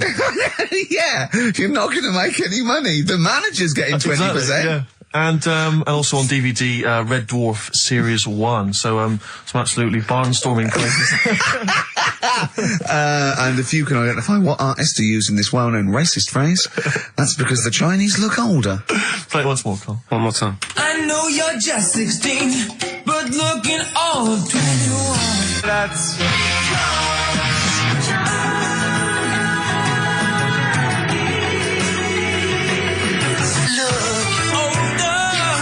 Oh, Ricky.Gervais at xfm.co.uk. Play a record. This is radio. Panic. Hey? So what did you just pinch off? I can't confirm it at this stage, exactly what happened, but it certainly felt like a pinch. I looked round, there was a woman behind me. Right. She was fairly old. I think she's probably in her mid-30s. Right. Kind of reddish hair. Right. I don't know if she's listening. Right. But she knows where I am. And so I don't know how to proceed, really, Rick. I don't know if it's worth putting up some posters around the Green Park area. Well, what you could just do- to try and corroborate it. If you saw a woman pinch the lanky guy's arse, No, please get in touch. you could probably get in contact with British Rail and go back over their CCTV Exactly, thing. CCTV cameras, yeah. And then they could probably zoom in and, sort of identifying sort of birthmarks, or she might have been holding some. Then I could hire a private eye. Yeah. Again, money well spent. Well, so there you go. I'm just saying. I'm just saying. Maybe maybe things are looking up. Things It's getting are- towards Christmas. The worm has turned. I mean, it's a little sexy story to get the show going. It is But pretty what do you make sexy. of that then, Carl? What do you Because I know think of that, you're Carl? quite damning. What's your answer? Well, I mean, you're quite a tall fella, Sure. so she must have really wanted to sort of reach up and have a pinch. Do you know Well, what you I think mean? maybe she did it? She did it with her teeth. He didn't say she was a dwarf. No, but Steve's taller than, his arse. Yeah, but his arse isn't 6'9", is it? His arse is about 3 foot off the floor. 4 foot? What? 4 foot off the floor? No, I don't think so. About 3. She'd have to be a midget to have to reach up to pinch Steve's arse. He is very tall, but I don't know what your point is there, Carl. You're just trying to, you're just, No, I think no. maybe just a little bit jealous. Just a little bit of jealousy. How many cats do you say you've got through? I'd say whilst I was living at home, I mean, it's still on the increase even though I'm not there. So whilst I was there, probably 5. God. Wow. oh, Yeah. And were you upset each time, or you just got used to it? It's one of them things, isn't it? Like I've said before, when you first see something, it's a bit of a shock. Do you know what I mean? It's like the Elephant Man or whatever. Yeah. First time you see him, it's that sort of, oh, look at that. do you remember the first time you saw Steve? No, I'm not being funny. Do you remember the first? Yeah, but I've said this before. It's always then you get used to how people look, and you don't. No. I'm gonna burst. You have to play a record. No, but- because I see Steve's. No, but I've got used to it. Carl, you know our mate Johnny, he's a Doctor Who fan. Yeah. Do you remember, he bought, the Doctor Who magazine, and he went, to the toilet, and Steve got post-it notes and put geek on every page. And Johnny opened it on the tube, right, and it had geek and everything. And Johnny bought in the new Doctor Who magazine, I think this week's or this month's, right? And they've done the perfect Doctor Who fan, right, what the geek is, right, and it looks exactly like Steve. Alright, don't have a go, Rick. It does. And, I'm going to try and put it on the website. It's amazing. It's got your hair, glasses, it stands like you, it's sort of dressed like you, and it's only, it's hilarious. And he was, I mean, I'm insulting you now. It sounds like an insult, but if you'd see it, you'd laugh. Well, Rockbusters, right? Yeah. Right, here we go. Just a little bit annoyed. Just 3 clues. We've lost all the energy in this show, haven't we? Well, I can't get over that insult. I'm just a little... No, Three. we did though. It just came out, sort no, of I can be honest things, with you, three it came out left clues. field. I wasn't expecting an insult. No, And, but I think There was a sense of camaraderie on this. No, I'll side. bring Just it in email and in, you'll see what I mean. ricky.gervais at Right, play a record. I'm xfm.co.uk. just annoyed. I can't What are we listen to doing? Robert's I'm just reading out the clues. Should we put this, let's put this one in for the Sony Award. Let's put this show in for the Sony Awards. Play a song, Carl, because I need to discuss things with him. I've talked before about him Edit slagging it me down. off. Get this down to 3 minutes. It'd be a great show. Rockbusters in a minute. XFM. Lonesome Day by Bruce Springsteen from his new album The Rising on XFM 104.9. Ricky Gervais, Steve Merchant, Karl Pilkington. Foreman just phoned in and said to Karl, stick up for yourself. Don't listen to that Merchant. He does my head in. He's so arrogant. I don't think I'm arrogant. I think I'm mean. Yeah. I just think I'm sort of objectionable. I don't think it's arrogance. I think it's No. sort of nastiness. Yeah. I'm just not a very nice person. But believe me, I'm not arrogant. I think I'm pathetic. What were you talking about earlier about glasses as well, and Steve taking his glasses off? What was that? What are you saying that in front of him now for? Was it an insult? It wasn't really an insult. Carl, what were you up to? No, what was it? I genuinely don't remember. I genuinely don't remember. Right, Steve, I'm not having a go. Right? Just saying how people, it's a bit weird that you've got glasses because you've got a good pair of eyes on you. Right? That isn't an insult. What were you talking about, though? What was it? Why did It was the fact that people who wear glasses always look a bit weird without them on. It's like, you know, they should wear glasses. Okay, why did we get round to this? What was we talking about? I don't know. I don't know. I don't know what that was. It sounds like an insult, even it wasn't intended as one. It wasn't. It sounds like an insult, Carl. It does, yeah. No, it wasn't. I But should be listen- allowed to punch you every time you insult me now. No, but I'm not I'm having doing a it. go. I'm going to give you a dead arm. Look, Steve, it's you. You always Even if just... it wasn't, you intended it to be one. What you... You're joking. We better play a record. Okay. Play a classic. Right, we've got, who's that on the line? It's Rob. Rob, are you a doctor? I'm a final year medical student. I'll be a doctor in 2 months, touch wood. That's close enough, isn't it? Yeah. Excellent. So, where do you study? Do you want to give more details, or do you want to remain anonymous as you're calling in to I study at Barts Hospital. All right, great. So, why do GPs sometimes put their finger up a man's anus? To see what's there. You know, if you've got hemorrhoids, if you've got an enlarged prostate, you know, it's either that or they stick up a big tube and have a look up with a light. What? And it's easier to do that. Now, are you dumbing this down for us, or are you going to fail your medical exams by saying stick up a big tube with a light? I'm dumbing it down. Okay, come on then. We're all intelligent people here, and Carl. So you tell us what's that called? It's called a sigmoidoscope. Right. Nice. That was a clever test, wasn't it, Rick? 12 He's inch a real long, doctor. Yeah. 12-inch long tube that they can put up there. So, Carl, would you prefer that or a finger? Well, so do they sort of do the finger first, and then, I mean, at what point do they say, hang on, we need a light here? I mean... It's normally if there's something wrong. But, so if I go then, say if I go to this Wellman clinic, right, and they go, yeah, the art's good and that, yeah, finger, there you go, and then they go, hang on, I'm going to go and get me light and tube. I could start worrying then because they've sort of found something. And they're not likely to go straight in with the tube. They'll probably send you off some tests first. But Carl, there's nothing. But you go to these places to put your mind at rest and to know where you are with your health. I mean, it's not that you go along. That's what most people worry about. They think that because I'll go along and they'll find something. Well, one, that's illogical. It doesn't heighten the fact they find something because you go along. And two, if they do find something, it's a good job you went along. I mean, I'm a hypocrite because I don't go to the doctor, but I've had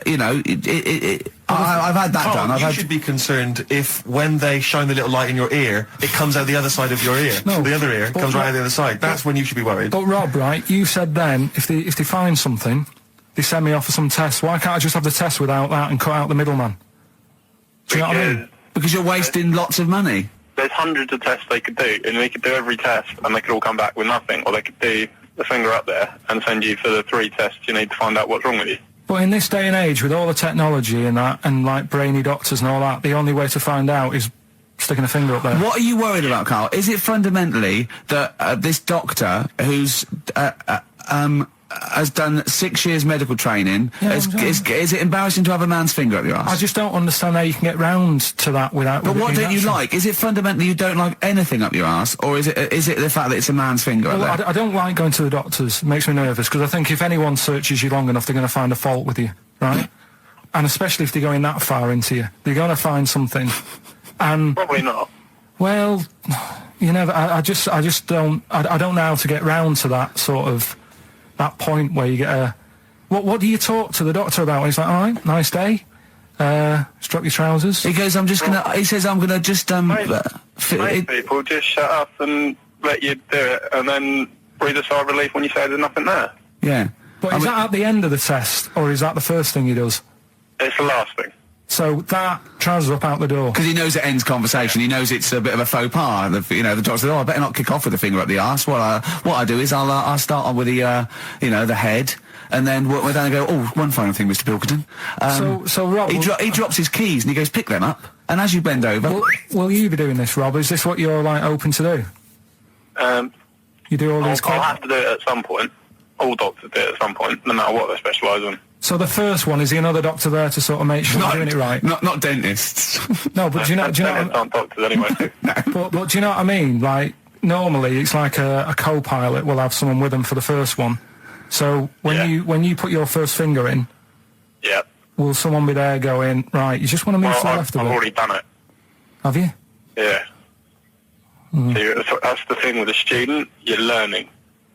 So you get people teaching And you how learn to on... do these things. Can I just point out, Rob, I think I'm right in assuming that you have a glove on, Yep, and there's lubrication, yep, and it doesn't hurt. no.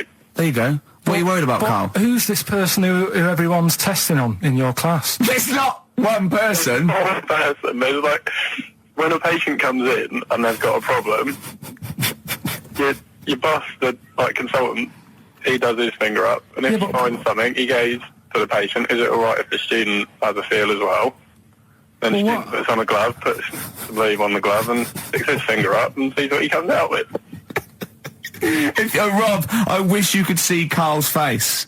I mean, he just, his face when you said, and he says, can this fella have a go as well? He looked horrified that he thought it was a free-for-all, like there's a queue of people trying on gloves and going, let's have a go. That looks good up there. What have you found? No, I mean, how come you had to sort of... Is it not something you could test on yourself rather than waiting for other people to come in? Because then, you know... It's an awkward position to get to, really, isn't it? Well, but you can have a good rummage then without feeling too awkward, but to sort of have a go on your first patient when you don't really know what you're looking for anyway, do you know what I mean? Never really thought about it. Because you don't... If you've never done it before, you pop your finger in there, and you've got to sort of look, you've got to have an expression on your face like you know what you're finding. Well, they can't see what you look. They can't see I mean, your face. There, you got the big boss consultant man going, now move your finger there and you'll probably feel this. But he's just done it. He knows what's there. Well, what? Oh, so he's already had a go. He's had a feel, and he's going, right, if you feel to the right, that's the conglomerate or whatever. The conglomerate, yeah. Its conglomerate is in perfect working order. Well, that's... I'm still... Thank you, Rob. Thank you. I'm sorry you had to go through this. Carl is probably the worst patient you'll ever encounter in your medical career. Good luck with your finals, and thanks very much. And do you know any female doctors who do this? Or? Thank you. XFM 104.9. Thank you. All right, this is Carl, the producer of Ricky Gervais and Stephen Merchant on XFM 104.9. We're playing out some of the best bits. Hope you're enjoying it. Here's another one. Can't concentrate now. Oh, well, he's all stressed because the lady from MTV is here. She's going to film his little face. So the things he said in the week, he was so worried. He's got worried about the spot on his head. That won't come out. Just you got your best side. It's on that side. That's all right. All right. Yeah. The camera's out. Look, he's getting nervous now. Okay, Carl. Ignore the camera. Okay, just ignore the camera. Okay. Now, me and Steve have done our research for you, and we've got two amazing things to tell you. What should I tell him first, about the baby or the... Well, they're crab? both equally fascinating, so you choose. I'll tell you the crab thing first, right? Steve actually saw this thing in The Guardian in the week about our research thing, and then we looked it up, we looked into it on Friday, and it is incredible. Right, listen to this. There's a thing in a bay in New England, right, where it's like the biggest, they make silicon chips and stuff for computers, right? And because of the data protection thing, after they've done them, because they have to destroy the plates, right, well, the information's sort of put onto them, but there's still flakes of silicon. They sort of grind it down straight away, and some of the flakes got into the bay, okay, but some of the information's still on even the slight granules of silicon. Anyway, gets in the water, and silicon is rather like a carbon derivative. They reckon if there'd been life on another planet that wasn't carbon-based, it'd be silicon-based. Because that's simple sugars and it's just COH and that, and it can work with silicon, right? Anyway, the crabs have been taken up, it's down in the water, and they looked out on the beach, and over years the crabs have started sort of putting themselves in formations, like geometric format, and they couldn't work out why they were doing this. And when they put them in the experiment, they sort of like chopped them up, and they found they'd taken on silicon, and it had sort of got into their brain, and they were downloading information. They picked up little things, because it's just chemical, like electrical impulses that got information off the silicon chip, and they were interfacing it. But this is the amazing thing. One bloke sort of thought of this, and he thought, well, if it's a simple computer, the brain, if it's just a simple sort of electrical thing, then maybe there's sort of, we could get it down. So what they did is they made a thing called a biointerface. and they put it into the crab's brain, just a really simple brain, so it's measured avant-garde, right? And it got impulses from it, and they were getting, like, computer, so just flashes of, like, symbols and geometric things right on this screen to read the crab's brain, and it was stuff like, you know, fragments of a... what made them do this in the first place? Because they saw the crabs behaving differently. They were behaving differently to each other. They were just like, they were, you know, intelligent, and they were sort of solving problems and all this sort of stuff. Anyway, when they downloaded the thing, it was like they found one of the secretary's names where it had been on the silicon chip, where it was just like a flash of a computer screen. But the most amazing thing is, they downloaded a memory, right? It was like a snapshot where it had been burnt onto the retina of the crab, just a snapshot of something, and it was like a picture of the beach, like a couple of years ago, right? And they also did, incredible, it was like just a digital black and white sort of thing, so they could see what the crab had seen. Amazing. Jeez. Amazing. So intelligent crabs. What are they doing with them now? Super brain. Well, they think this is the upshot. They think they could use it as spy crabs because they could get these crabs. Also, the other thing is, as generations went on, right? So they put a crab in the sea or something, right? Lots of crabs in, and then as generations went on, a newborn crab, they downloaded the memory, and it had the memories of its great all together. It had every memory that any crab had been related to it beforehand, because it passed it on. It just passed it on. So not even ones that had been eating the silicon stuff. Yeah, no, these are just like ones that have had kids. Yeah, and they've got like, and they know so you'd know everything. Your everything right the way back. So would that work if we ate silicon? Well, possibly. So what are they going to? Well, they can use them for all sorts of things, though. I mean, that's what's incredible. I mean, I don't know how you train it particularly. I don't know quite tricky to train, but I'm assuming if they can do it that way, then presumably they can give it like certain silicon information, which they can then plant in it, if you like, within its sort of food. Also, if you get them onto enemy beaches, you'd have like 1,000 digital cameras just sneaking around. You could get like, you know, Osama bin Laden or someone. They don't understand the information they've got. No, they don't know they're doing it. They just download them. So it's not like you could torture them and they won't be able to sort of give you the information, because they wouldn't know what information they had, because they're just. But the first crab they downloaded, they just kept seeing the same picture of a big crab feeding it, which they really. Yeah. Wow. That's what, like its mother crab or something. Yeah. Just memories of it as a child. But they're not in colour, presumably. Because no, it's all in black and white. It's just a digital camera, because it's just they don't see in black and white, so it's just like a I don't know. I think it's burnt onto the retina or something. And the only one that they kept were the ones they saw a lot of the time. Wow. I mean, in a way. So what did you do for New Year, incidentally? Well, I cocked it up a bit. Right? You're joking. You're joking. You're joking, mate. Go on. I went and booked a table. You got the wrong day. No, booked a table at a restaurant that was shut. Right? What? I booked a table at a restaurant, and the one that I called, it wasn't the one. The call had been diverted. So Suzanne said, call them up and see what they're serving, right? Because I forgot to do that when I booked the table, right? That's right, anyway. Because the thing is, right, it's a restaurant in Covent Garden, but they've got one in Victoria. But when they answered and they said, no, Victoria, I thought that was the person who was answering the phone. Do you know how some people say the name? Right. So then when I called them up and said, what you thought he sounded a bit funny. Right? So... I'm confused, Carl, but probably not more. No more than you would have been. Okay, it was a branch of a. He doesn't want to give the restaurant away, so he phoned it up. There's one in Covent Garden. They answered the phone. So the restaurant's not called No. No. They said no, Victoria. Why can't we name the restaurant? I don't know why. It's not libelous. Are we scared that are you scared people are going to sort of see you in there because it's your regular haunt? No, it's just like, you got to pay for stuff, haven't you? Right. I mean, okay, anyway, so you've got... I mentioned it before New Year, but it's not... So did you go all the way to the restaurant to find out that it was closed? No.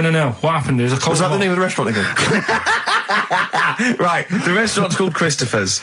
They've got one in Covent Garden, they've got one in Victoria. He phoned up, he went to book, it's a lovely restaurant, I've been there often, I recommend it to him. He phones up, said, can I have a table for he said, no problem, sir. Right? And then, Suzanne said, oh, you better call up, see if they've got any haddock on the menu. And he went, hello, and they went, hello, Christopher's. Victoria went, Victoria? They went, yeah. He went, oh, no. That's it, innit? So then I just said, no, forget it. I'm not going all the way over there. So I cancelled it, right? So then I called up Suzanne and said, look, I've made an error. The place we were going to is shut. Was she surprised again, or? So we're not going. So she said, oh, try some other places. And I did. They were all booked up, right? I was fed up anyway. I hate New Year. It's always like this, isn't it? So I said, look. You know the common factor in all these stories? You hate Christmas, you hate birthdays, you hate New Year. It is you. Right. Yeah. So I said, I'll sort something out. Yeah. So I went to Tesco. Leave it with me. Went to Tesco's, boots were shut. Got a lovely plate of condoms. Did you just stay in and play with her Christmas gift? blowing them up? I've done some balloons. Well, it was. We did stay in. And I watched that thing, that, 100 Greatest Moments, which was annoying me. Did you see, there was a nudist on it? You know how I feel about them. Yeah. Right? Did you see him? Man with two knobs. There was a man with two knobs on it, and a nudist who just like wanders about the house. But it said, and when he visits people, I was thinking, who lets him visit? I go, Exactly, yeah. But you must go there with trousers on and go, hello, lovely to see you. Go, just pop all these off. Well, not really, no. And I tell you what annoyed me the most, they had a white sofa. If you were a nudist, you'd get a darker one. Right? So anyway, right, so we ended up watching that. That annoyed me. And then I was tired by about 11, and I said, oh, let's go to bed. And she said, you can't. And that annoys me, the fact that because it's New Year, you got to stay up. And it's like, well, why? Can't we just... They should bring it forward, so in case you want to... Quarter to 10. Well, you stay up, and it's like my eyes were dead heavy, and I was like, oh, I want to go to sleep. So just stay up, and then it's midnight, and you go Happy New Year, then you go to bed. Yeah. Well, not everyone, Carl. Some people have a little party. So it's over with anyway. Yeah. Sorry, are you 86 years old? It just gets on my nerves. Do you ever enjoy... You never seem to have any fun, Carl. This is what disappoints, this is what worries me. I feel like you're going to die You're here, young, you're here, Carl, with us two. We've got three, as I was just saying to Steve, three of the greatest comedy minds ever in one room, and Steve pointed out, since the goodies. True. Do you know what I mean? Well, I mean, it should be party central. Yeah.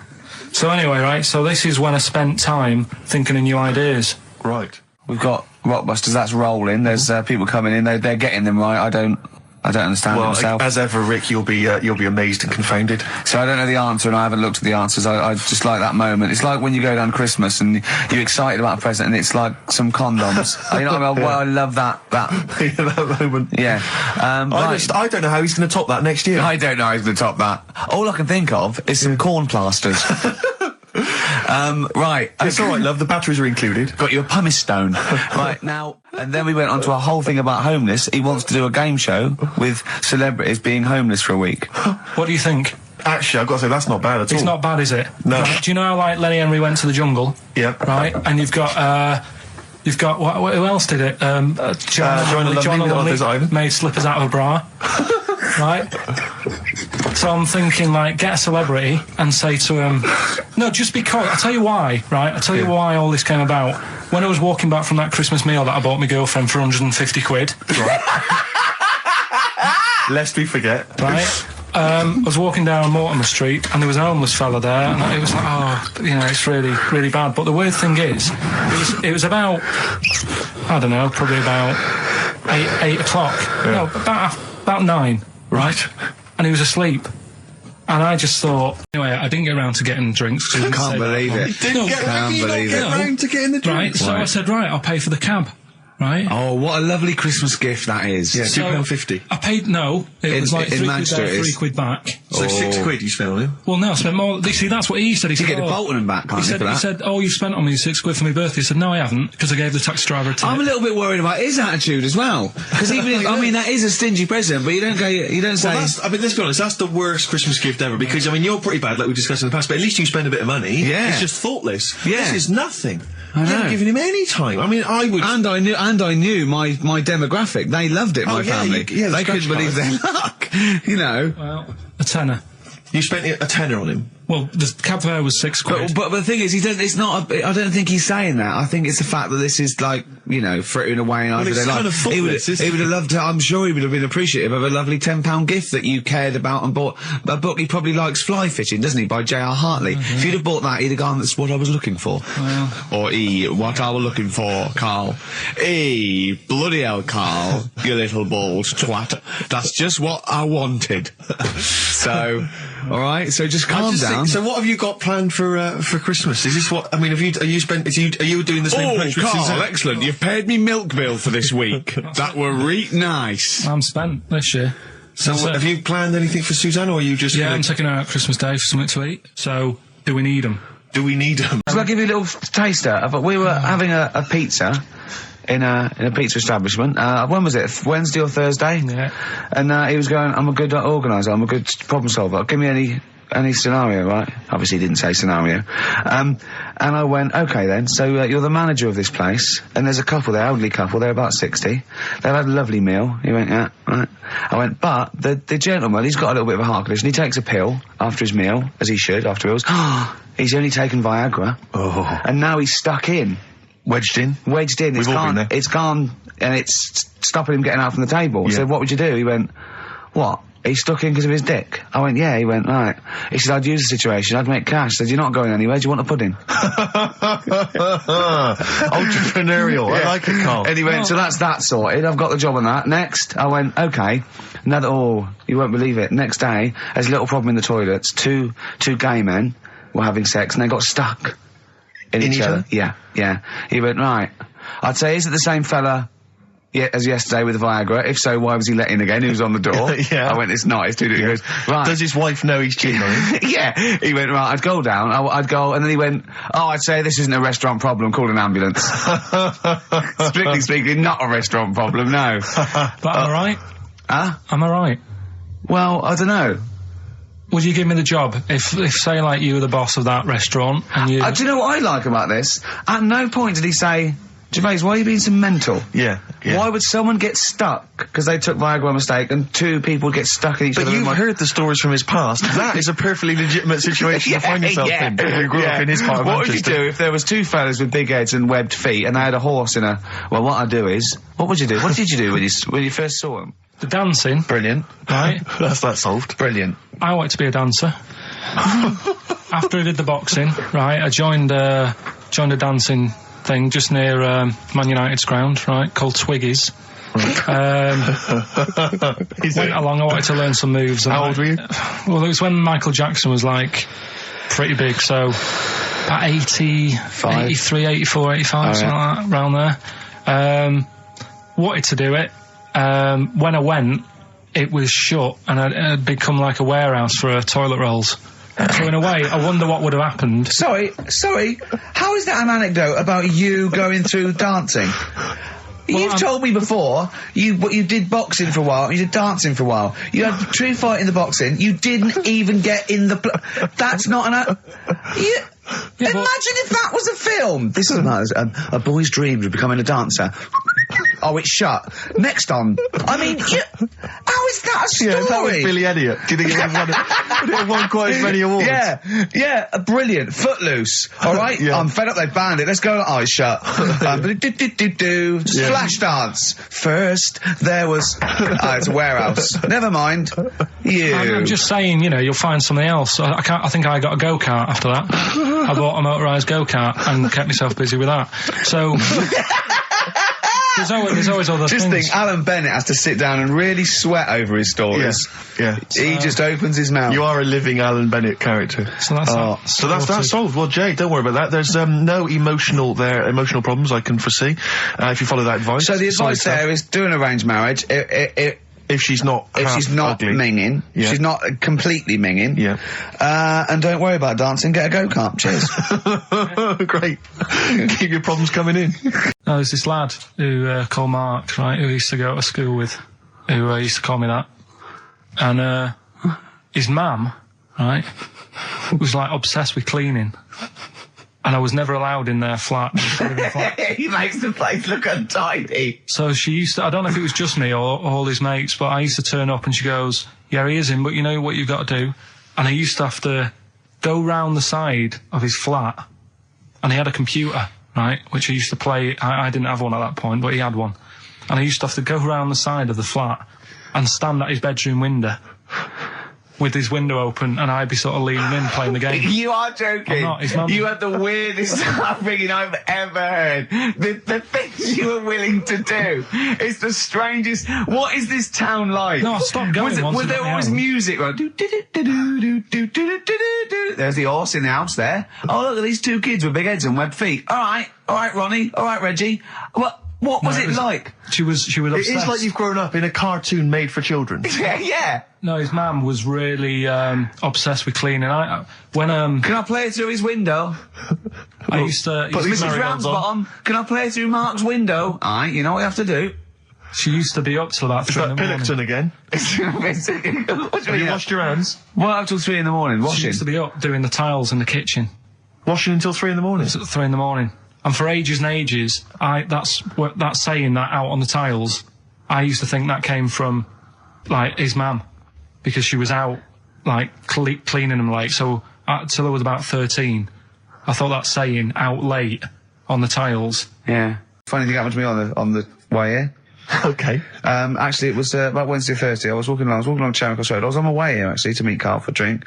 And, this little fella came up to me. I think it was an overseas student. He's sort of like a student type, but he had an accent. And he came up to me and went, "Excuse me, are you one from the office?" And I went, yeah. He went, "Would you sign a script book of the office for me?" I went, "Yeah, by all means, yeah." He went, "Can you come to the bookshop?" And I went, what, you haven't got it on you? He went, "No, but if you come, I will buy one for you to sign." And I went, "I can't really." He went, "Were you going to pass one?" I went, "I'm not, no, I can't." He went, he went, "Oh, I was just in Waterstones earlier. I didn't go." And I went, "Oh, sorry." He went, "You could just," I went, "I can't." He went, "Okay." I went, "I'll sign something else. Have you got something else I can sign?" He went, "Of course." And I signed a pamphlet or a brochure or something for him. But I love the idea. Imagine me going with him. I'm queuing up, and I'm in the queue. He's going, "You're going?" "Yeah, fine. Can you just hurry up?" And he gets there, and his switch doesn't work, and he goes, "Can you lend me £10?" Yeah. I mean, imagine that. I'm a little bit annoyed you didn't go with him, frankly, because that would have been a sale of our book, and I get a little cut from that. Well, behind him was Salman Rushdie going, can we hurry up? Because I shouldn't be out. I'm getting a lot of funny looks. Now, a lot of them obviously doing good work. There was one fella, I think you'd have appreciated it, because I know you are very politically active. And I think this guy has really studied hard, and he's realised the best way to make his voice heard on the international political stage is to ride around on a tricycle wearing a jester's hat. He was really shaking up the bloody government. wouldn't want to be George W. Bush about now. Not indeed. Once he sees that. Once he sees that guy. Imagine his aides rushing in and going, "George W., look at this guy. Where's that?" "That's in London, England." "Okay, call off the forces." Is that a large tricycle? Yeah. Is he wearing a nappy? Get me Colin Powell. Why'd you call him Colin, not Colin? It's the way he likes it. Don't about. Just call off the troops. There's a in a jester's hat. Call the troops off. Just bleep some of those bits. Mum and Dad have sort of moved from Manchester. They reside now in Wales. Oh, yeah. And it is... Look at his face, turning his nose up. No, but it is pretty depressing. Do you know what I mean? It's just one of them places that... it's like you go back in time and that when you go there. I mean, maybe the major cities there, maybe Cardiff is all right. What, even coming from Manchester, it's like going back in time? It's like one of them places that it feels like every day is Sunday. Do you know what I mean? It's just depressing and grey and slate Lots of everywhere. vicars walking around going, "I'm late." Well, yeah, it is the sort of attitude they have, right? This is true because my mum and dad live there and that, right? And they love it. It's all right. It's an healthy place to go when you get older and that. But this is why they don't move on in Wales. Well, I'd just like to make another... No. Sorry to any Welsh people listening. We're not saying you don't move on. Karl is. No, but... Sorry about the little Chinese shoes again. The thing as well. is, it's good that, in a way, that they do that, and they don't want to be, like, rushing about everywhere, because the way London isn't that great either, is it? Because it's totally opposite here, right? Yeah. So I'm not having a go. It is a bit dull. I think even people who live there will agree with me, right?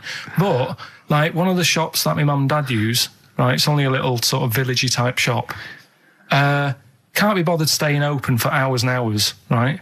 Because there's not enough people who use the shop. Yeah. So what you do is, they get used to what you buy, and They leave it out. They put it in a phone box outside. They put it in a phone box? Yeah. So it doesn't get wet. So my dad's loving that. Well, Once he yeah. found that out, it was like, brilliant.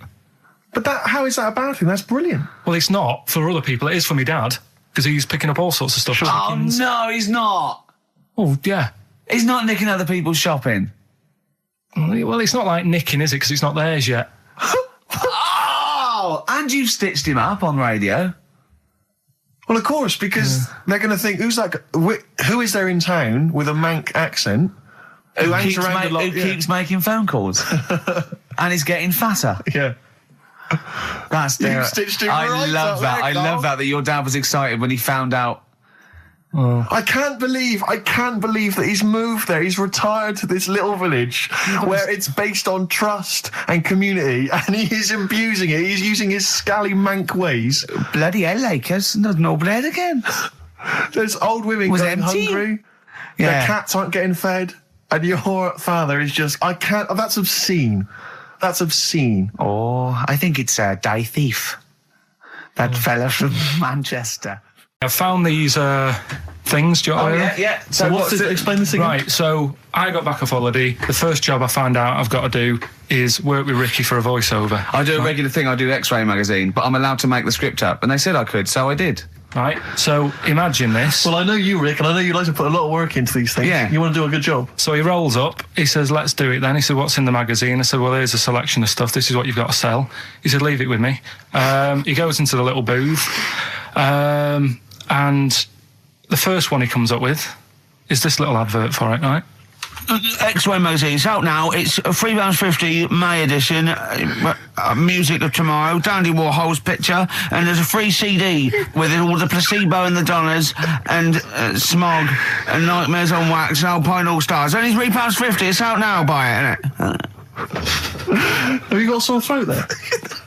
Well, that's all right, isn't it? And he was going, you can't. I said, we are doing that. I've done one. That is it. That's it. So I persuaded him. He went, right, okay, we can possibly put that on XFM, right? I'll have to see, right?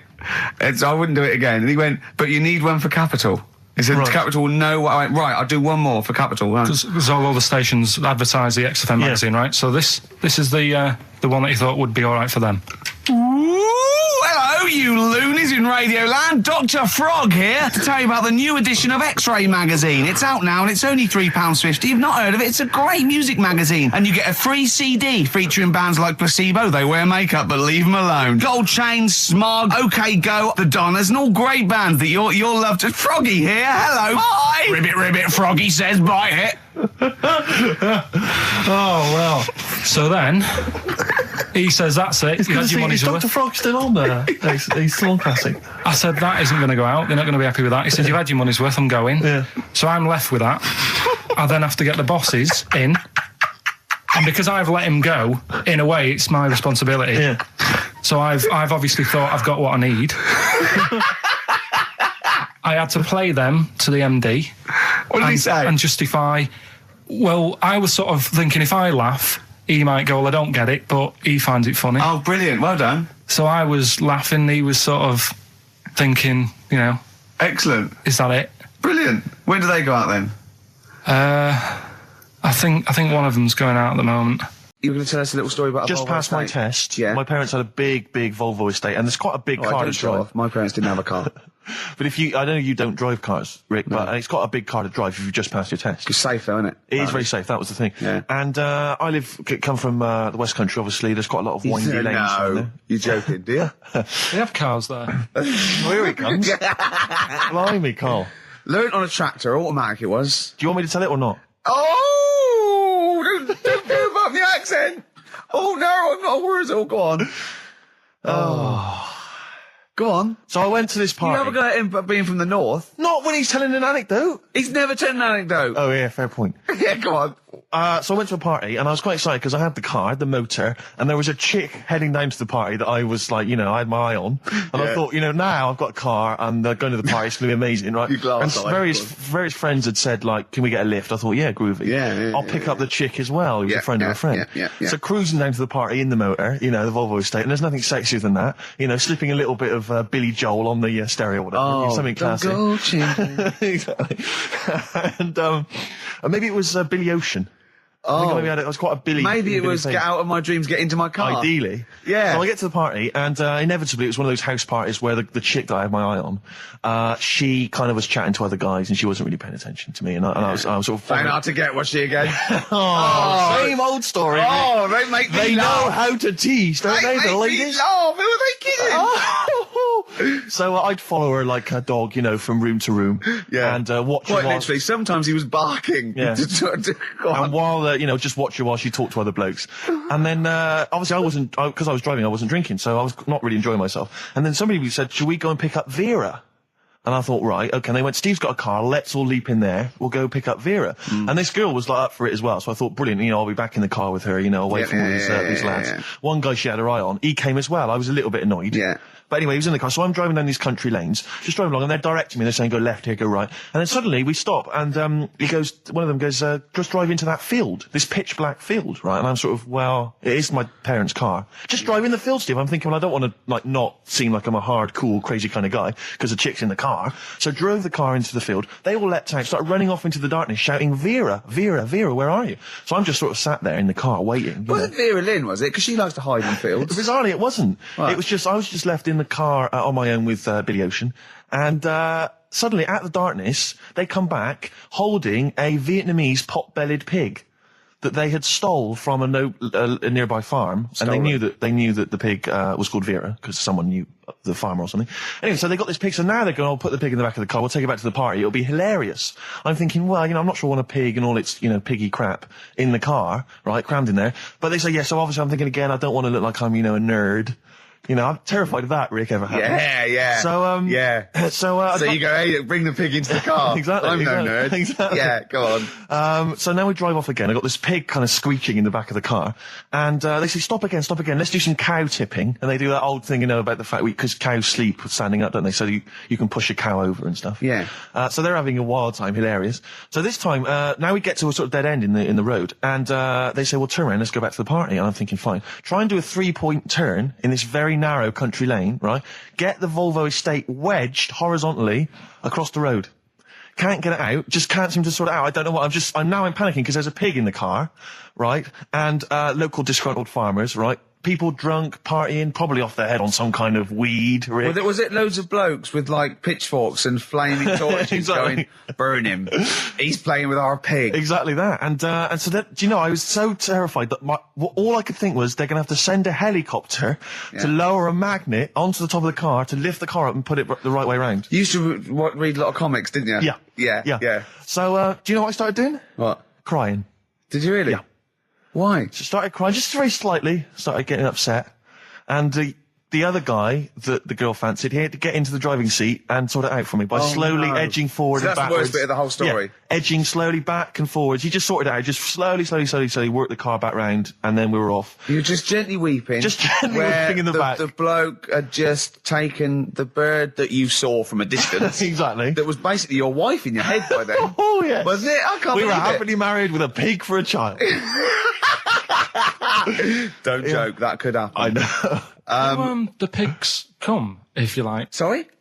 What did you say? What did you say? What did you say? When you do what, Carl? What? What did you say? No, what did you say? Because I don't want to have to go to the radio authority again. What did you say then? Just remember. We are going out live, Carl. Yeah, remember Tom Binns, right? What did you say? What I'm saying is, why were they shouting Vera? Because pigs don't come to the name, do they? Hey? I don't know the ins and outs of pig, of how to lure a pig into your trap. Can I just tell you some very, very interesting things about pigs? Please do.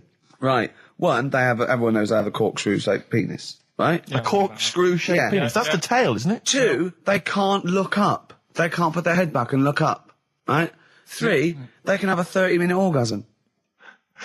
Rick, is it only pigs that have got a corkscrew-shaped penis? No, and landlords.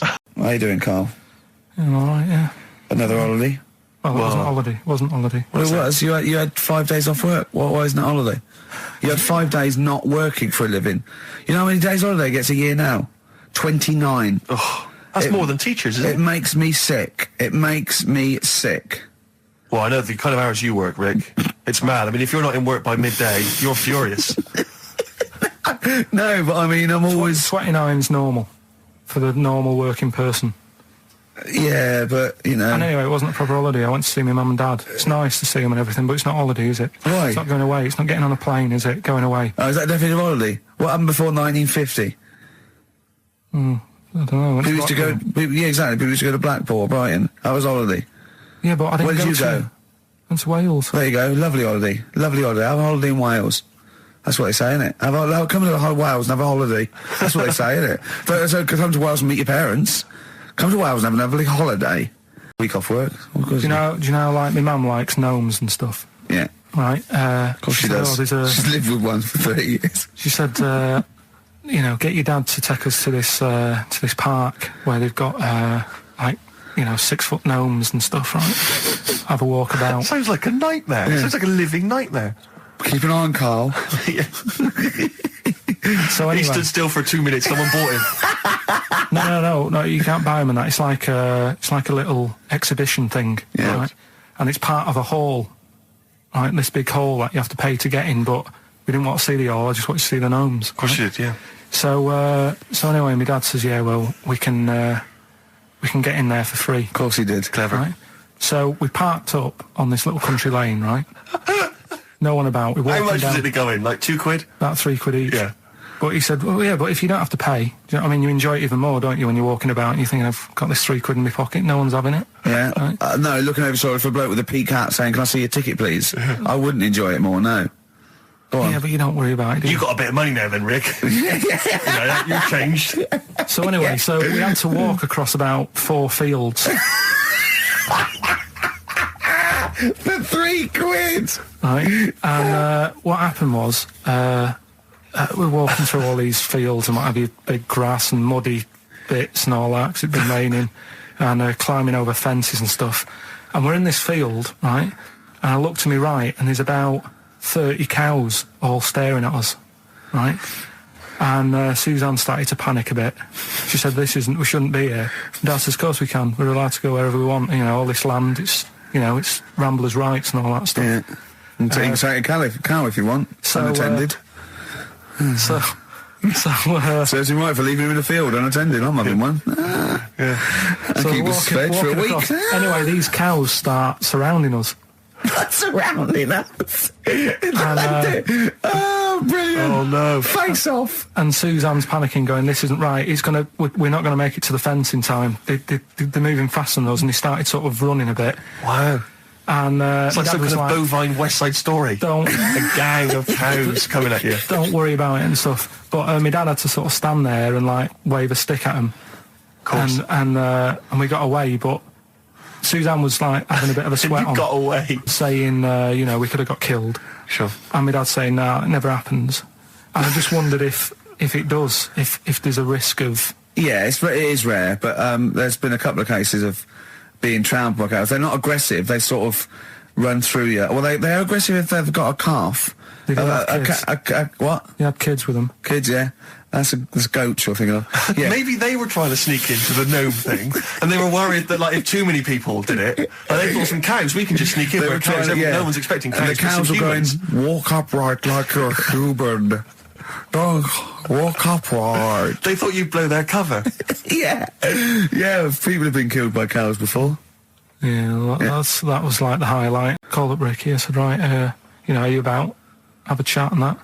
So he said, I'll just come round. It's a nice day. Have a drink and what have you. So I got round there at about 6:30, right? Go up to his door, knock on his door, right? He stood there with his tackle out. Oh. Yeah, what did you make of that? What was wrong with that? What do you mean, what's wrong with that? Why were you looking at it? Why were you looking at it? I tried not to look at it. But again, you're always sort of attracted to it, aren't you? Kind of like... I've never been attracted to another man's tackle. I don't know what you mean. You can't help but have a little sly look. Especially when it's there. When you ring the bell, and I mean the one on the door, right? And that's hanging out. And does he dress to the left or the right? It was to the left, right? Yeah, it was left, yeah. Just popped it out of my shorts for him. Just popped him out of the shorts. Should have seen the state of him. Shorts on, no top, cigar. Looked like someone out of The Sopranos. It was a mess. Yeah. And then, we sat on the balcony drinking wine, didn't we? Did you pop it back in, or was it? Yeah, I popped it straight back in. I got the laugh. Sure. I got the laugh I wanted. Yeah. He walked in, he went, it's not that hot. Straight away, it's not that hot. Oh, brilliant. And then, was that knob news, or is there more? no, it's got more knob news. Exactly. And I've got a bad back. I've been complaining of a bad back all week. He's been ill. Don't even start. We haven't worked this week. He's been ill with the flu. Still not bad. I'll tell you this. I Wednesday morning, I think it was, I woke up and I had the head, the sore throat, the aching body, and I immediately thought I've got the SARS virus. I really did. I genuinely, because I've always been a bit of a hypochondriac. I mean, Ricky pretends to be, but I genuinely was petrified. That doesn't make sense, does it? How can you pretend to be a hypochondriac? No, I am a hypochondriac, and you are genuinely always ill. You always you've always got a bit of a snuffle. So I'm justified in thinking it might be the deadly. You're a SARS sickly virus. child. I don't know what's happened to you. Well, I think it's so much to do with West Country breeding, and you haven't. I don't know. No, he hasn't got normal sort of barriers to sort of flu So and his cold. immune system is all I shot. am quite Claire, a weak, look at him. I'm quite a weak child. Yeah, I know. I'll probably die in a garret having written some bloody brilliant poetry. But then I'll die of consumption. Yeah. But anyway, so I went online to check out what exactly the symptoms of the SARS virus were. And Seriously? seriously, I did. I was so panicked. So I went straight online, and it was exactly what I had. It is a strain of flu. That's why. Exactly. That was the thing. That's what I had. So I was thinking to myself, because it said the incubation period was between 2 and 7 days. I thought, well, where have I been that I could maybe have got contact with people from? And then I thought, wait a minute, BAFTAs. I think I brushed against a couple of the guys from Banzai. I know. I'm thinking, hang on. Yeah. Wait a minute, that makes sense. Yeah. And so I was suddenly getting a little bit eggy, because I mean, there was a lot of people. There's like 1,500 people at the BAFTAs. So I mean, any one of them could be carrying it. Yeah. So I was really just panicked, but I didn't immediately rush to the doctors. No. Because you've got to wait for ages down there. Dr. Shah's brilliant, but you've got to queue up for ages, because it's down in Swiss Cottage where I live, and I'll tell you, there's some dregs in there in the waiting room. Oh man alive! People who've just gone in there to read the magazines, and they're just sat there. There's some people who just waste the doctor's time. That's what annoys me. A lot of old people, a lot of Saga listeners, who just waste people's time. I know. I went to accident emergency once because I'd done my leg in, and I'll tell you what, you look round and you think, oh, look at all these people. Look at these, they should be, there's hardly any of them weren't handcuffed to someone. Exactly. You know what I mean? You go to Casualty on a Friday night and it's like, oh, awful. Yeah, and there's and so I mean, it was that thing. Well, I could either go to Dr. Shah, but that's NHS, or I could go to one of the Medi centres. They charge money, Claire, and I mean, I know it's a killer disease, but I'm not making cash. You don't want to, you don't want to. Because what if it isn't? That's money wasted. You don't get your money back, do you? I mean, I really need him to say you've got the deadly SARS virus for it to be worth the 80 quid. Exactly. And as I suspected that, it was 50-50, I decided not. I decided to ride it out. And thankfully, so far, I've not died. Looking all right. What I really want to talk about was Ricky's white suit. Oh yeah. Okay. Well, listen. Classic. Well, let me explain. Wow. Never mind all that. One, it's actually, I bought it for a photo shoot because I'm doing this thing. I've got a DVD coming out in October, and I'm doing a spoof of the front cover of Thriller. So I bought a white suit, and I got it right. And I thought, well, I might as well wear that then now and get it dry clean. I thought you blagged it. And I thought when I put it on, I looked a bit like Sean Connery as James Bond. Apparently, I looked like Tattoo from Fantasy Island. The little midget guy. Yeah. Sure. Which was, I did watch it back, and there are some resemblances. At one point, I did plan, which was, I don't know why. Yeah. I thought, well, when he suggested he was going to wear it, I said that's crazy. I said it's madness, because I knew it would come back and haunt him. I got away with it though. Well, did you? No. I mean, what was it I said to you? We were talking about it, and he said, he said, what are you wearing it with? A sort of white shirt and a white tie. I went, no. I wear a black tie. He said, right. He went, you should do it with the white shirt and the white tie. He went, do that whole Randall Hopkirk thing. And I went, well, that's what I'm worried about. He went, what, you're worried people think you're a ghost? I mean, pathetic. I didn't think it was a good idea. I just love the way that if you're a celebrity, somehow you're allowed to wear, like, nonsense, outrageous clothes because it's kind of expected of you, because, you know, you're But it wasn't a public mental. eye. It wasn't like But there's Graham no- Norton going in curtains or Jonathan Ross dressing up as Lawrence Bowen. It was just a white suit. But it's just wasn't that it? thing of, you know, I am. It's cheeky Ricky Gervais here. Look what I'm wearing. I was worried there was going to be chocolate mousse, though. Yeah. Or Johnny Vegas was going to greet me and throw up immediately. Yeah. It was sort of like I had to keep away from people. And what you're sitting on. But I tell you what, I think it worked with Anne Robinson, didn't it? Do you think she did it? winked Yeah. at you when you went. She liked you. She just can't stop that. No, she's no, made, there she's was a made it into a special- catchphrase, but You made Yeah. her giggle like a little schoolgirl. I knew it was safe, though, to say that thing about her drinking, because I'd done a non-broadcast pilot with her this year. For a friend was the producer, and it's a new show called Look Who's Coming to Dinner. And the premise is I choose sort of Right. 6 heroes that are alive, and so I knew it was all right. So I didn't just go out there and start insulting this that- poor that- middle-aged woman. that's I sort of okay. knew she could take a joke. She's all right. She's obviously she's not really like that. So yeah. No, but I loved the way she just giggled like a little girl. She. would you ever do any of those? celebrity Absolutely things? not.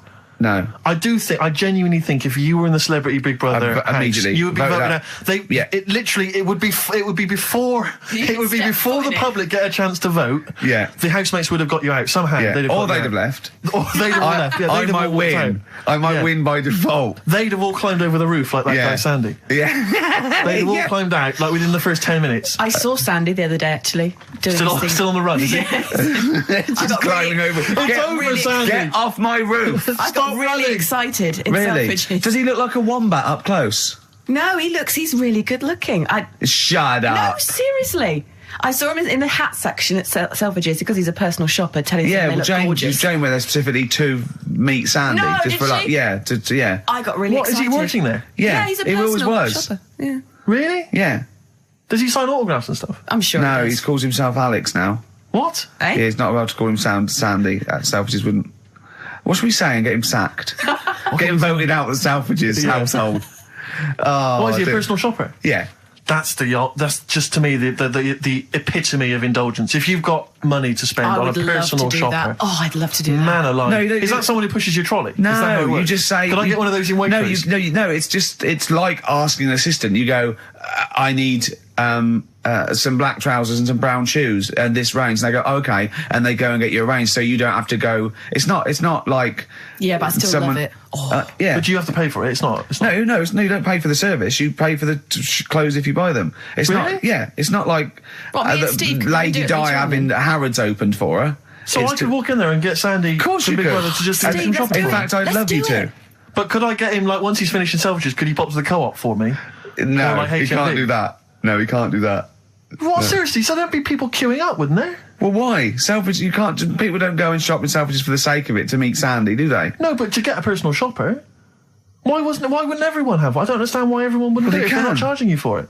Oh, Steve, you and me later on. I'll tell you this, I don't think people realise that, Rick. He's going to be inundated now. You know, when you go to Selfridges, you will not be able to buy that suit you got for £97. It's a lot more expensive than that. What? You can't. $105? You can't get shoes for £29 in there. I'm not bothering. No, exactly. You see, that's where you're going to come unstuck. No, we were talking earlier about the fact, because I've been ill this week, and so I've just been lying on the sofa, dosed up.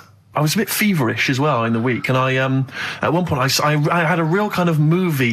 If I'm ill, I like to be like you're ill in the movies, and I was tossing and turning in bed. I had the fever. I was waking up. I was sweating, all sorts, and I keep waking up really early, and I'm sort of watching daytime TV for hours, and the adverts that you see in the daytime, I mean, because we do actually work. A lot of people think we just doss around all day, but we do actually work, and so I don't get to see TV in the day much. And the adverts, it's not adverts you see at night during. I know. They're incredible, and it's like. Was it for surgical stockings? Well, there's a lot of them are either aimed at people who basically are waiting to die. right. It would seem, or I love that advert. Waiting to die. well, they are a bit like that. I mean, there's a couple. There's one with Christopher Timothy. He sat in a pub on his own, just having a pint in the afternoon. I think this was before he. Became a doctor. He's having a pint on his own, looking through the job He's had a ads. good career, any vet, doctor. I think he's always wanted to play a lawyer. Yeah, and he basically says in so many words, I can't remember it verbatim, but he basically says, you're probably getting on a bit. You're not going to be around forever. You could drop dead tomorrow. Have you made provisions for your children and your family and your wife? And I think you at home were supposed to go, oh Christ, I haven't. Oh. And I was feeling my testicles earlier. They are a bit lumpy. Yeah. Oh no. You know, or and I've got a bit of a I had to cough. bend down quite low to feel them. Exactly. So, you know, I am getting on a bit. Exactly. In fact, I what know. I do now is pull them towards me and kick them up like Beckham with a ball. Yeah. And on the way back down, I have a quick feel. Yeah. And yeah. Or when the kids come to visit. Yeah. And, Stop playing with Grandad's testicles. Where have you put them? Where have you put them? We've put them on the mantel. Oh, you little devils, go on with you. Do you want a Werther's original? And that's another advert you see constantly, Werther's Originals. So they've got those, and then they've got the adverts, which I always love, which are adverts for any kind of, you know, Claims Direct or any of those things. It's just, invariably there's a reconstruction of an accident that might have happened, someone tripping over a paving slab. There's one which is particularly chilling, of a guy who, I think he's with his kid watching football, and he's thinking to himself, you know, I bet he's thinking, I wish I could join in. And it flashes back, and there he is up a ladder, on a very shiny surface with no one supporting it, frankly. Which He's is asking for trouble. Frankly, I blame him. Yeah. And then it topples for no reason. I don't know why it topples. Right. Wind, let's say. Yeah. Whenever I see it, I always think, I hope he never walks again. well, he falls off it. Did he smash his face in? Did he fall on a spike? Because if he's going to go up that ladder on a shiny surface Unattended. with no one holding it, right? Did he fall? Did he crack? Did he fall backwards on his head? The little. Worse still, Right? Gervais. Did he do the splits and crush his nuts? No. Worse than that, One. he made a considerable lump sum of cash thanks to the efforts of one of those claims companies. Eh? Oh no! All right.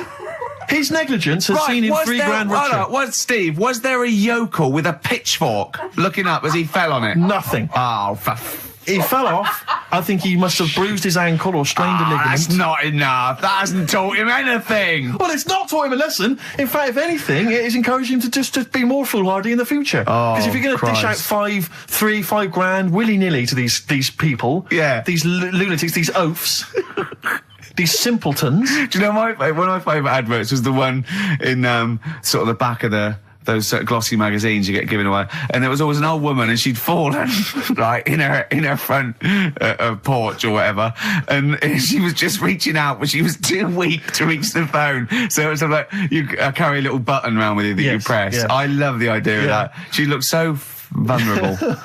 It was mine. But it's just, I always feel with those kind of those claims adverts that it's almost like saying, I'm not going to say it explicitly. Here are some ideas for you. You know, paving slabs. Is there one near you? Could you have a little trip? Exactly. Yeah. If you've got a step ladder. Yeah. I'm not saying anything, but maybe you know, read between the lines. The shiny floor. There is money to be made. There's Kings of Leon on XFM 104.9. I'm Ricky Gervais with me, Steve Merchant and Karl Pilkington. Steve, I want to talk to you. I think it was might have been Wednesday night. I was in the pub. Phone goes. Karl goes, "You watching that thing about parasites?" Right. I went, "No, I'm out." He went, "Oh, fella with a maggot in his head." Fellow with a maggot in his head. Yeah. And they go, "Oh no, he's pulling it out now." Oh God. I said, "Well, I'll get it. I said, "Yeah, see you later." About 5 minutes later, I get a message on my phone. Beep, beep. I look at it. It just says, "Oh no, there's a fella with his fish up his cock now." There's a fellow with a fish up his cock? Yeah. Right. Okay. Do you want to explain that, Carl? Is it one of those little ones that swim up if you're having a slash in the Amazon? Yeah. Yeah. That's weird, isn't it? But it was still like stuff like that. It started off with What does the fish do when it gets in there? just sits there. Why? Well, what else can it do? No, but why does it go up there? Don't know. I didn't listen to that bit.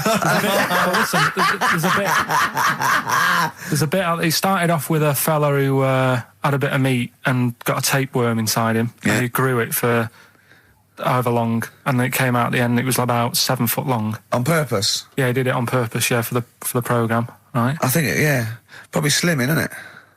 Well, I was thinking that could I mean, you're a fan of Waller. Could he purposely have about 8 of them? What, Rick Waller? Yeah. It's a good idea. Because they were saying how they eat, a lot of stuff when they're in you. They just eat all Well, of it. they take enough so you don't die, nor do they, yeah. But, I mean, you've got to keep taking them out, haven't you? Because you'll still have the same weight, because it's got to go somewhere. So you'll have them in you. What you got to do is, let them eat your meal and then take them out. Do you think worm watchers will catch on? Yeah. So anyway, so that happened, right? And then, yeah, there was a woman with a maggot in her head. A woman with a maggot in her Yeah, head? she went on holiday, it got in there somehow. And, Stowaway. it just, oh, it was massive. And the thing is, she had a hole in her head, and she's there being interviewed with the doctor, like, and you can see it just sort of sticking its head out. Like, do you know when you see a cartoon with a maggot in an apple? Yeah. And it looks around like that? Yeah. Why didn't they just take it out there and then? I think they could have done, but the doctor's messing about. It's like, well, it's good for the show, isn't it? And they left it in there. Right, that's libelous. Well, That is libelous. but I found it weird. Why not just grab it? When Because there must be a reason. There must be one of those medical reasons that you don't really know about, Carl. Right. And another bit. This was the best one, right? Grab it! Right. There's this fella, and he was on his bike, right, Yeah. cycling to work or whatever, and he sort of sees this thing in the corner of his eye. Right? Literally in the corner of his eye. Or you mean he Yeah, saw he just said he saw in his something. peripheral He vision? saw Okay, something yeah. and thought, what's that? Yeah. So he thought, oh, doesn't matter, whatever. And he stops off at a cafe, right? Yeah. Get a little scone, a tea or whatever. And he goes in there and he's sat down, and the waiter comes over. He says, yeah, what do you want? He said, I'll have a scone and a tea. He goes, all right then. So he goes to get it, comes back.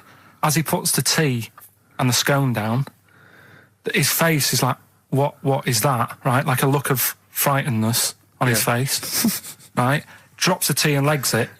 So the fella's going, what? So he legs it after the bloke and goes, what? And he says, oh, something came out of your nose. That was massive. Sorry, something came out of the Listen, guy this is all serving. true because people would have watched it, so don't start saying it Sorry, didn't but hang on, happen. I just need to clarify. The guy I on the don't. bike... I don't believe he ran away. Wait a I minute. don't believe he legged it. I don't believe he had a look of frightenedness on his face, and I don't believe he said something massive came out your nose. Wait a and minute. I don't even believe he had a cup of tea in the scone. These are the things that I think are embellished. But who had something coming out of his nose? Was it the guy serving the scone? The one who was on the bike who ordered the scone. Yeah, but what It was came it? out of his nose. Yeah, what was it? Came out of his nose. Right. So he goes home and he thinks, I've got to sort this out because it's not good and that. So he But sat. what? No, it was out of his nose. So you mean it poked out of his nose? It didn't come out. It just said hello and then it... It was like the maggot in the head. Yeah, He just yeah, popped, it just- popped his head out, had a look around and went back in. Why Like, did the bloke drop the tea and run? well, it's weird, isn't it? All right, so he goes home. He goes home and he goes, oh, God, you know. So he sits in front of the mirror and he's sat there waiting. This thing comes out. Again, sort of looks round, goes back in again. So he goes, oh, No scones. right. Not interested. So he goes, I've got to sort this out. He goes to the doctor's, says to the doctor, I've got something up my nose. It just keeps coming out and having a look round, going back in. Didn't say that. So the doctor's like, oh, I haven't heard of that before, right? Didn't say that. So sat there. He does it again. The doctor looks, frightened again. Runs away. Yeah. Well, He's got a look of frightenedness on his face. He had a look of medical frightenedness. He dropped his stethoscope and legged it. No, he said, I know what it was. So what? So you got a leech up your nose. He had a leech about that long. What's radio? Well, how long's that? 4 inches. 4 inches coming out of his nose. Next time it stuck its head out, he grabbed it, pulled it out. That's horrible, though, isn't it? U2, the sweetest thing on XFM. Ricky Gervais, Steve Merchant, Karl Pilkington. So we're with Carl in the week. So what can we do this week? I was saying, well, don't do Rockbusters. That's dead in the water. I hope the listening public agree with me. He's going, well, I want to teach stuff again. Remember what I taught you last week? I went, no, no idea. Were you joking? I went, no. And he went, Ivan the Terrible gouged out a fella's eyes. Yeah. He actually said Ivan the Terrible at the time. Yeah. So I can't remember. This was a man who had built something for Ivan the Terrible, and then But his idea of education is telling someone something that knows more about the subject than him, so they can correct him when he's telling them it. And so I said, well, I don't know. And he gets annoyed that me and you are dubious against monkeys who perform bank robberies. And he goes, but you believe in Newton. He doesn't know the difference. I was trying to explain the laws of the universe, right? It was going, what do you do? And so all I come up with, I thought somewhat interesting. You know, when you tell a child maths, you say you've got 3 potatoes and you've got 4 potatoes. I have to do that with science to Carl. So I ended up saying, imagine you're in a shopping trolley with loads of house bricks. If you throw the house bricks out, you'll go the other way. He loved that. Right. He didn't you? because I didn't know that would happen, and it's sort of useful to know. It sort of explained a bit to me and stuff. Yeah. Right, and that's why I like doing stuff every week. I think listeners go away going, well, I didn't know that. Do you know what I mean? Carl told me something there. They forget it instantly, just like we do. We're friends of yours, and we forget it instantly. No, the annoying thing with you is, Steve, not so much Ricky, at least he'll listen now and again, he'll just dismiss stuff straight away. I told you loads of stuff yesterday, I taught you loads of stuff. But Carl, what you consider education... hang on, what you consider education, I consider tittle-tattle. Well... It's not education. Do you know what I mean? You seem to think it's education. It's just kind of gossip, stories you've sort of half read. Right, all right. Example of yesterday. Goldfish have longer memories than people think they do. Yeah. You said no, it's rubbish. No, we didn't. We said, where'd you get that from? We said, oh, really? From? Yeah. There's not enough information there for it to be educational. Because it's also relative. I don't know. Because that as a statement, it has no objectivity. Goldfish's memories are longer than some people think. That isn't a fact. Exactly. Because we don't know how long do people think a goldfish's memory is. Do you see what that isn't a fact? Whereas Newton's laws of physics and the universe are. Right. Yeah, but it was just a little thing. And I taught you more than that. I said about there's loads of Chinese people, if you put them in a line, you can't get to the end of it. I don't know what that means. I don't know what that means. There's loads of Chinese people. We know that, but what? If we put them in a line, we can't get to the end of it? We just say there's about 1 billion Chinese people in the world. But what really annoys me is, right, I read something on the internet the other day, because I'm always trying to learn stuff. Yeah, no, you are. I know you are. Right? Yeah. And you're having a go at me because you're saying, well, what does that mean? Yeah, there was a report on, I think it was Anna Nova or BBC News website. It said, the world may end in 32 million years. Right, first of all, it says may, it doesn't say it will. And 32 million, who's going to argue with that? And yet they're allowed to put that on a website. You're not having a go at them. No, but you didn't read on. There's more information. That wasn't meant to be a news flash to worry people. That was like, oh, scientists have discovered that possibility. That was just like. Yeah, but again, possibility. No, but Carl, yeah, but there's other paragraphs that you haven't read. You see, that'll have to give explanations as to why they think that might happen. So therefore, it becomes a news item. It becomes educational. It's not just the headline, the bullet point. The headline's just supposed to draw you into the story so you read on. Yeah. That's not all the information. But then I was trying to come up with things to excite you, and I realised that I was opening a can of worms. I was trying to come up with facts for him. He was going, give me facts. So I said, oh, okay, why can't an owl, why does an owl have to turn its sort of head 180 degrees? And I said, it's because the eyes are so large, it has a huge focal point for its sight, that they can't move within the skull, right? And he went, well, why'd they do that? Why didn't they just do it, give them normal eyes, and then after I've turned their head? I went, what do you mean? Why didn't they? He went, well, whoever did that. I went, well, it was evolution. He went, it's like giraffes. I read that giraffes grew their necks to eat food. So they didn't grow their necks to get the food. The ones that had upshots lived longer and so got the food and passed on their. He went, yeah, but why didn't they just give them wings? I went, why didn't who just give them wings? He got angry and went, whoever gave them the necks. So his understanding of evolution made me fall on the floor. Who do you imagine is they? Because you don't believe in God, do you? So who is it you imagine is they? Well, whoever made us sorted us out. Who? I don't know, it just happens, doesn't it? Yeah, exactly. Well, there's no will to evolution. It's natural selection, isn't it? I still don't get it, though. We talked about an hour, didn't we? I know. Yeah, but to be fair, I watched as Ricky tried to give you actually what was quite a concise and educated version of evolution. He tried to explain it to you, and I have never seen a person lose interest quicker. But I tried to use actual fact, then I tried to use metaphor and analogy, then I showed you some computer programs to show what biofeedback is and everything. I tried all these things, and Steve's right. You were looking out the window. Have you ever spoken, Carl, to someone who's got Alzheimer's disease? And you try to explain who you are, and they're listening, and then that's what you're like. It's extraordinary. But listen, seriously, I went home, I found this book, I found a couple of facts which I think are more up your street. Evolution, a little bit complicated, a little bit big. But this one, I think we may have mentioned it before, I think you'll like this. This is from a book of facts and trivia. The Egyptians trained baboons to wait on tables.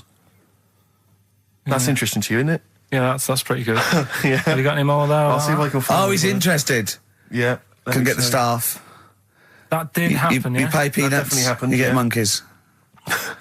And then what did they go off and do after that? Well, it doesn't say. So I this is love it. the fact that he thinks, right, okay, so in his mind, it's now the monkey going, it's 5:30, I'm off, you know I was going early today, and they go off maybe dancing or something, or they come in late.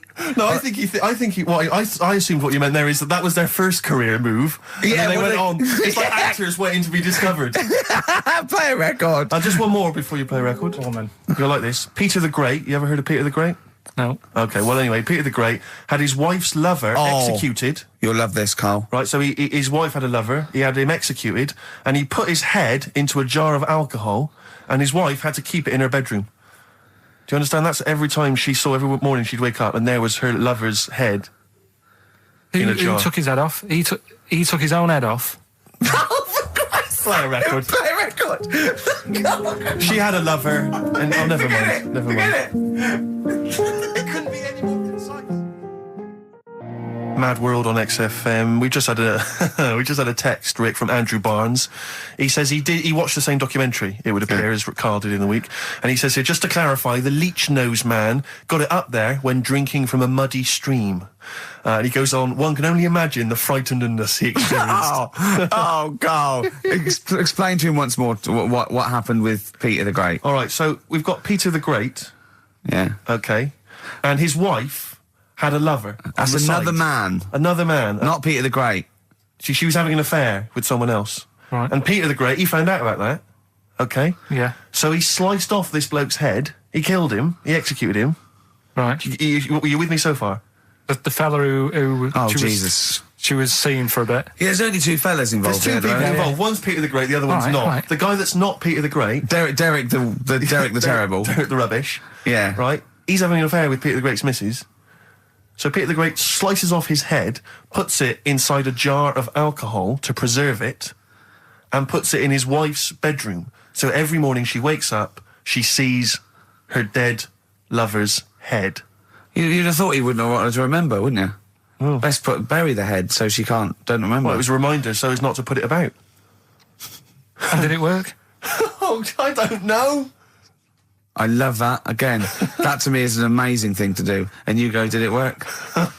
I mean, you've got quite an interesting mind, actually. I mean, you are, in some ways, really, really bright and intelligent. I love the way you think. You're one of the cleverest blokes in some ways that I know. Hello, it says I've got common sense. Well, yeah. And that's more important than knowing about, But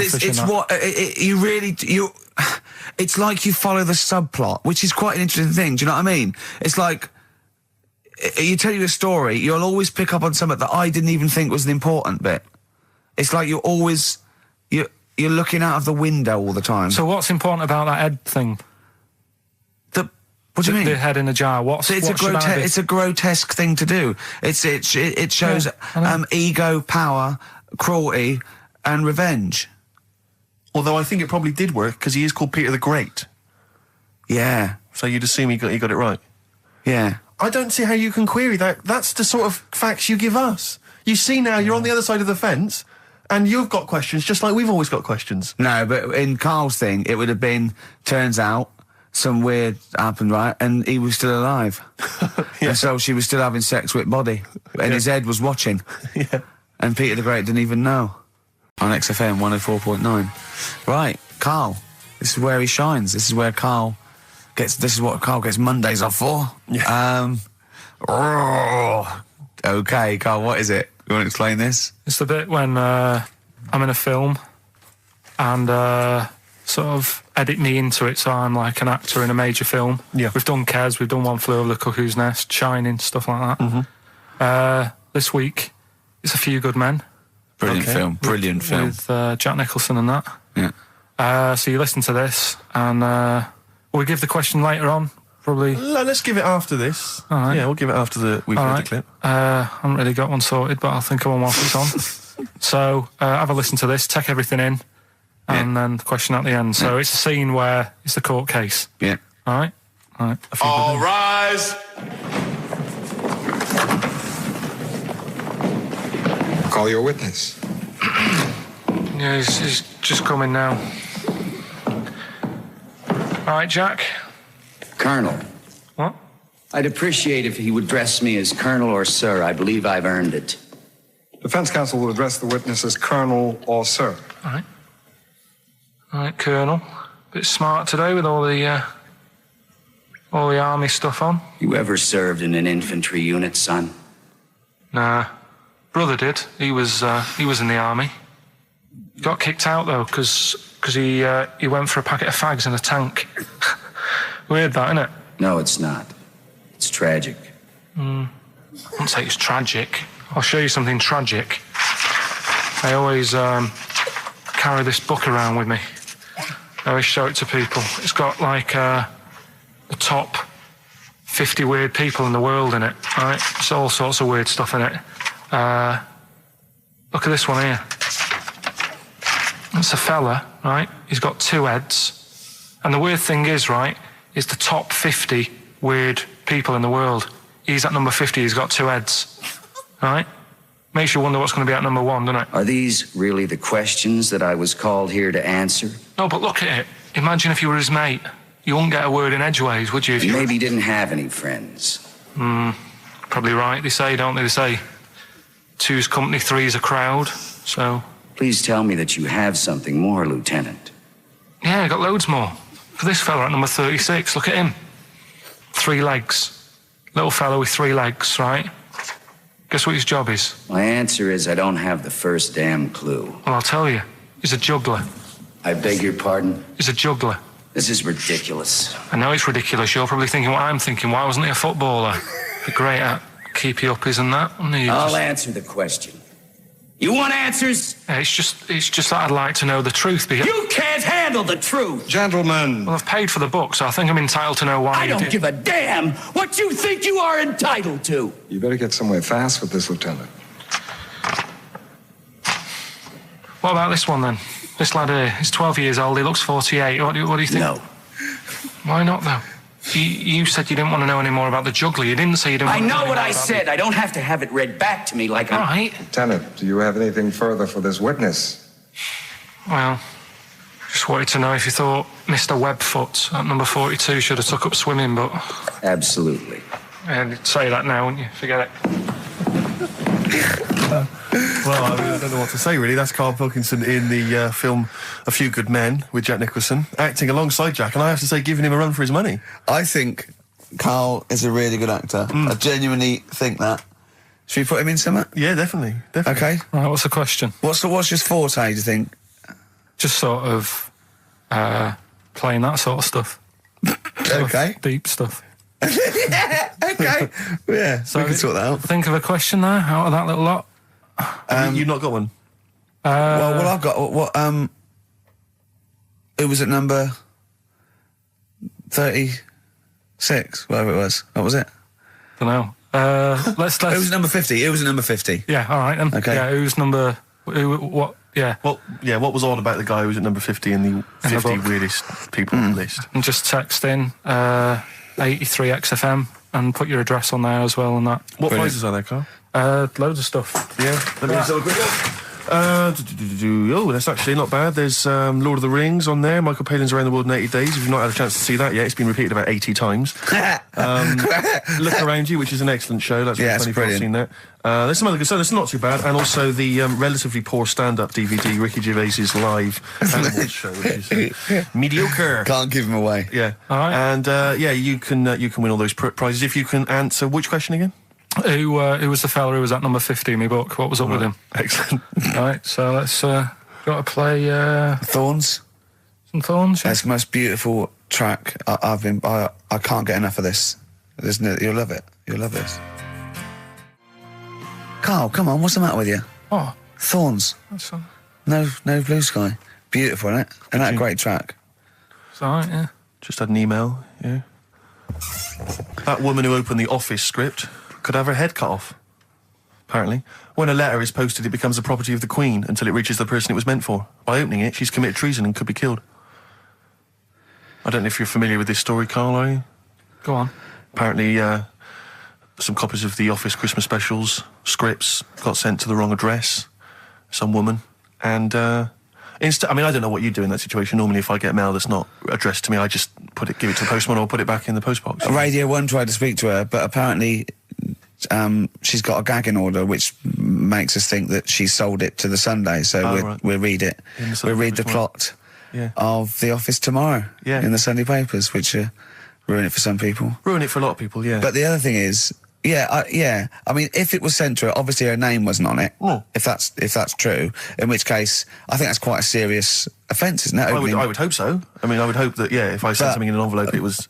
But the BBC, the BBC, thinks that because the person they said it was meant to be sent to got his, he thinks maybe that's an excuse.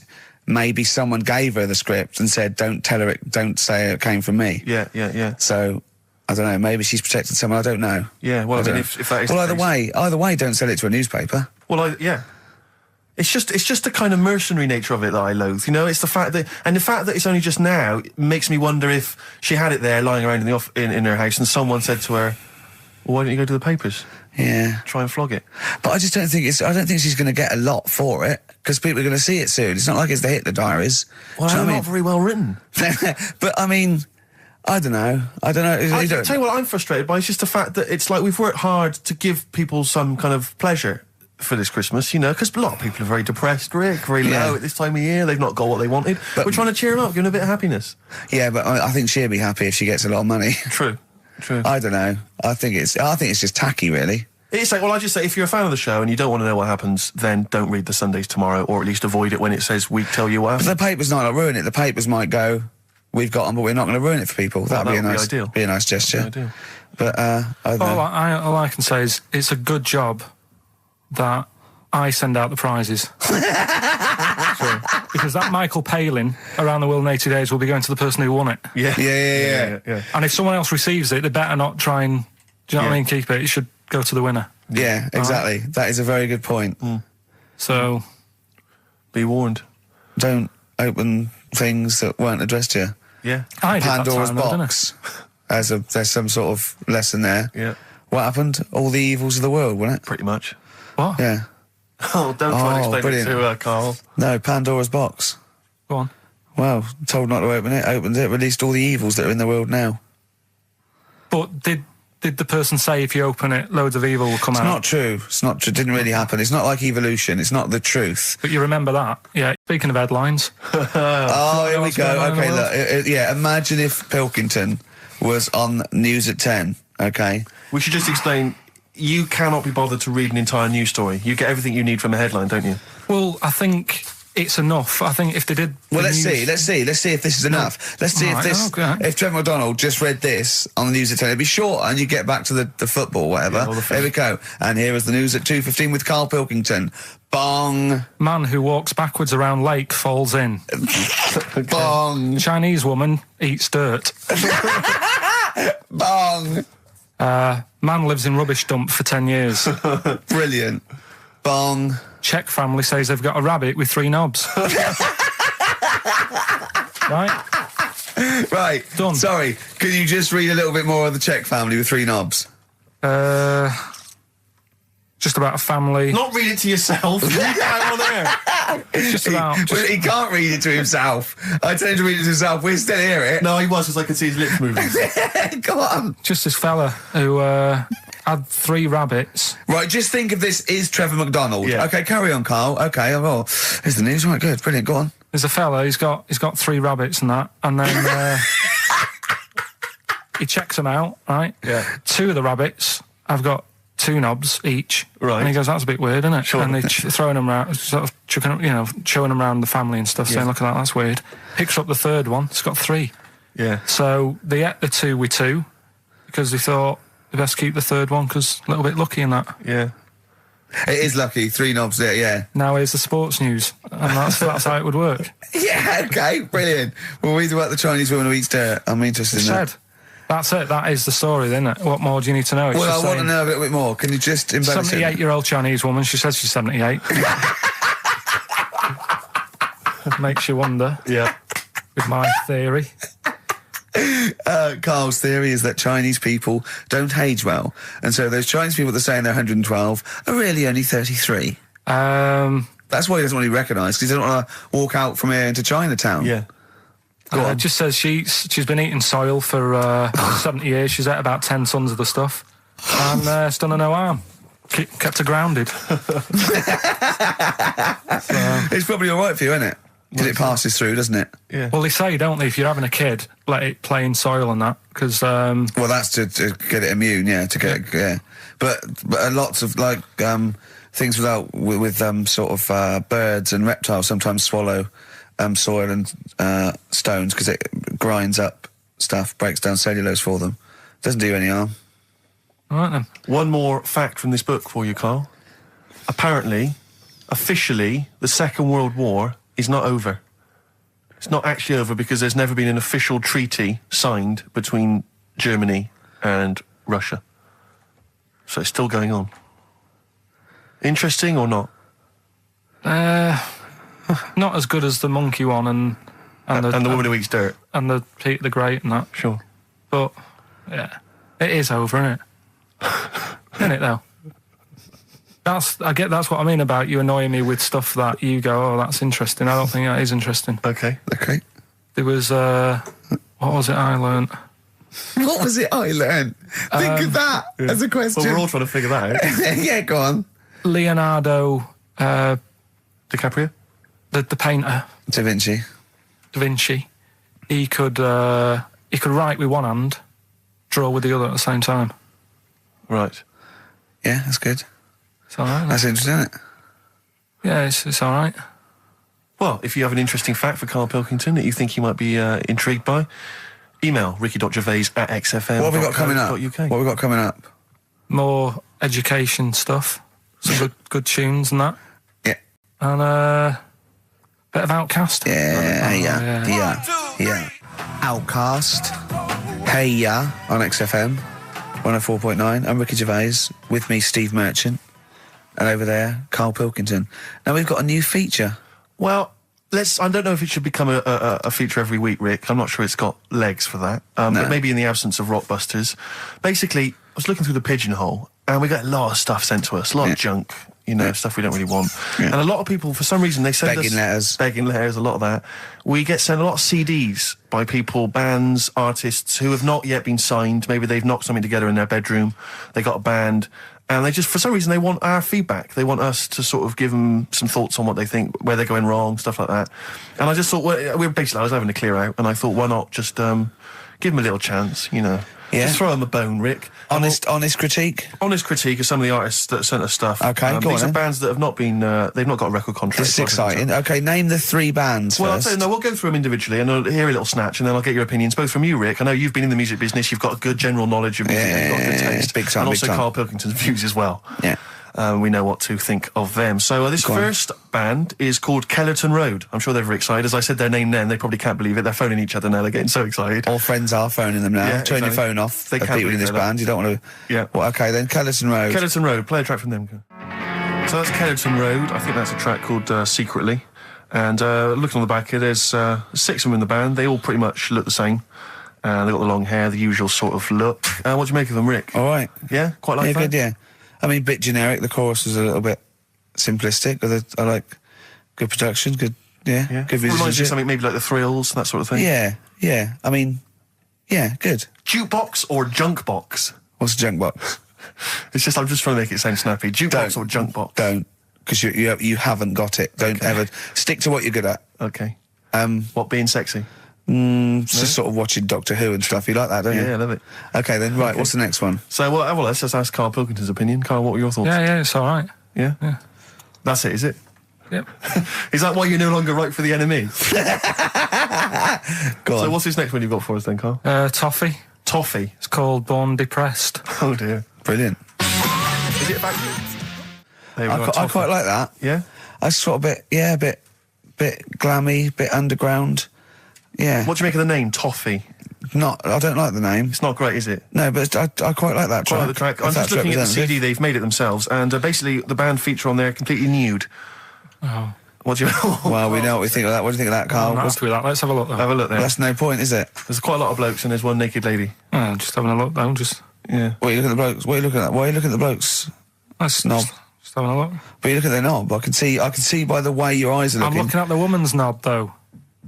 Well, she won't be happy with that. No, that's a bloke, Carl. Yeah, that's where you've been going wrong. Yeah, that's the woman. Yeah, Yeah. that's what I was looking at, that one. The woman's knob, so that's all right. Yeah. Good. So Rick, hit parade or shit parade? I don't know if it's going to be. I don't think it's going to be a hit yet because I haven't got backup. But I think we're looking more about whether they get A record deal. Do you think they deserve one? Yeah, I like. Thumbs up for both of them. Okay, excellent. Well done. All right, well done. And Carl, play the last one then. What did you make of it? Sorry, we didn't ask your opinion. We weren't interested. Like to see him on CD UK. Just like that on the CD cover. Okay. And this last act, I think, is this right? Picture Centre? Yeah. Picture Centre. Picture Centre. My favourite. You like that? Yeah, that's my favourite out of all of them. Good. There's a bit of Amy Mann in there. A little bit Cocteau Twins. Yeah. No, really good. I really like. Really good. Really intriguing that. Karl Pilkington? Yeah, it's all right. If you didn't like it, what would you say? It's weird though, isn't it, music? No, do you know what I mean? It's like, it depends what you're doing. Do you know what I mean? That's all right. If you're just having a game of crib or whatever, it's just on in the background. That's the thing with music. I don't think you can sort of slag any of it off. It's times, and it depends what mood you're in and stuff. Yeah. So this is a pointless feature. It's a pointless feature. We'll do it well, I again didn't then. come up with it. No, I do. All right, don't slag it off. Okay, we'll do that again then. I was quite enjoying that, but okay. No, do you understand what I'm saying? Well, that it's not worth having an opinion about music. Well, I'm not that bothered. I'm just saying. Imagine if he was on the panel of fame and going to be your pop idol. Yeah. That'd be great. He'd go along, and Nicky Chapman go, yeah, you've really improved. I really like that. I don't know what you're wearing. Dr. Fox, you were hot, baby. I loved it. Like your legs, like all your boobs and all that. Brilliant. Come to Carl. Not bothered. All right. Yeah. Brilliant. No, we'll keep it up, you know. Play a record. Yeah. Oh, come on. This is my favourite. Can I change? Well, this is my favourite out of all four of them. Lynyrd Skynyrd. Yeah? Yeah. Slam dunk this puppy. Jet. And roll over DJ on XFM 104.9. You may remember that last week we opened with some quality knob news. Knob news, yeah. It was Hitler's knob. Hitler's knob was one of them. That just sparked off into a whole bunch of other kind of knob-related discussions. Yeah.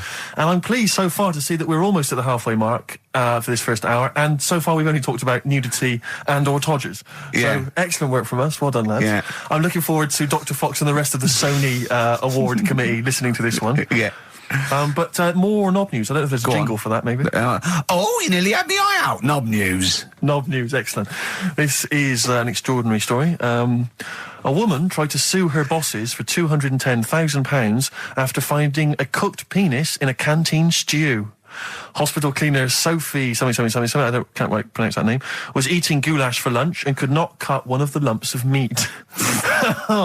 You can see where it's going. I've got so many questions already. I know. She picked it up and tried to chew it, but it was too tough. Then she inspected it with workmates, who all agreed it was a penis. Imagine that discussion. Yeah. Miss McLata said she vomited for the rest of the day, instantly became a vegetarian, and had to have psychiatric help. It's not known whether the organ was from a human. The case continues. Well, it can be found out, so that's one thing. Obviously, the doctors aren't confused. They're not going, I don't know, I've never seen one like it. Yeah. Also, why is she eating goulash? I know. I mean, that's my first question. Why? Yeah. You got lunch. Oh, what do you want? I don't know, I fancy some goulash. Yeah. Oh, some gooly lash. Goulash, Thanks very like much it. indeed. Lancashire cockpot. Oh, It's on the menu. Brilliant. Only £5.50. Wangers and mash. I'd love some wangers and mash, please. Coq au vin.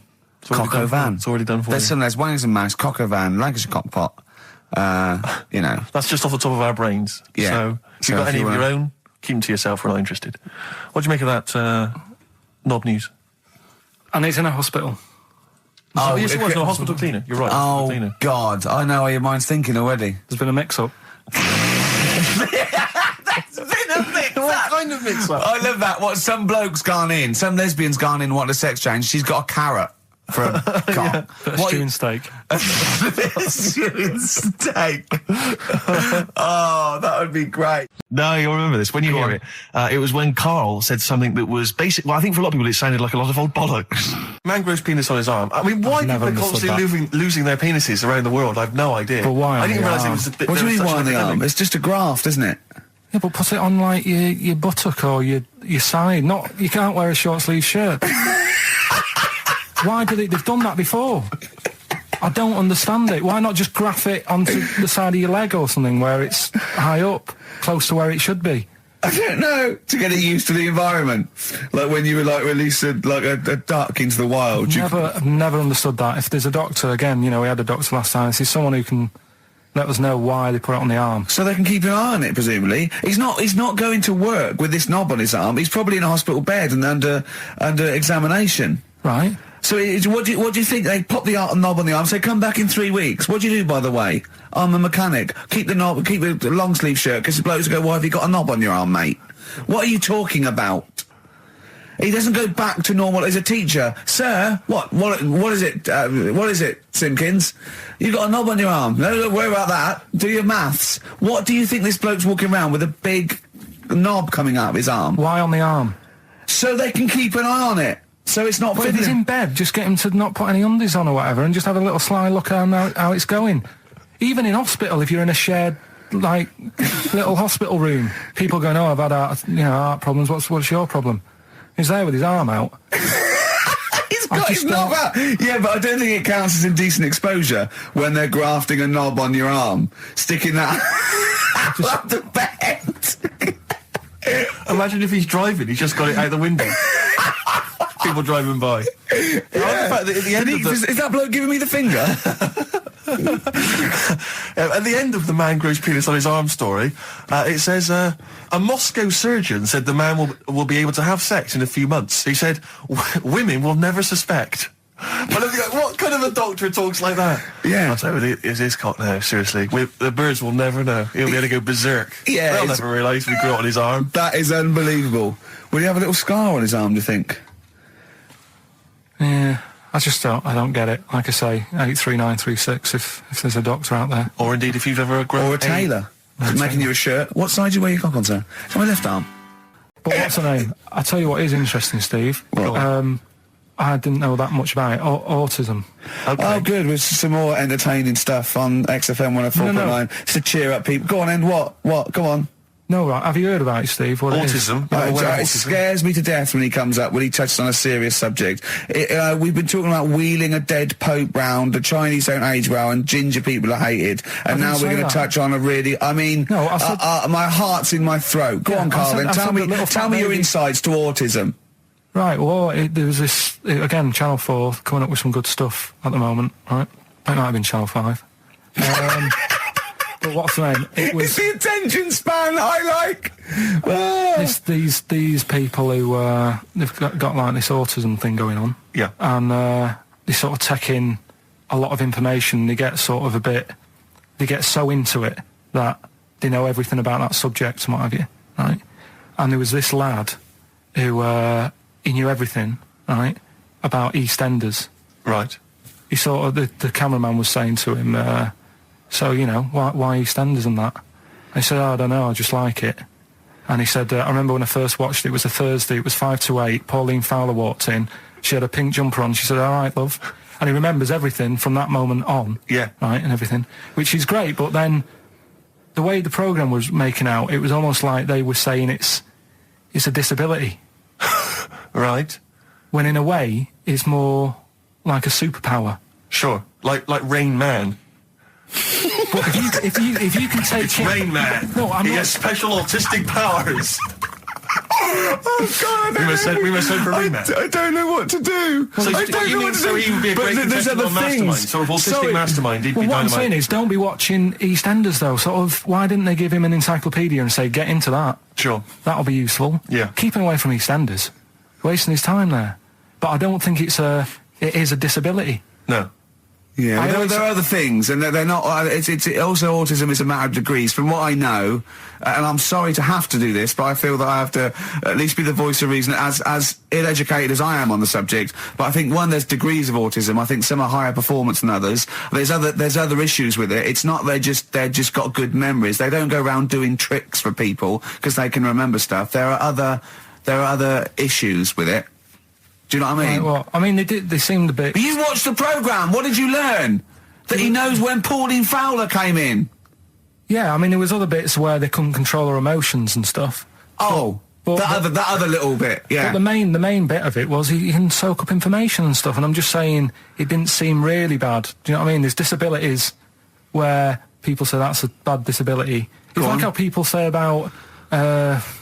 This is brilliant. This is just like this is amazing to be in a room with this man. It's incredible. You just wind him up and listen to what comes out. And I'm going to sit back now. I'm not going to defend you or explain anything. Just go on and tell me about the other disabilities that are worse. What I mean is how people can sometimes easily get mixed up. How people are scared of like a cyclop. When at the end of the day, he's got a disability. A bloke. Who's scared of a cyclop? No, it's apart just from Jason and his Argonauts. Where's this cyclop that you're scared of? No, I'm just saying in history and in books and that. No, not in history. History happened. Yeah.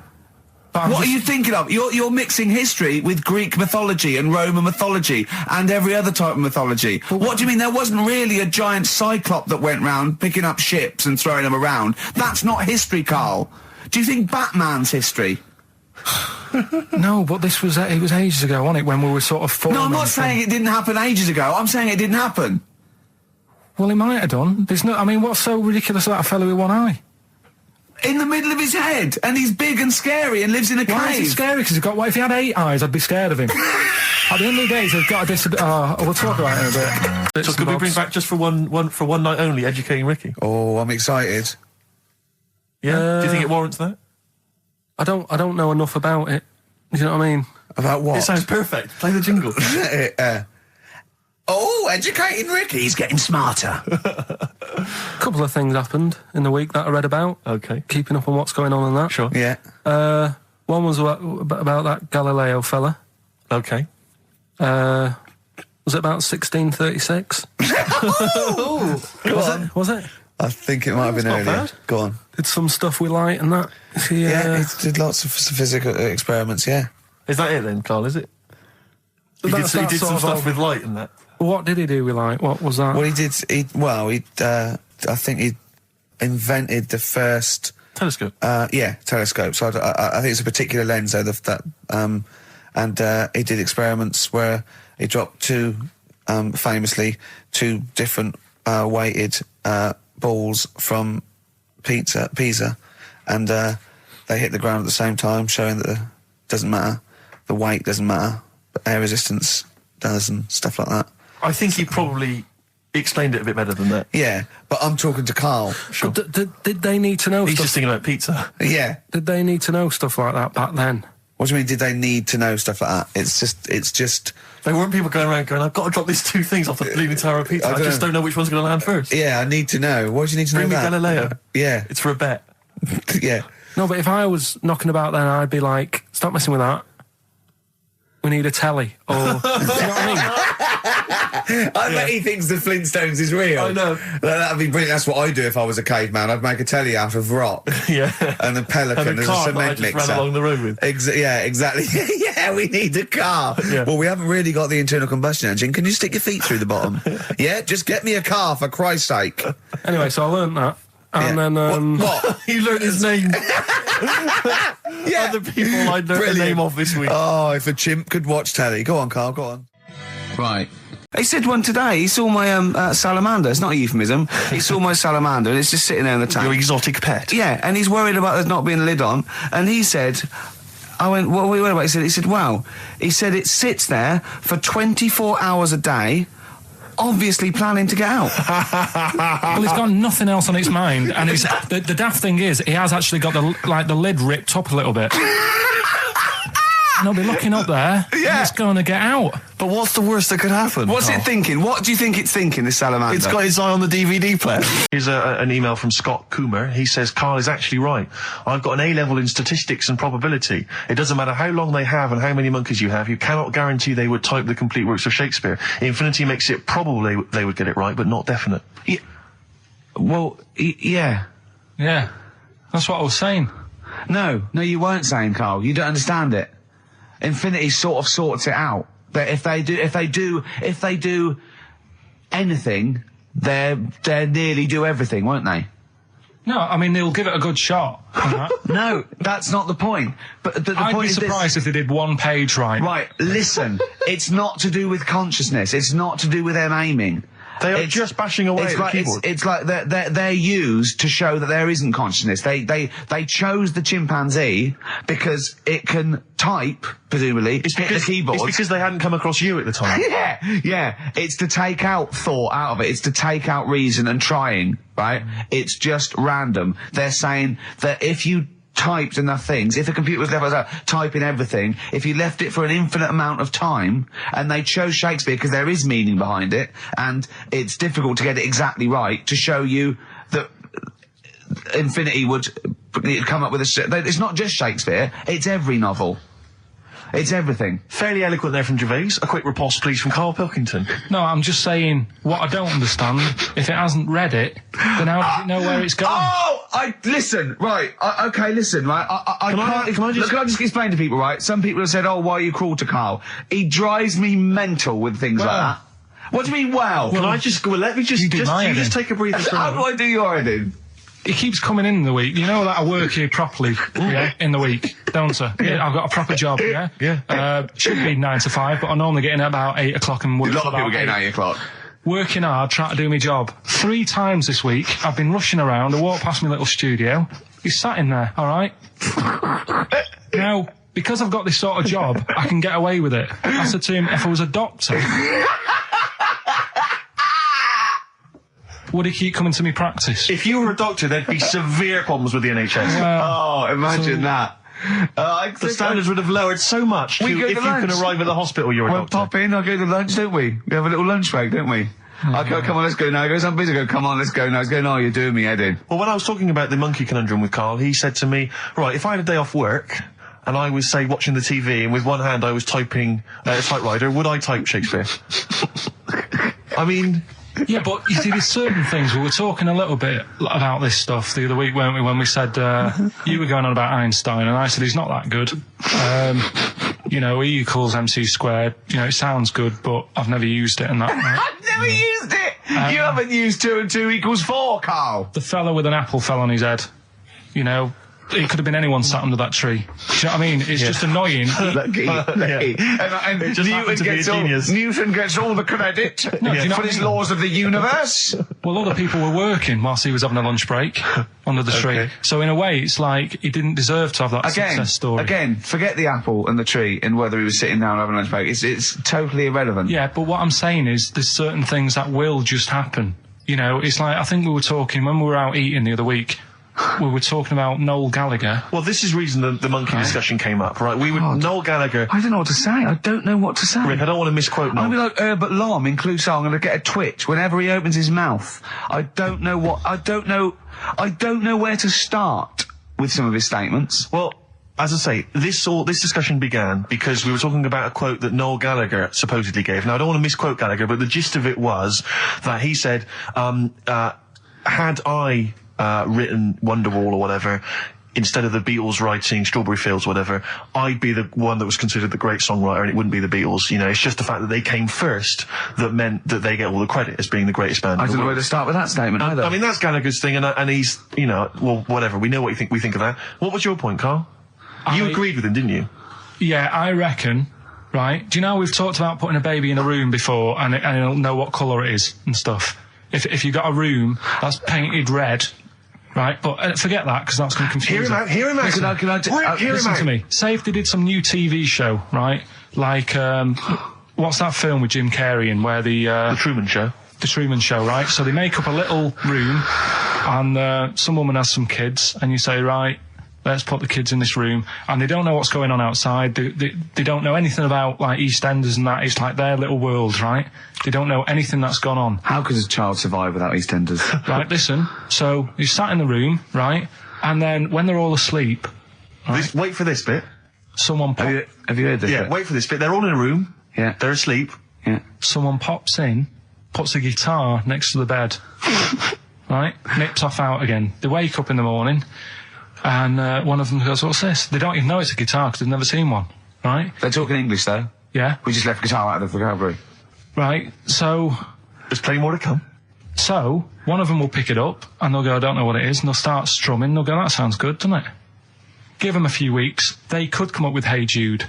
Whereas, type in Shakespeare, a monkey that can't even spell. I see that. Rockbusters answers next. I was going to say, well, do you want to do that? No, let's do it next. After the record. Just was gonna say something. What were you going to say? About gays and that. What? In a bit. What were you going to say? Oh, we'll look forward to that. Martina Topley Bird. Need one on XFM 104.9. Right, there goes the girls from Tattoo. See you later. Well Thanks, done. girls. Cheers. A Right, couple of listeners Carl, what were you saying before we cut you off? Yeah, it's just like, you know, you had the girls in and that, and it reminded me, I was talking to Steve in a week. Yeah. I think it's, when people were talking about going to Stringfellas and that, Yeah. I was talking about seeing naked people. No, yes, I asked him, I said when he used to watch, say, he accidentally flipped onto BBC Two and... The big moment here. We've had Rockbusters. We're going to have Carl's film quiz thing, isn't it? Yeah, it's a film quiz thing. I've done Planet of the Apes, right? Because one of the things we did in Lanzarote, went on this tour with sort of 3 northern blokes, and they didn't really know what they were talking about. Joking. You're joking. Northerners not knowing what they're talking about. You're having a laugh. No, they'd obviously sort of not had much luck here, right? And thought, let's go over to Lanzarote, buy some vans, right? Get people in it. We'll do a tour of the island. And whenever someone asked the question, like, what year did the volcano happen? They go, "Oh, we'll take you to the visitor centres. You can read about it there." So they never actually answered anything, right? So they were useless. But one of the things that they told us was that Planet of the Apes was filmed in Lanzarote. Right, okay. Right? That makes sense. A bit of it. Well, does it?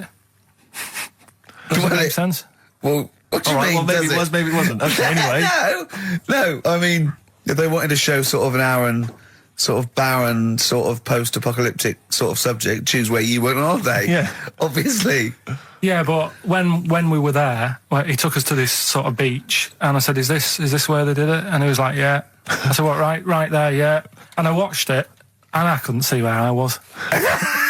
Yeah, you know that if you watch a film from 1968 and you've been to the same place, you're not going to feature. You're not going to see you in the back walking along the beach. It's a new one, new Planet of the Apes. Oh, the recent Planet of the Apes. Yeah, that's what they said. Yeah. Right. So I thought I'd sort of. Now that sounds a little bit more far-fetched. I'd have thought that was probably a lot in Hollywood. Yeah. Well, anyway, is this the current Planet of the Apes or the old one you've done? Current Planet of the Apes. This is the recent one. All right. There'll be a question at the end of it, so listen on that. Is this entertaining to anyone, this? I mean, just take the last 4 minutes of conversation. But seriously, Rick, who cares? I don't. Do you? No. I don't. DVD's selling well. Exactly, what do I care? Right, come on then. All right, so Planet of the Apes, question at the end of it, listen and win some stuff, all right? Hey, where am I? What is this place? Hang on a minute, I'll have a look.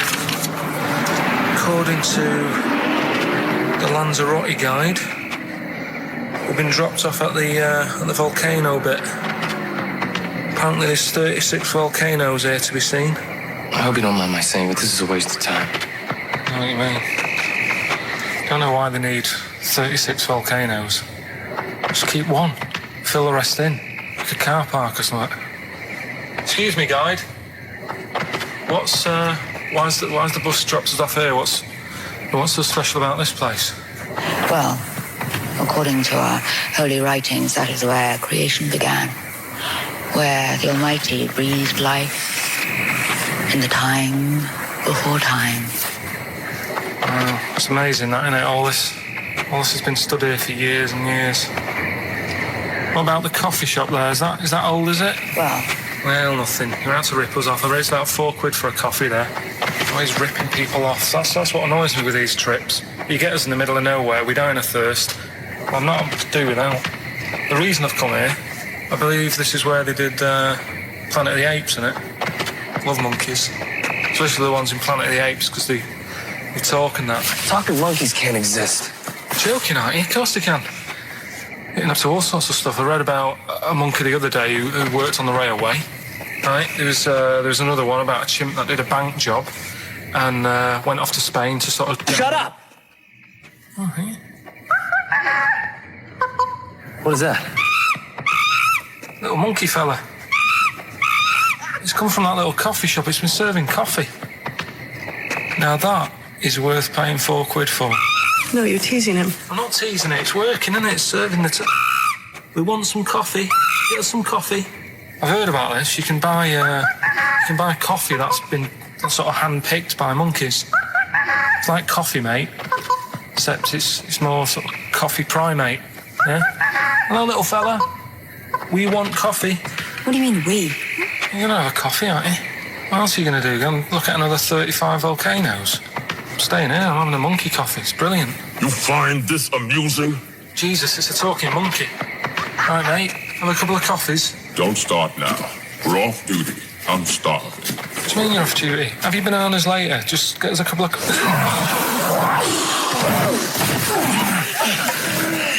Right. I understand that you're tired and you've probably been on your hands all day. Just forget the coffee. You go and get some lunch. After you've got some coach, you lazy ass. You damn human!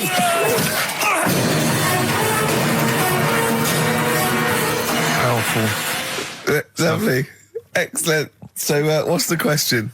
If you've been listening to the whole show, how many volcanoes do I think's on the island of Lanzarote? Okay. Yeah. I might have it wrong, what I've been saying, but it's roughly around that. Yeah, so what have you been saying? Yeah. Yeah. Brilliant. Ricky.gervais@xfm.co.uk. You're more likely to win the prize if you leave your address on the email. Yeah. Because otherwise we can't really be bothered to phone people or email them back. So, Good point.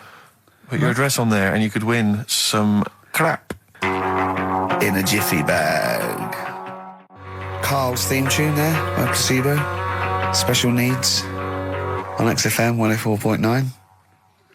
Alright. New Year's resolution, Carl? I don't know. I don't do it. Really. Don't So what worry about about something it. like, I don't know, start smoking? Do you know, there must be something. No, it's a waste of time, isn't it? Don't bother with that. Right. You, Any- Steve? Me, no, I've never really made any New Year's resolutions. I just be good to people. Just treat everyone as you want to be treated yourself. Give to charity. Hate crime, racism, famine, sexism. I know you're going to keep to all those, except the give to charity. That's... Me and Carl find that a little bit hard to believe. Never gonna happen. Well, you've always got to break at least one of your New Year's resolutions. Yeah, exactly. Yeah, well, I think I'll be nicer to Carl. What about learn more? I was thinking that. I want to learn always more. teaching you stuff. I watched... I'll tell you what, Christmas telly was dreadful this year. I don't know if I've hit that age where I think... But I think consciously I thought this is worse than usual. Yeah. And I ended up watching Discovery Channel and History Channel again, and I watched 4 episodes in a row of this fantastic documentary, 1418 War, narrated by Dame Judi Dench, and it's brilliant. I just can't get enough of it. I hated history at school, and now I want to know everything. Yeah. And I think that's mine. Learn all the stuff about stuff. I like learning though. I always say that to you. I'm always looking up stuff. When I was on holiday, even though it was sunny outside and they had big holes to look at if I wanted to, I stayed in and watched Discovery there and was watching stuff about scorpions and that. Yeah, what did you learn? Well, nothing, because it was all in Spanish. But I just watched it. What I found odd, right? What I found... Scorpions, I get it. It's only about poison. You get it. What I don't understand is with scorpions, right? They have like this sort of weapons, don't they? They have the poison and stuff, right? Yeah. Which can kill a man. Yeah. But there was a couple of little animals and that were its sort of enemy. Yeah. And it stung them and it didn't kill them. So what's the point? Well, firstly, not all scorpions kill a man. Some of them, This one did, he said. Yeah, well, they range from like bee stings to so much venom it can take down a horse on things like spiders and snakes and scorpions. So it depends. But a scorpion that will kill a man would kill a rabbit. So I don't know what you're talking about. No, there was a snake that it stuck its thing into, and some sort of beaver, and they were just like running about. There's nothing funny about that, so why are we laughing? Well, the snake wasn't running about, was it? Well, it was slithering about a bit. Yeah. What was the beaver doing when the snake... It just sort of, I think it ate it in the end. What? Ate what? Ate the scorpion. Just wandered off. Well, it wasn't a beaver. There you go. There's you've no learned that. way it was a beaver. All right, an otter. This is what you've pieced together from a show in Spanish. Well, I'm just saying, though, how come it can't kill something that small, yet there's someone on holiday that's no sort of danger to that scorpion.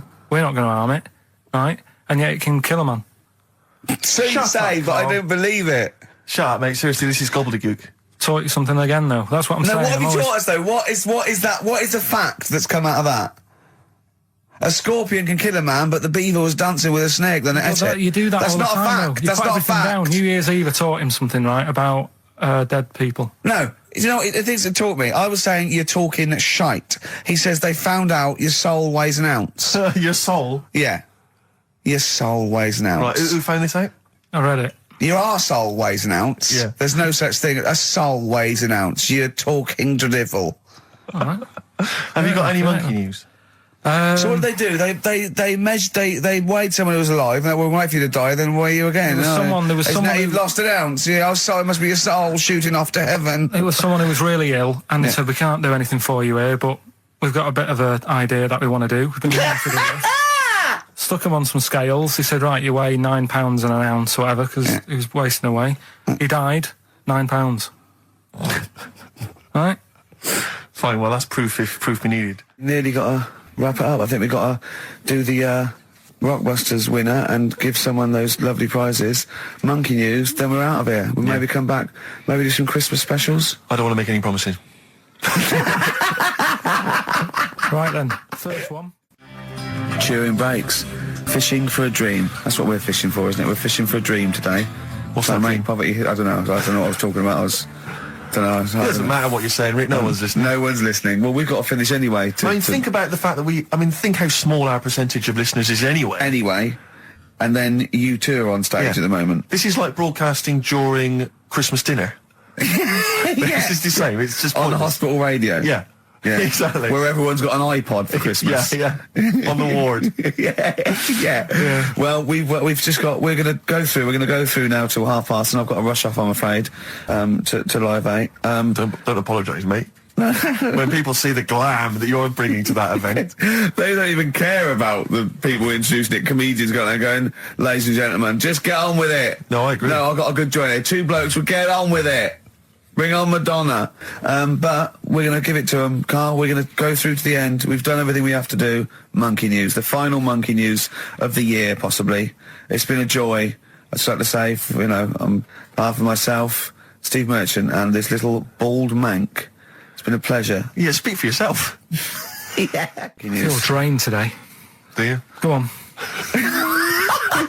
This is the strangest radio show in the world. Yeah. Isn't it? Yeah. Because we can do that. We can talk about this and go, Phil Drain today. Just like he's not, like no one's listening. Because that's the sort of thing you say socially and no one listens. Like just when you're watching up, I feel drained today. It's rhetorical. Yeah. You're not expecting anyone, not even your loved ones, to go, oh really? They just go, that. But to do it live on air, no one's listening. What I mean is just give us a jingle. But the exactly. But the truth is, the contempt we have for our poor listeners is unbelievable. The listeners aren't listening, and we don't want to be here.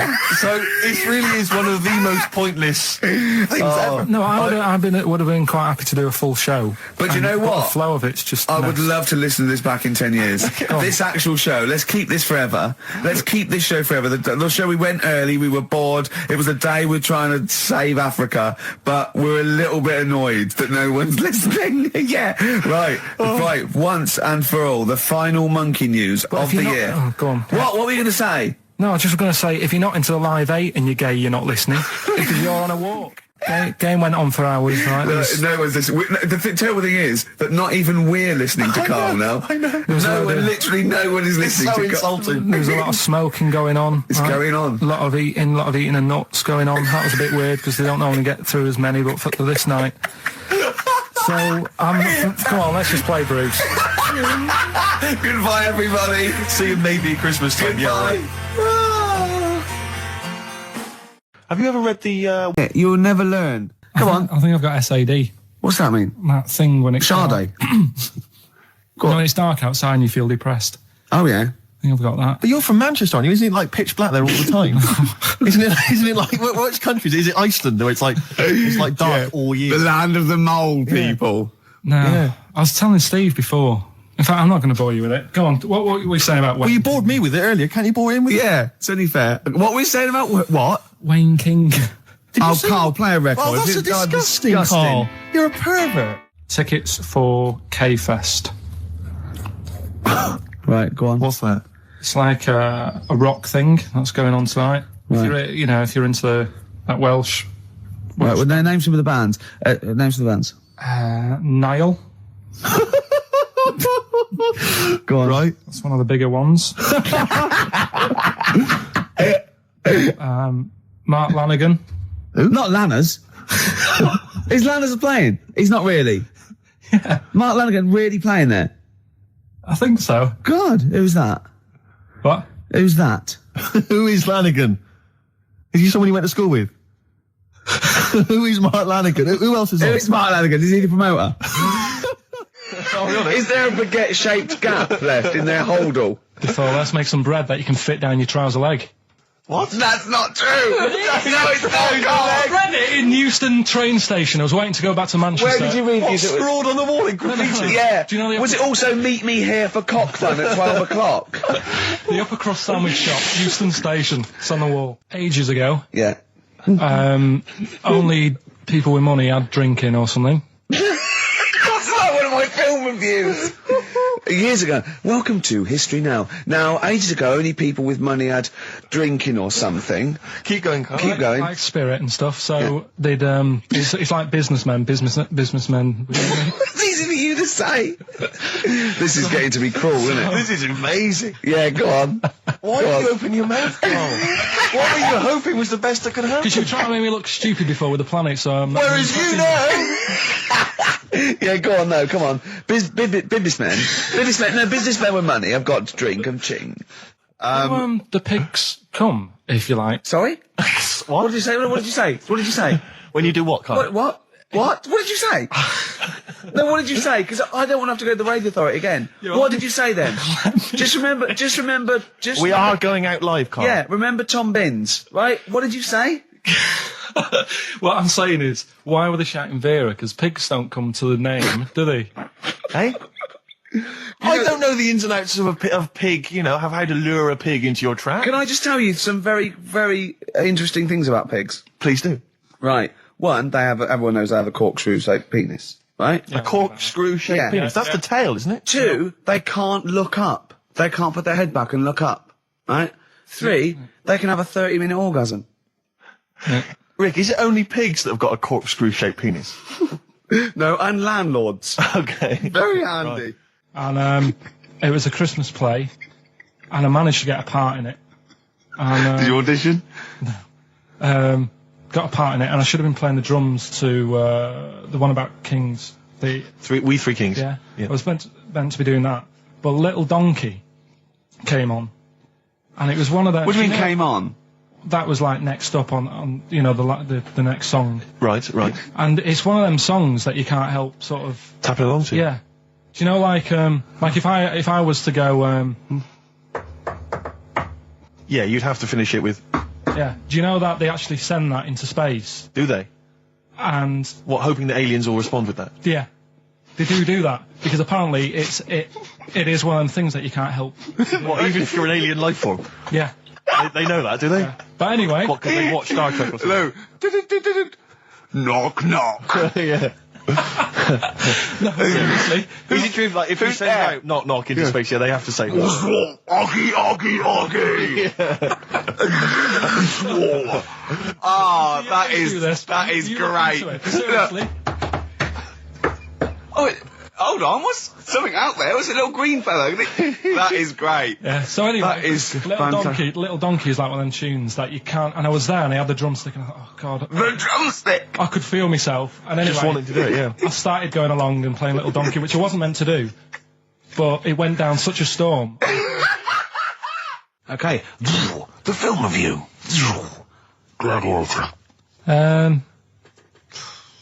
It's alright, nothing great. It's like an old, sort of an old version of Rocky done in the olden days, really. Right. A bloke fighting other people. Sure. How sort of well known is the story? Do you reckon people know the basics? Well, just very quickly, just do the plot. Quickly. There's a guy called Max. Maximus, yeah. Yeah. There's Caesar, and there's Caesar's kid, and Max goes to war, sort of wins it, comes back. Caesar says, you're good at what you do. I wish my son was as good as you. So I want you to be in charge when I die.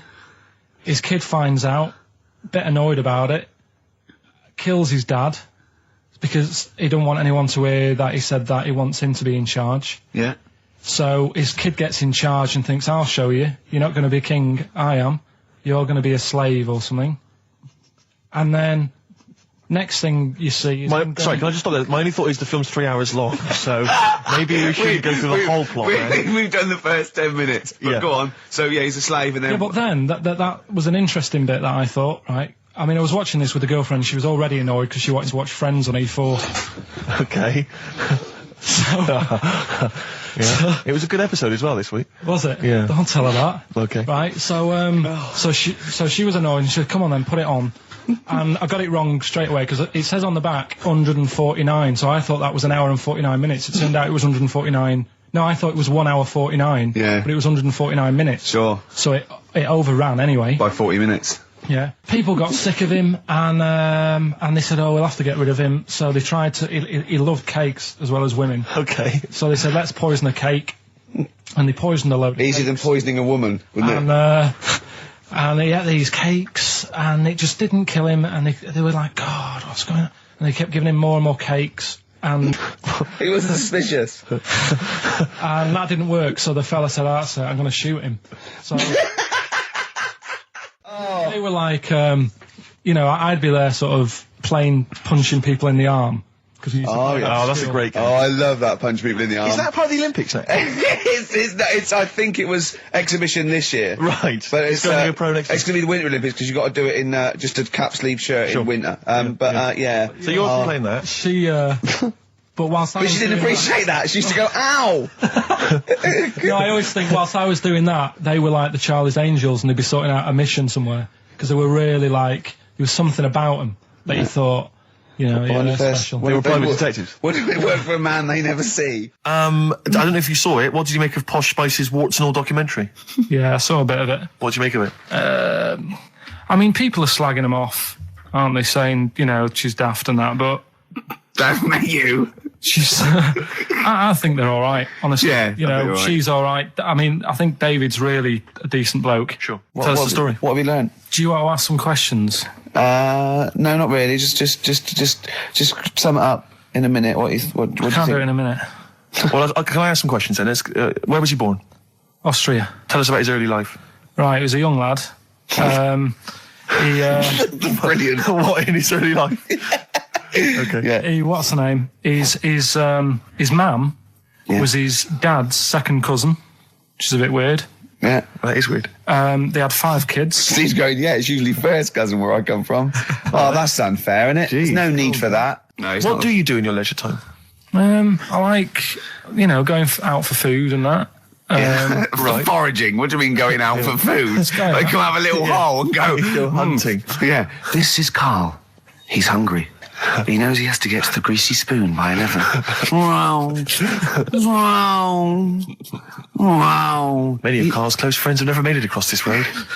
There was a zebra crossing installed just for the safety of Carl. Beep, beep, beep, beep, beep, beep, beep, beep, beep. Can I have a bacon butty? And Carl is enjoying his... Wow, but he has to get back.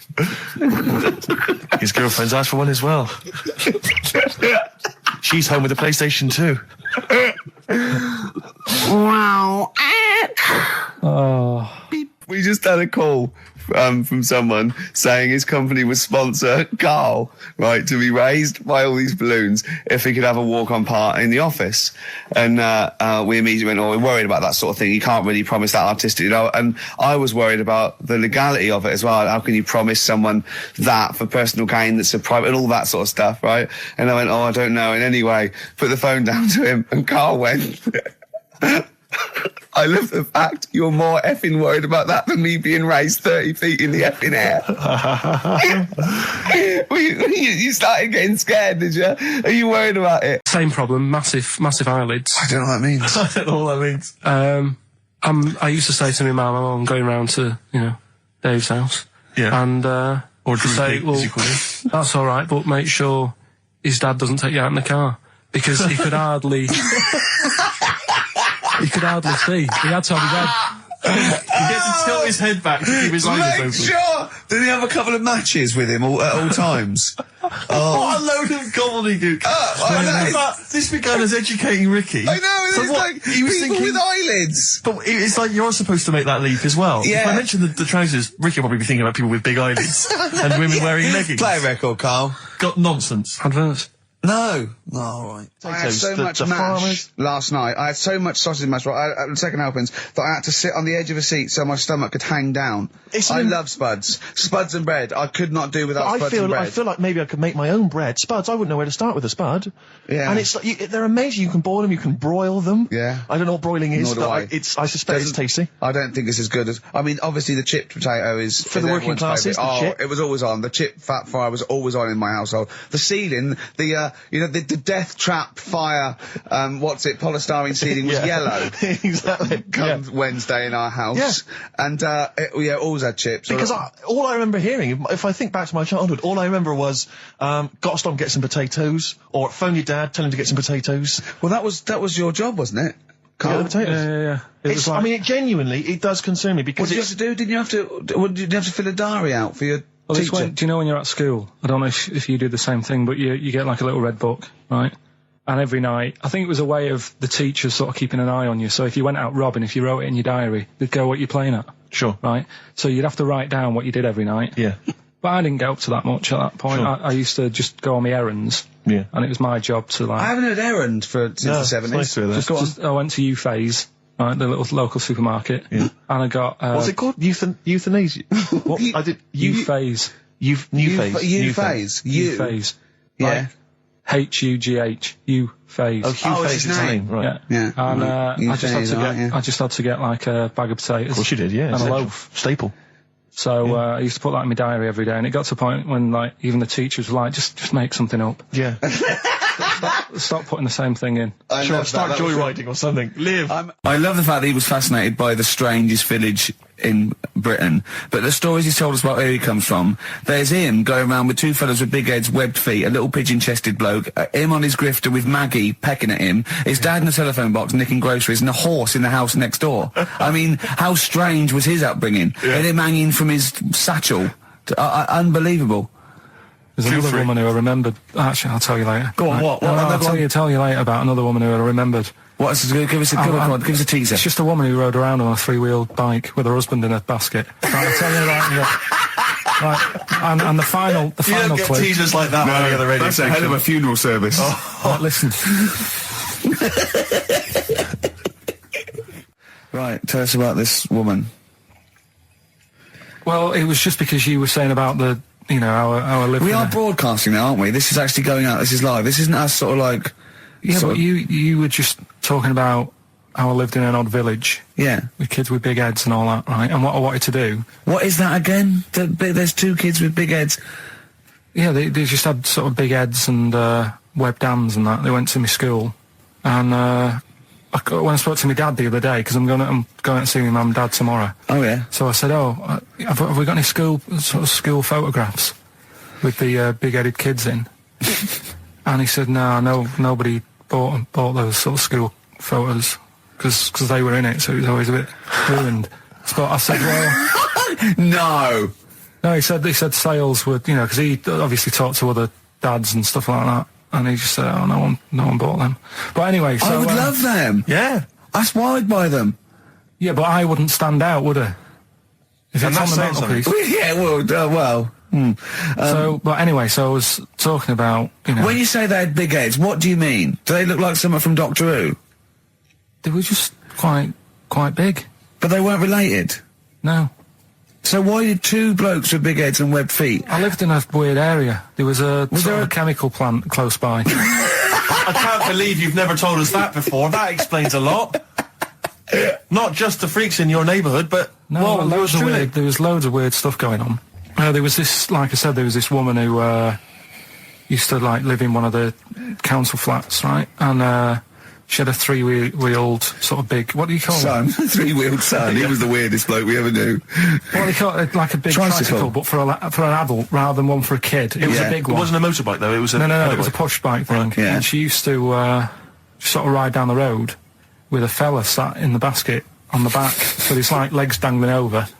And they'd be going to, the pub and what have you. Was it a different fella each time, or the same one? No, same little sort of bald-headed fella. So it was in collection for, organs and things. Bring out your ale.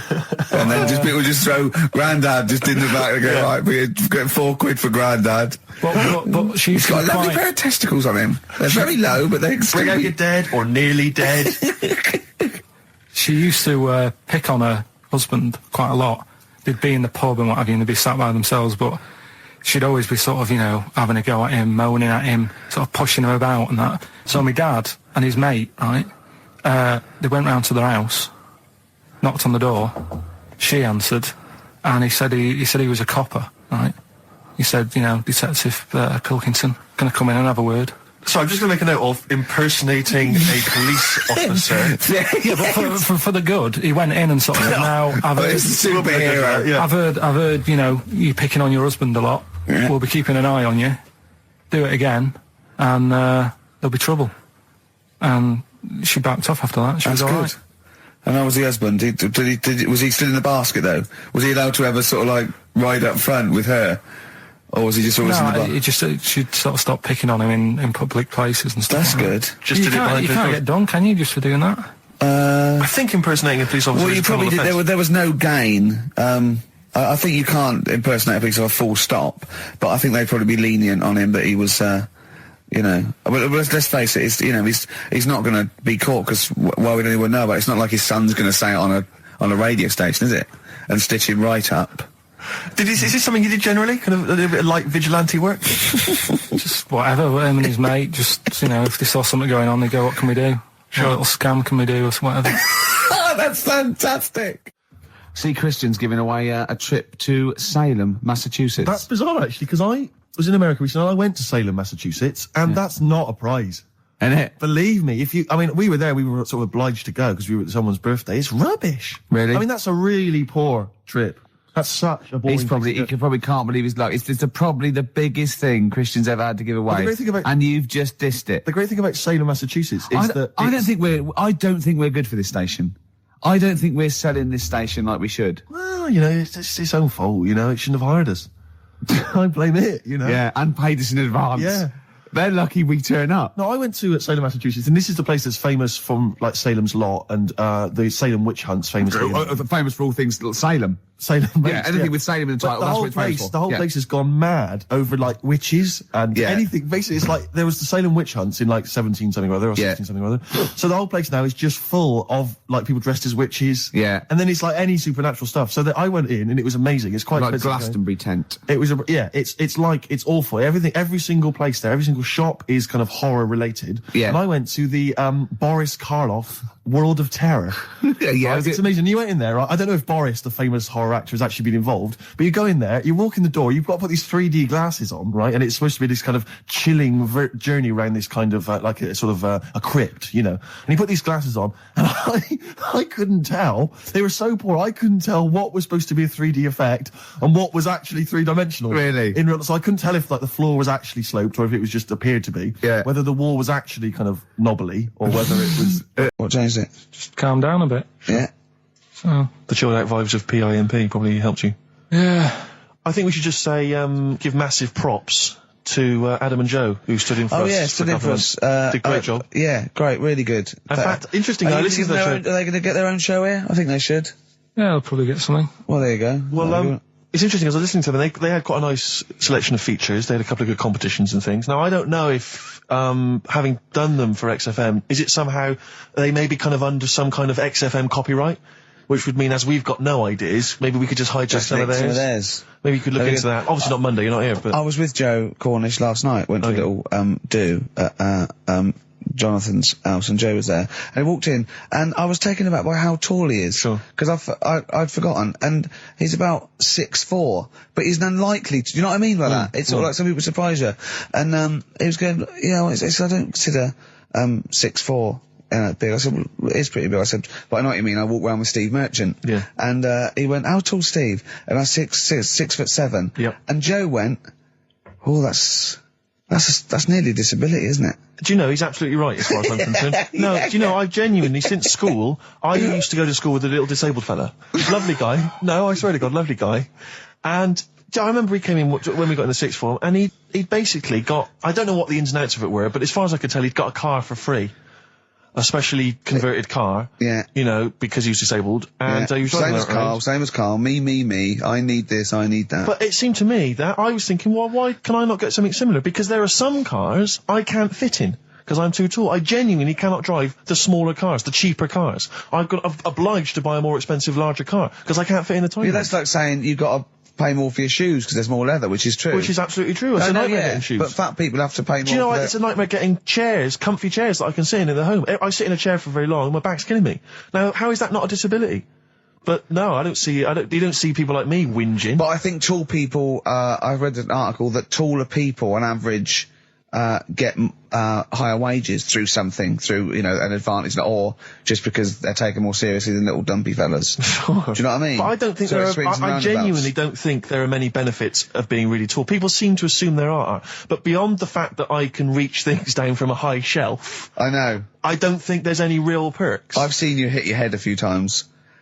That's a disability. I know, I have seen you hit your head a few times, and I think, oh God, that must have hurt. Obviously I'll make sure okay and then laugh. Of course. But I know it must be annoying. Thanks, mate. No, but I mean, there's a pub, there's one pub in Soho that he has to go down backwards. Yeah. He has to lean back, it looks like a limbo dancer. Yeah, they've almost got to lower me in on ropes. I always find it amusing. But like, for instance, on a plane, on an aeroplane, I can't get some of the seats, I can't fit in some of the seats. Not in any way, not the way that I could. Because What are you talking about? How is that not a disability? There's some seats that people can't afford because they're poor. It's not a disability. That's irrelevant. Don't go on a plane then, because you're poor. But if you can't afford to go on a plane, you can't afford to go on a plane. You should have studied hard at school. But what annoys me about that is there's a physical disability I was born with. There's a weight allowance, so I might not be allowed loads of bags on, but there might be a big fat pig in the queue who's allowed the same chocolate allowance as me. That's because they've been eating like a bloater. I couldn't stop myself from growing this tall. It wasn't a conscious decision. I didn't think, I'll tell you what, I won't smoke when I'm a teenager. Maybe I'll shoot up. I'll eat healthy. I'll probably add an extra 2 feet. It just kept going. You do eat too healthy. You eat way too many greens. But that's not why I grew to this height. It's a genetic thing, isn't it? Yeah, but if you lived near some sort of pylon or something and just, as I say, smoked from an early age, you wouldn't have been that tall. Don't think when I was a gangly teenager having the piss taken out of me, I wasn't thinking I wish I'd been born near a pylon. Or Chernobyl. Could your mum or dad, could they have banded you like they did with little, didn't they do that with someone's feet? Well, yeah, concubine, yes. I didn't come out this tall, did I? No, but snip it in the And how would they butt. bandage him? They'd have to bandage him round the feet and round the top of the head. Yeah, I'd be walking around like a mummy. Yeah, or a bonsai boy. But people didn't really realise I was going to be this tall until I was 14 or 15. You know, you don't realise when you're an 8-year-old. How everyone's tall, how tall aren't were they? you when you were about like a gangly? Okay, so a typical gangly teenager, 15. How tall were you at 15? I don't know, 6'5" maybe? And I bet you were like a beanpole, weren't you? Of course. Yeah. And what sort of glasses did you have? Cool. No, what did you have? I don't know, a monocle. No, I can't remember. Did you wear a bow tie once? Did I wear a bow tie? I thought I was trying to preempt the styles that might be coming around. I think I've been watching a lot of George Formby films. And I thought it can only be a matter of time before the bow tie comes in. I thought it might be quite kind of urbane and debonair. Yeah. So what that was for? Robin Day at the height of his I think he fame might have around been. this time? Yeah. Yeah, I wanted to go for that dandy look. I thought that's what the girls would go for. I know, the yeah. dandy. Oh dear. So I I still want to adjusted see you with a pipe and trilby. Yeah. I just think you'd look great I'd like walking to wear on a the boater. street. Yeah. But I dear. genuinely, I really, it does frustrate me that I don't get any allowances It for doesn't being very count tall. as a disability. Well, it does count. No, it doesn't. It's not a disability being 6'7". But how can you explain, for instance, travelling on a bus or a coach? There's some seats I can't sit in. The only disadvantage is, people look. I've seen people stare at you, but they stare at me because I've been on the telly. Was that a disability? Are that people being recognised? Yes, but you could avoid that by not being on the telly. It's your choice. This is my point. It's your choice. Yeah, it's the same as the big fat people. It's their choice. It's a different sort of stare, isn't it? I've been there. Yeah. When the sort of stare that you get and the sort of stare. Well, obviously, sorry, Steve, but I'm gonna, follow up this inquiry. What do you mean, Carl? No, so I'm just saying it's more of a stare of fear than, like with you, they go, oh, it's him. Yeah, go on. Whereas with you, it's more like, jeez. Do you know what frustrates me? I thought he did deserve having a Monday off. I've changed my tune. Yeah. Sometimes you don't realise this, listeners, but sometimes I'm an intermediary. I do step in when he's winding him up, because Carl gets to the point where he's going to explode. Yeah, and it's Steve says, crazy. okay, Jerv, leave and me I for a step little while. in, and this is the kind of response I get from Carl. This is the kind of back chat I get Well, I from tell him. you, he's a little user. I'll tell you what, because he's too scared of winding you up, because he knows that you'll just walk out of here and he won't get his Monday off. Absolutely. Play a record, you little oik. Weasel. You're a weasel. Title track from an album called 1972 by Josh Rouse. Well worth listening to. XFM. Yeah. Ads. Yeah. Joe Jackson, Different for Girls on XFM 104.9. Ricky Gervais, Steve Merchant, Karl Pilkington. He's annoying me now because he's got a day off and he's got 2 hours and he's miserable. He's not even doing anything for the show. It really annoys me. Well, hang on, wait a minute. What? You've forgotten his brilliant film quiz. Yeah. He's contributed that. That he probably did during the week. Well, do you know what I mean? What are you going to change your attitude, Carl, or what? Or should we just not bother with this show? Told you. What? Don't annoy me, and you'll get the best out of me.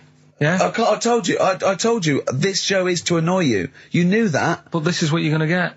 Do you know what I mean? But no, you've got to be good and get the day off, or there's no point for any of us. Right. If you were having an operation, would you annoy the doctor? What? You can't concentrate, can he? Don't wind him up. The fact that he's a doctor. All of a sudden. Yeah. He's got to press a button and find out what a monkey did in 1932. And he's, Where's the monkey news? It's been a bit quiet, hasn't it? I've been... What, in the last keeping an eye 3 out. months? Okay, there was something that I found last week about one that was in an old people's home. It escaped from some zoo. It was wandering about. It was enjoying itself, and then when it got to the night time, it was like, oh, what am I going to do? And the first place it came across was like this old people's home. Yeah. Went in there. I think it was there for about a week and a half without anyone realising. No, it did. No, so the helpers and the nurses and the social workers and the matrons and all that, they thought, well, Mr. Sanders looks a bit hairy. But I mean, that happens, it comes out your ear and your nose when you get to about 70. And he stooped over, yeah, of course he has. He got bow legs, yeah. And he eats more fruit, of course he does. Well, that's when they realised. Why? Because someone in the kitchen said, hang on a minute, getting through more bananas than we normally get. Well, do the competition. Do the one thing you've done this week, probably in their time again. You're getting paid for it. You're having Mondays off. And you're not into it, so that waste of time. That film sounds good. It was like this. Yeah, okay. Then.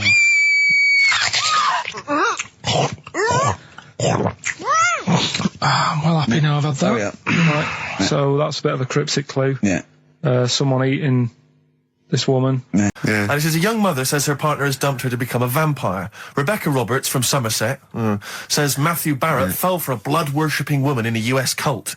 The 23-year-old mother says he began shaving all his body hair, dressed in black, and used Rebecca's lipstick to redden his eyes.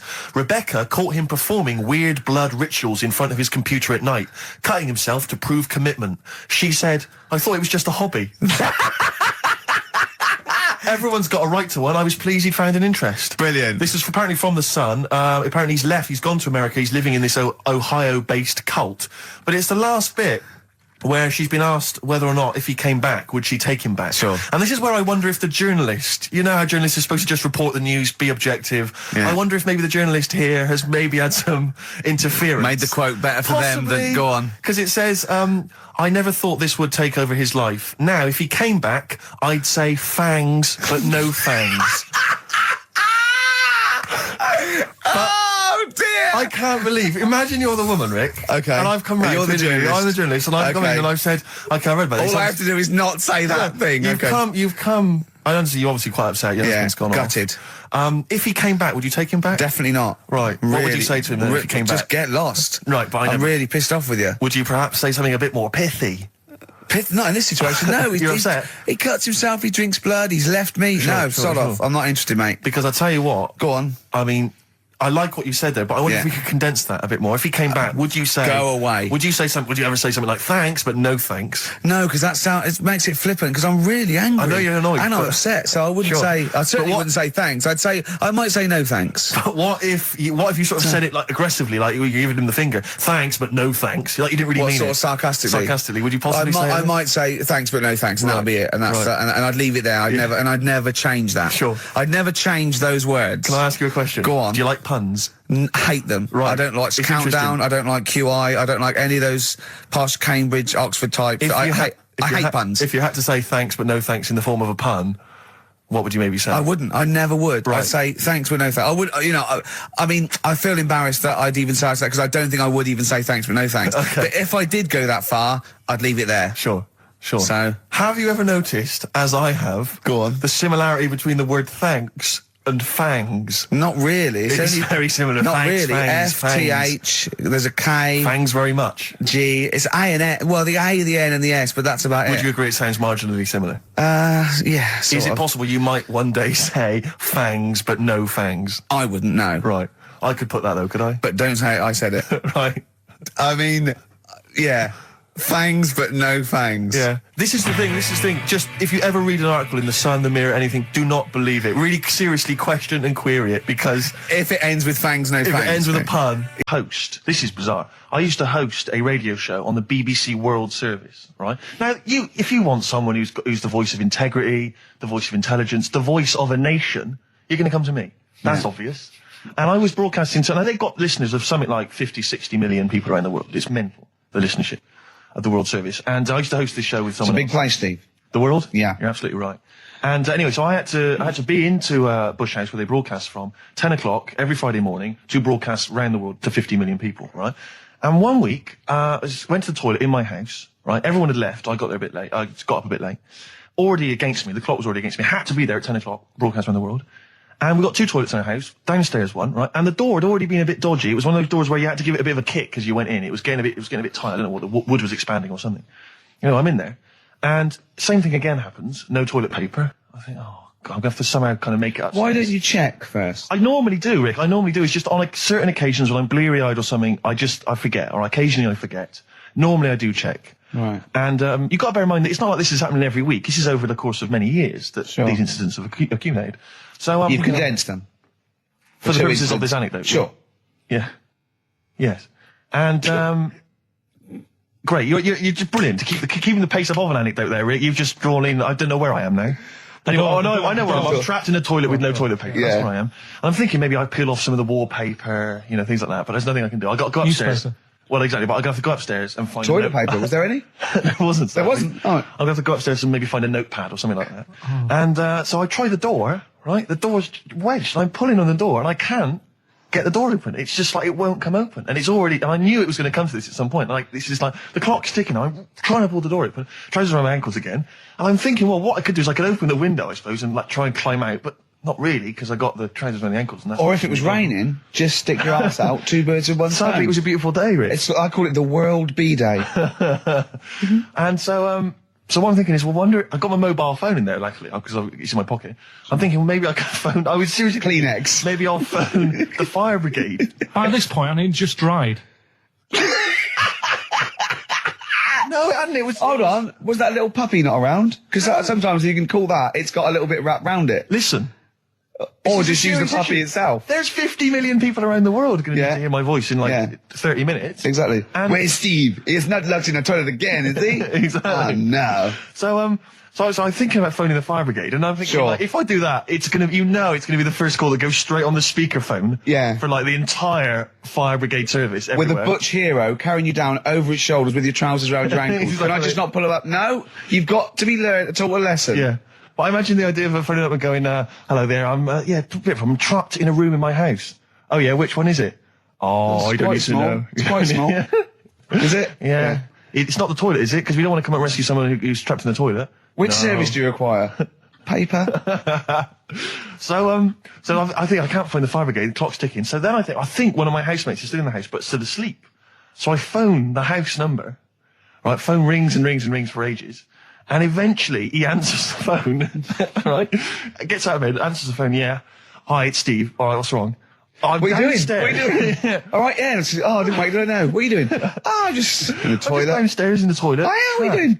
Well, I've finished what I'm... Have you got any toilet paper? Any bog roll? Yeah. So he had to, kind of scrape together a few bits of paper, and sort of tinfoil or whatever he could find in the house. A cactus. Come down Oh, no. Pass it underneath the door, right? And then I said, can you move away from the door because I don't want you to hear me as I'm, wiping the... And so he he didn't say that? Yeah, well, I didn't want him to, that's embarrassing. Sorry, That's embarrassing. What were you wiping it with? Not tumbleweed. What do you mean? What noise? I know what you mean. Yeah. No, exactly. Right. So then I say, right, can you smash... Why was he hovering? Why didn't he want to walk away? Will you keep your... What was it? Outside with a glass to his ear? Yeah. Thankfully, there was a window in the door, but it was frosted glass. You could just see my semi-naked body moving around. And, so eventually I said to him, look, listen, I'm going to need you to sort of kick the door in. He's going, I don't want to kick the door in because you're going to have to pay for it, aren't we? I go, yeah, but I got to go to the World Service. Well, yeah. And he was a lovely man. He's the weakest man you've ever come across. It's like if there's one person you don't want to have to throw their body weight against the door, it was him. He's like, he'll snap before the door will. So he's smashing against the door. This sounds like a fetish to me, then. He went in there and there you were naked with lots of toilet paper. And you go, oh, you've broken the door down and there I am naked. Again. Oh, you've rumbled me, Rick. I wish I'd not told that embarrassing story on the radio. Like it wasn't embarrassing enough, you've just got to make it slightly more seedy. Oh, so did he get it down? He did it, yeah, and I got to the World Service with like minutes to spare. Oh. And interestingly, I told that story to 50 million people around the world. You're joking. Yeah. Did they understand? I think so. I mean, is that a bit of a problem when you're on the World Service, like thinking of things that everyone can understand? Yes. Because you can't. It's a bit like when talking to you, Carl. Yeah, exactly, Carl. I think you're on thin ice there, worrying about people understanding what you're saying. No, but you can't talk about stuff that's on the telly and that, because some people say, well, we haven't even got a telly here. Oh, yeah, you're listening to XFM 104.9. Yeah. So let's carry on. Let's continue. Well, absolutely. Well, obviously, Carl was out with me last night, and he saw that I'm, he knows I'm a ladies' man, and that was obvious. Carl, you could see the vibe around me, couldn't you? When the chicks were talking to me. And just remembered recently, actually, I was on a train coming back from hometown Bristol, and I was on the train, and this girl walks on, good-looking girl. I thought, hey up, a largely empty carriage. I'm thinking, my luck's in, because I take every opportunity, Carl. That's the thing about me, I don't choose. She was a good-looking girl. She sat down. I thought she sat down right near me. I thought, brilliant. As this guy comes up behind her, and says, I think it's probably a boyfriend or something. Sits down next to her. And I listened in on the conversation, obviously, because I'm pretending to read. It was very clever. I read the same page for hours, so I was pretending to listen. I was listening, but pretending to read. And I realised that it's not her boyfriend or anything. It's just some guy she's met on the platform.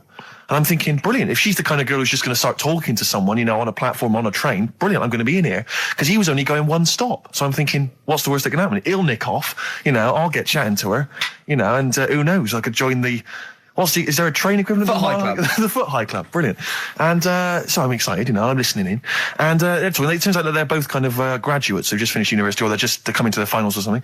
And they're chatting away, and he's making a couple of witticisms, and she's kind of tittering at his jokes. I'm thinking, well, I'll tell you this, if she's laughing at this kind of material, I am going to blow her away, with my kind of anecdotes and wry observations, It was weak stuff, I gotta be honest. Really? He was coming out with nothing. He was running on empty, as far as I'm concerned. Yeah. And she was loving it. So I'm thinking, brilliant, I'm going to be right in here.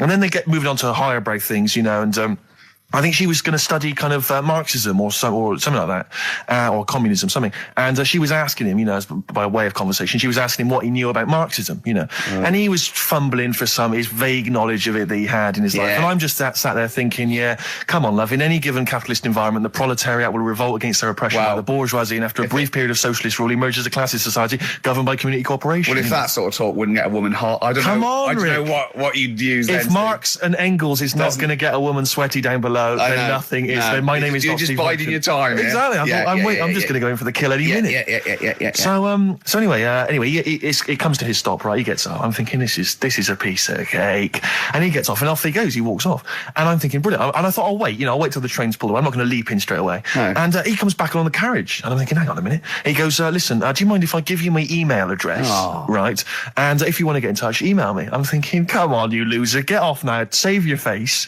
please, before it's too embarrassing. And she accepts the email address because she obviously doesn't want to hurt his feelings, whatever. I'm thinking, fair enough. She's a good woman. I'm liking her. I'm loving her. I'm thinking that's my kind of girl. So anyway, he gets off. I'm sat there, the train pulls away. I'm thinking, I'll wait a few minutes, I'll just, give it some time. Her phone rings. It's her friend on the phone. And, she starts saying it, and I was listening in, and she was going, just met a guy on the train. I'm thinking, that's true enough. She goes, he was a good-looking guy. I thought, you're having a laugh, love. To be honest. Because I was looking at him, and she said to her friend, he looks a bit like tennis player Boris Becker. I thought, you should be so lucky, frankly, because I saw him. He had awful facial hair, if that's what makes him look like Boris Becker. Terrible little goatee beard. It was laughable. I thought, I don't know. And then she goes the thing, and she's like, I met him, we got chatting and stuff, and she was going, it's not often that you meet someone, generally in life, who's, kind of thoughtful and intelligent and funny. I thought to myself, I'm not even going to waste my time with you, love. Frankly, if that's what you thought of him. You just walked away. And I'll be honest with you, I didn't even bother talking to her. No, I didn't even waste my time with her. If she thinks that bloke is not only great looking, but funny and intelligent, and she got on well, and he was polite, and it was a chance meeting, and he thought, and she thought that you were like a freaky looking dork who didn't even have the nerve to speak. That is what she thinks, then I don't want to know her. I couldn't. You walked away, and good luck to you. And I have my dignity intact. Yes, and she's nothing. Oh look, you're actually a little bit stressed there, aren't you? Because you had a drink last night, didn't you? I had a couple of drinks. Yeah. I was down at Steve's night. He was doing a bit of DJ. Yeah. Went down a storm. And that's why you're all grumpy. What? Do you hear what he just said? What? I was DJing last night. Obviously that XFM evening. Yeah. Hour and a half. My friend and I split the time on the decks. Yeah. What was the word you just used? He went down a storm. We went down a storm. Right, 3 girls, I was walking to the toilets during my set. 3 girls went, you are a genius. Right? What's his name? Dane Bowers? Why? Zane Lowe? Because you played records in a certain order. Yes. Sorry, Rick, if you can't deal with that. Sorry if you're a little bit jealous, because this time you can't share the award. All right? Dear. But it was my credit this time. You can tell he hasn't been a DJ. Because it's not just about... It's not just about that. The songs you play, it's the way you play them. The way you play them, whether it's 33 or 45, very important. Yeah, leave your hand on them as they're trying to go round. But so 3 girls there, charmed by me, they loved it. Yeah. Zane Lowe, XFM DJ and MTV presenter, probably one of the coolest blokes alive. He came up, gave us massive respect. He said, I'm loving your set. He actually used those words, right? There were people coming up, they couldn't believe their luck. It was roaring. We'd stick on a track, people would cheer as it came on, right? My particular favourite, Carl, I think you'll agree, my particular triumvirate, LL Cool J, Mama Said Knock You Out, leading straight into House of Pain, Jump Around, then straight into that current Elvis track that's been re-released, remixed by Junkie XL. I played the original, which I'd already played on XFM before. I'm already there, cutting edge. Yeah. Right? 3 old tracks, you mean? 3 old tracks. In a row? Yep. And, I think the words that would best sum it up are, I kicked ass. Great. Rick. All right? Well, I'm going to be kicking some ass today. But, Rick, I just need to mention something quickly to you. When did I last see you? I saw you yesterday, didn't I? Yeah. Because we went up to Edinburgh yesterday. We were very nicely invited to go and talk at the Edinburgh International Television Festival. It was quite a big deal. We went up there and we were interviewed. And Ricky chose to go on the train because it takes like 4 hours. Is it 4.5 hours or something on the train? But it's quite leisurely. It's quite sort of gentlemanly thing to do. Yeah. I opted to go for the plane option and fly up there. More modern. Exactly. And they bankrolled that. They paid for it all, and that was all not very nice. And as I recall, when I last saw you, we got a cab, didn't we? And you asked if you could get the cab to drop you off at the train station. Yeah. And then it took me on to the airport. Yeah. Did I? Now that was before. The last time I saw you was before I got to the airport and missed my flight, wasn't it? Because I had to drop you off in the centre of town. Yeah, no, that was just before I had to pay £165 to upgrade to another ticket. How did you not tell me that in the last hour? £165, Ricky. I had to pay because we dropped you off at the train station. So, I mean, do you want to go halves on that, or what do you want? How do you want to deal with that? How do you want to sort that whole mess out? Why were you late? Why was I late? Because we dropped you off in the centre of Edinburgh, and do you know how hard it is to get out of Edinburgh in rush hour traffic? But it was only 3 minutes away, so you'd have missed it anyway. No, because if we'd gone the other direction, it would have been 20 minutes. It took me like an hour to get to the airport. And I got there, and the plane had already left, and the cabbie was just laughing. He was saying, we're never going to make it. He goes, you were a religious man, you better start praying. I thought he was being facetious. He was absolutely right. £165. But hold on, why didn't he tell you that when he picks up at 4:15? It makes you wonder. So obviously I'm a little bit annoyed, because you know I'm not a man who likes to sort of spend unnecessarily. But wait, this is not my fault, because you were there when we made that decision. I didn't impose this on you. We both decided that might be it's both our fault. I mean, it's no one's fault. It's both our fault. That's fair. That's all I wanted to hear. It's both our fault. Therefore, it's both our financial obligation. No. £165. Just split that in half.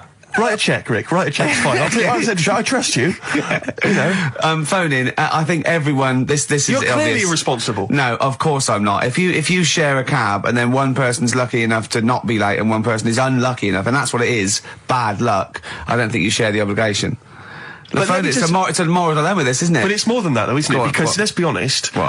Even if you had known that I was going to get there late, you'd have wanted me to hang around just so you weren't left around waiting for a train on your own. No, because I got there. You get bored sitting, don't you? So you'd have wanted me to at least got in that cab. I got there way too early. I actually got there I was there about 30 minutes so early. You made it fine then, that was... Well, exactly, so I mean, I sacrificed me hanging around for half an hour so you could get it at 4:15. And the other thing is this, you were going to get it at 4:15 anyway. Yeah, but I would, if I'd gone the other direction and not dropped you off in the centre, I would have been there in time. Would we? Well, is that true? Well, only God knows. Well, and the cabbie. What I mentioned it to. So, I'll tell you what will cheer you up. I'll tell you what's better than 80 quid. I'll tell you what's better than, shall I? Go on. Music. What, are you paying the whole 165? Listen. Yeah. What about, are you a fan of any of the great English operas? Like, the Pirates of Penzance? Yeah. Gilbert and Sullivan. To me, Gilbert and Sullivan were like probably their day equivalent of like Richard Stilgoe getting together with Tony Slattery. And then 100 years later people go, it's brilliant. It is like, they might as well, I don't know, make any episode of Whose Line Is It Anyway? Right, yeah. Into an opera, and in 200 years' time we're going, that's genius. Yeah. Listen to this one, look, this is Party Quirks. What? It's not, what do you mean? No. When a woman has a knob put on, yeah, to have a sex change, where do they get it from? Is it constructed? Do they find like, I don't know. From a donor. A donut? From a donor. Oh, well, yeah. A donor? Donor, yeah. Yeah, but presumably it's like maybe there's someone who after they're dead, I mean. No, I thought very few people, it's not like giving someone a kidney and then sort of like celebrating maybe with if you're a guy and you want to become a woman, you've got one to spare. That's true. Yeah. Well, a swap. Yeah, just do a little swap, probably on the internet or something. Or Noel Edmonds.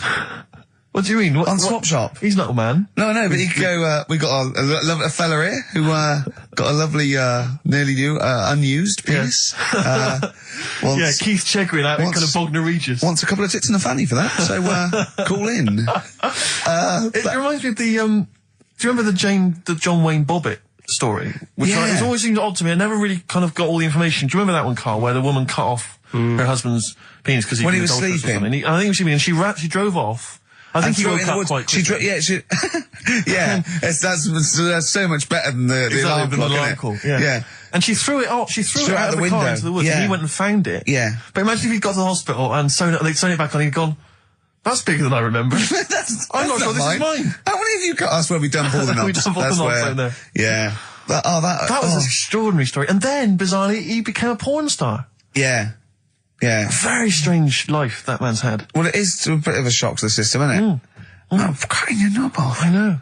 Do you remember that French bloke, the performance artist of about 1910? Do you remember him? No. He, as a performance art, in a theatre, he cut his knob off to a crowd of people. Now, what? That's only a one-night trick, though, isn't it? Exactly. Yeah. But what if there had been a bang outside? They went encore. He went, oh! Yeah. Or they looked outside because a car backfired. He went, did you see that? I go, what? I go, just cut my... Did you? Yeah. Think of that. Sacre bleu. I know. French are funny, aren't they? Cutting your knob off for your art. I think we've discussed the news before. I don't understand the impulse at all. I do find it bizarre. I mean, there's a picture there of 3 men nude in a pub. Yeah. Just having a chat. Yeah. Just having a chat. Oh, look at Carl carrying around those pictures. I mean, okay, fair enough walking around outside, but indoors? In a pub? Nude? Well, it must be a nudist Hop on a pair pub. of shorts. That must be a nudist holiday, I assume. As opposed to, like, the local. There is, though, isn't there? There was a thing in Bazaar magazine the other week where there was a picture of some people. They've got an airline of their own now. What, nudists? Nudes. Nude airline? So you can get on there. And your holiday starts as soon as you get on. Sure. And, but what's the point? Well, I'd be worried just about banging against things. You know. So to speak. Yeah, my shoes and things. Or spilling when the waitress comes along. What, might she spill hot coffee? Yeah, that's a good point. Would she have to be nude? Would the stewardesses have to be nude? I don't know. But that bit as well, where they walk down the aisle and they have to check if you've buckled up. Yeah.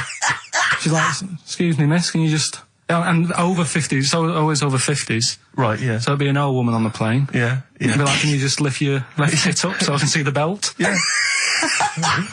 Yeah. Oh, God! Yeah. Oh, dear. Imagine if you've got to go into the crash position. Oh, God, yeah. You know? The last thing you see is your John Thomas. John Thomas. As you go crashing into a mountain. There's a kid in Kenya. He was messing about with some beans. Magic. We guessed that as well. You did, yeah. He's fed up because we've guessed his puns, I think. He put one of them in his ear. Yeah. The mum or the dad said, what have you done that for, or whatever. Yeah. So I'll have to take you to the doctors now. So they took the kid to the doctors, and the doctor said, he said, I can get that out, I can sort that out for you. So, he took it out, and the doctor said, right, that's £3.50. And the dad said, I've only got £2.70 on me. And the doctor said, right, well, and he put the bean back in his kid's ear.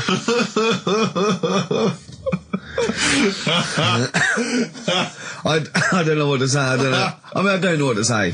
I mean, a couple of questions from me very quickly. Are you sure that those were definitely the sums involved, were they? Well, the equivalent of whatever the deal with in Kenya. Yeah. It was the equivalent of, you know. So what currency was it, Carl, that you translated into sterling? I don't know. No, it was saying in the thing, it said the equivalent of £3.15, £2.7. Did it say that? Yeah. So did it say that? Yeah. Carl, look at me. Look at me. Did it say that? Yeah, it said that was the. Did it say that? Yeah. Yeah, it did. It definitely said that. Definitely. Yeah. So it's just like, I suppose, I don't know. I mean, all these things. The idea is, it's not like a lesson. It's like, I'll tell you this. See what you can get from it. Sure. So you look at what I've told you already. The Knights who said shut your face. That's amazing. That explains itself. Yeah. Turkey with the circumcisions in a restaurant. Yeah. That'll hold me in good stead. Yeah. Don't go there. Whatever. Yeah. This one. If you're in Kenya, don't put beans in your ears or something. Doctors or carry £3.50 or the equivalent of. It's just the idea that the doctor put it back in his ear. He forced it back in his ear.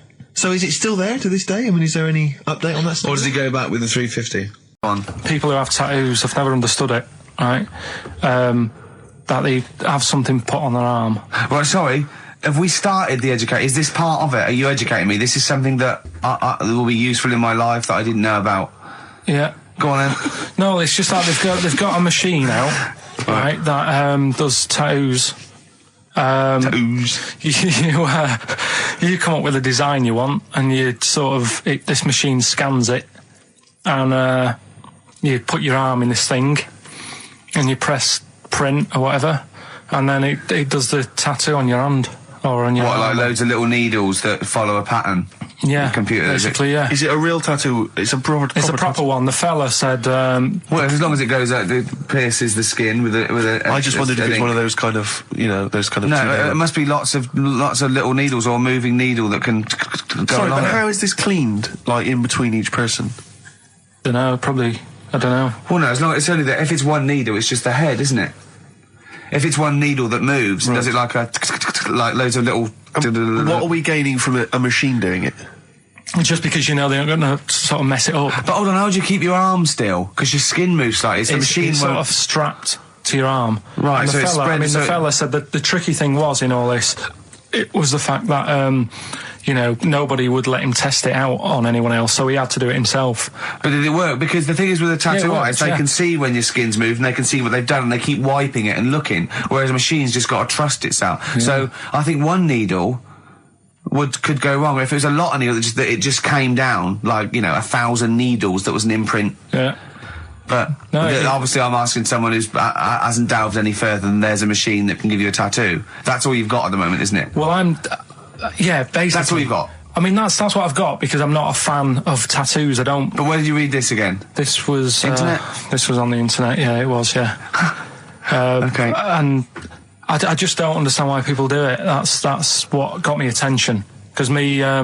Sorry, what have I learned from this? That if you wanted to get one, you can get one done by a machine now. People say machines are sort of taking over and that. And there's another one. But it's just the fact, I mean, I don't know. So give us the snappy title of this education again. Why don't they just get a diary or some paper or something to write it on? That's why I always think when I see people with loads of tattoos, like there's that fella who we were talking about the other week in Scotland who was covered 99% in tattoos. It's just like, what have you done that for? Yeah. Do you know what I mean? You can't get rid of it now. You've done it now. Yeah. One of my uncles, right, Tattoo Stan, he's just caked in them. Tattoos. Right. I don't think he's my proper uncle, but it's just like my dad's got... Tattoo Stan! No, my dad's got... That's a province in Russia, isn't it? My dad's got loads of mates who... When you say he's not your proper uncle... do you know, like, when just a bloke someone who used to comes hang around, around you're school? alright, Uncle Stan. Yeah. Do you know what I mean? And my dad had loads of mates like that. There was John the Screw. Right. So he either works in a prison or he likes to have sex. Cabbie. Cab driver. Okay. There was Jimmy the Hat. I don't know why he Jimmy did. the Hat? Yeah. And, did he wear a hat? No. No. There was Fred the Veg. You sure he wasn't a relative? Sorry. Fred the Veg used to get us like big bags of potatoes and that. Fred Veg, okay. And there was Tattoo Stan. Right. And he was just caked in them. And I used to always look at him thinking, why have you done that? I must have only been like, 6 I or suppose 7. if you're born with a name like Tattoo Stan, exactly, you're destined, aren't you? Were really? they like a 1950s gang? I'm worried about. I'm worried about doing a bank job. What was his name? The Hat. What was his name? Jimmy the Hat. I'm worried about Jimmy the Hat. Yeah. Not having a hat. I don't understand it. Are you sure he didn't have a hat? Not when I met him. Did he ever wear a hat? I didn't see him that much. Do you think it was a joke, like, when your mate's sort of like, 8 foot and huge, you call him Little John or Tiny? Do you think the fact that he never wore a Yeah, hat? they went, hold on, I've noticed something about Jim. Go on. No hat. And I go, oh, true, let's call him Jim the Hat. Jimmy the Hat, yeah. But my Uncle Stan, he had like loads of them. He did them himself. Oh dear! And it was always that thing. God. What was it? Things like it was. He had like the cross cut here, made in Britain. And if you're going to do them yourself, I'd say at least make sure you're sort of a good drawer. Yeah. And don't do it in the mirror so it comes out backwards. Well, that was the other thing. But like, I remember he did. Names are all right. He had like all his kids' names down his arm. And, what are they called? Yeah. Oh, God, it's Tattoo Stan Jr. Yeah. And Paul shits the bed. I'm trying to. Oh, Wabbai Kate. Yeah. But he had, Frankie never amounts to anything. Oh, go on. so he had like, Johnny, I don't think he's mine. so he did all this. I don't even know why I'm telling you about tattoos. No, nor do I, Carl. Hey, to be honest, Carl. So Yeah. Okay. Any other nicknames your friends of your family had? What was your nickname, Carl? just Pilky, really. Because for a minute I thought Carl the Veg would have made a lot of sense. Yeah, Carl the Veg. And why has your dad got a little tattoo, dopey twat, on his arm? Right, well, tell you a job I don't like. What? I wouldn't want to be doing. The woman, there's a little woman who sits in the little snack stall on Finchley Road station. Yeah. And I don't know how to describe it, really. She is surrounded by snacks. She can't move for snacks. It's Does like... it look like American Beauty, but with different... Not dissimilar to that. Yeah. It's a little hut on the station. And it's like, if you go to the seaside, you can put your head through one of those cardboard cutouts and it looks like you're a big fat person or whatever, and you can have your photo taken. It's like an equivalent of that, but it's just snacks everywhere. She's got bananas up to her chin. She's got chocolate coming down to her eyes, crisps either side of her. She can't move. She can't do 360 degrees. She's like packed in there. I don't know how she gets in there. I think they put her in there first, and pour in the bananas. Yeah. And then they go pour in the nuts. She has 2 hours of makeup before they open. Exactly, yeah. Dressing her in there. Because I'll ask for something from the fridge, and she cannot turn her head to see. She has to go by feel alone, just to feel the fridge and get stuff out and pass it. And often I'll say, that's not what I wanted, but she can't. You've got to let her off. It's extraordinary. Dear. But there's no music playing. Does she have there's to nothing. sell her way out of it? Exactly. If it's a slow day, she's stuck there till the next day. Yeah, it's like a world-breaking attempt. Yeah. Carl, what job wouldn't you want to do? Well, any job. You're a lazy... You're joking, aren't you? I've done loads of stuff. I'm quite happy now doing what I'm doing. Yeah? You look happy. Trying to think. You sound happy. Yeah, I mean, calm down. You on drugs? I'm all right. Are you on happy E? before England have won and that. I'm happy What? for them. Yeah, go on, happy for them. I'm happy in that. Yeah, what do you mean happy for them? We are England. Happy Yeah. for us. Yeah. I mean, we didn't play. I did very little towards it. No. It was mainly Johnny Wilkinson. Yeah, I and the barely other- contributed. Switching on the TV was about as much as I did. Exactly. And shouting, come on! Yeah. Talking about jobs and that, though, I was reading the other day about, rubbish jobs that people have had and I stuff. haven't got time when I'm at work, man. I just get on with it. I'm not squiddly diddly. Fingers in pies, different jobs. Go on. Do you know Ivor the Terrible? Ivan. He, his Russian. Yeah, that was the Welsh fella. Who was bloody awful, but not as bad as his Russian cousin, Ivan. Go on. He had a fella doing some work for him, right? This fella built his house. After it was done, right, the terrible fella was like...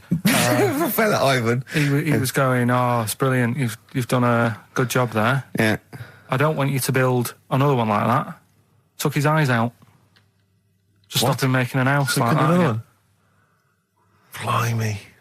That's bad, isn't it? Why didn't he take away his trowel? Then he could have seen, but he couldn't have built a house without a trowel. You can't build a house without a trowel. Yeah. I suppose he probably later thought that once he'd been nicknamed Ivan the Terrible. Yeah. He thought, why? Because you gouge people's eyes out. Yeah, but I didn't want to build another house. I know, but take his trowel away. What would I have been then? Ivan the Crafty at most. Exactly, yeah. Ivan the Jealous, Ivan the spoilt brat. But yeah. Gouge someone's eyes. That is bloody terrible. I'm surprised you're not called Ivan the... Do you know what I mean? You're going to get down in history like with Vlad the Impaler. Yeah. He's mainly remembered for impaling people. Yeah, he did a lot of other stuff. Did a load of great charity work he did. The impaling is the thing that's really gone down in history. When were you reading about Ivan the Terrible? No, it's just or Ivor the Terrible is the thing you remembered from this informative article? No, it was just little bits like that. Talking about him, there was a thing about someone who worked for that fella who painted the ceiling. Sistine Chapel? Yeah. There was a thing, a woman who worked for him in his house. And I love how you assimilate information when it's just bordering on the academic or just the interesting and true. It's wonderful. Ivor the Terrible gouged someone's eyes out 'cause built him an house. That fella who painted that ceiling had a woman work for him. Imagine if you wrote that down in an essay. Imagine if you wrote that in a school essay. Well, you'd probably end up with not getting a grade or... Yeah, or thinking you turned up to more than you had. Exactly. Anyway, the woman who lived with... Yeah, the woman who lived in a shoe. Go on. Yeah, there was this woman who lived with him, and she used to, go out and do all this shopping and that. Yeah.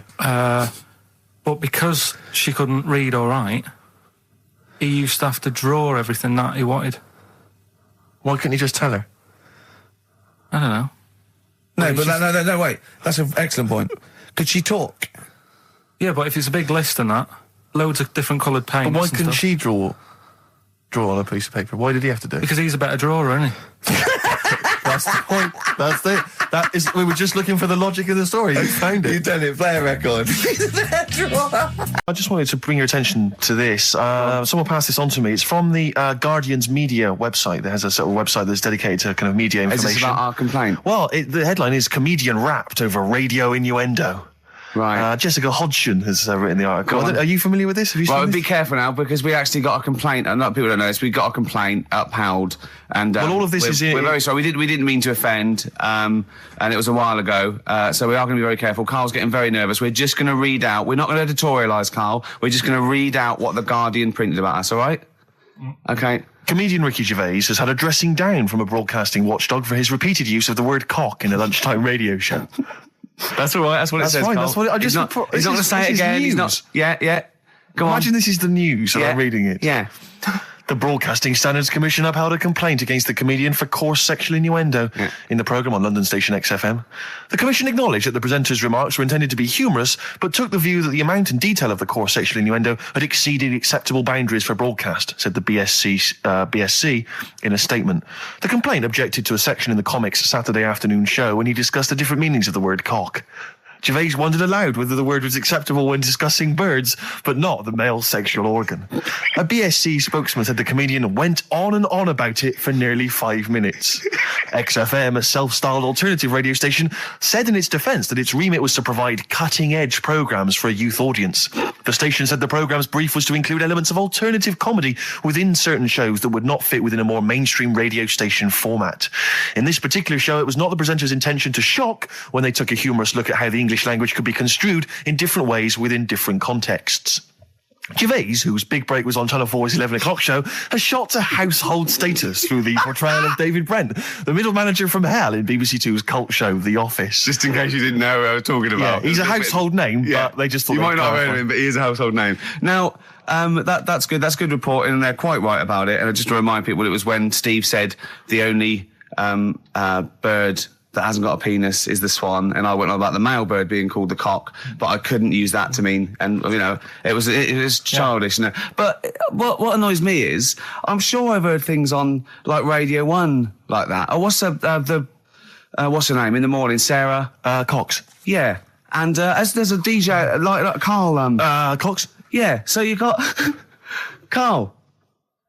What's the matter? I'm just saying. You're just saying there's a pair of DJs on. Yeah, but we've done this. I know. What are you talking about? We're just talking about names. They're just saying the names. Now, I love cocks in the morning. You're a big fan of cocks. And at night. The reason I did this was to get that kitchen, right? Now, brilliant. As we speak now, right? Builder's in the flat.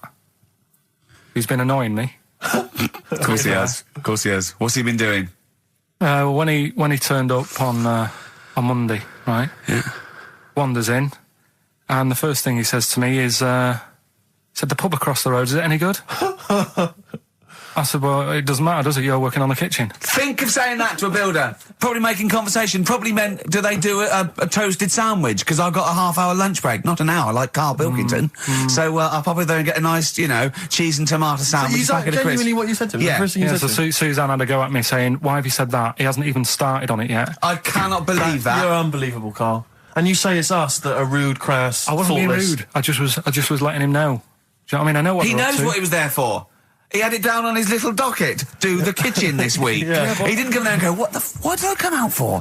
Was it to go to the pub for a week? Why am I wearing these overalls? Yeah. Who's the little bald mank twat insulting me? Let me just check. Let me call the head office. I wasn't having a go, though. I mean, they should have finished it yesterday, and they're there now, on their own.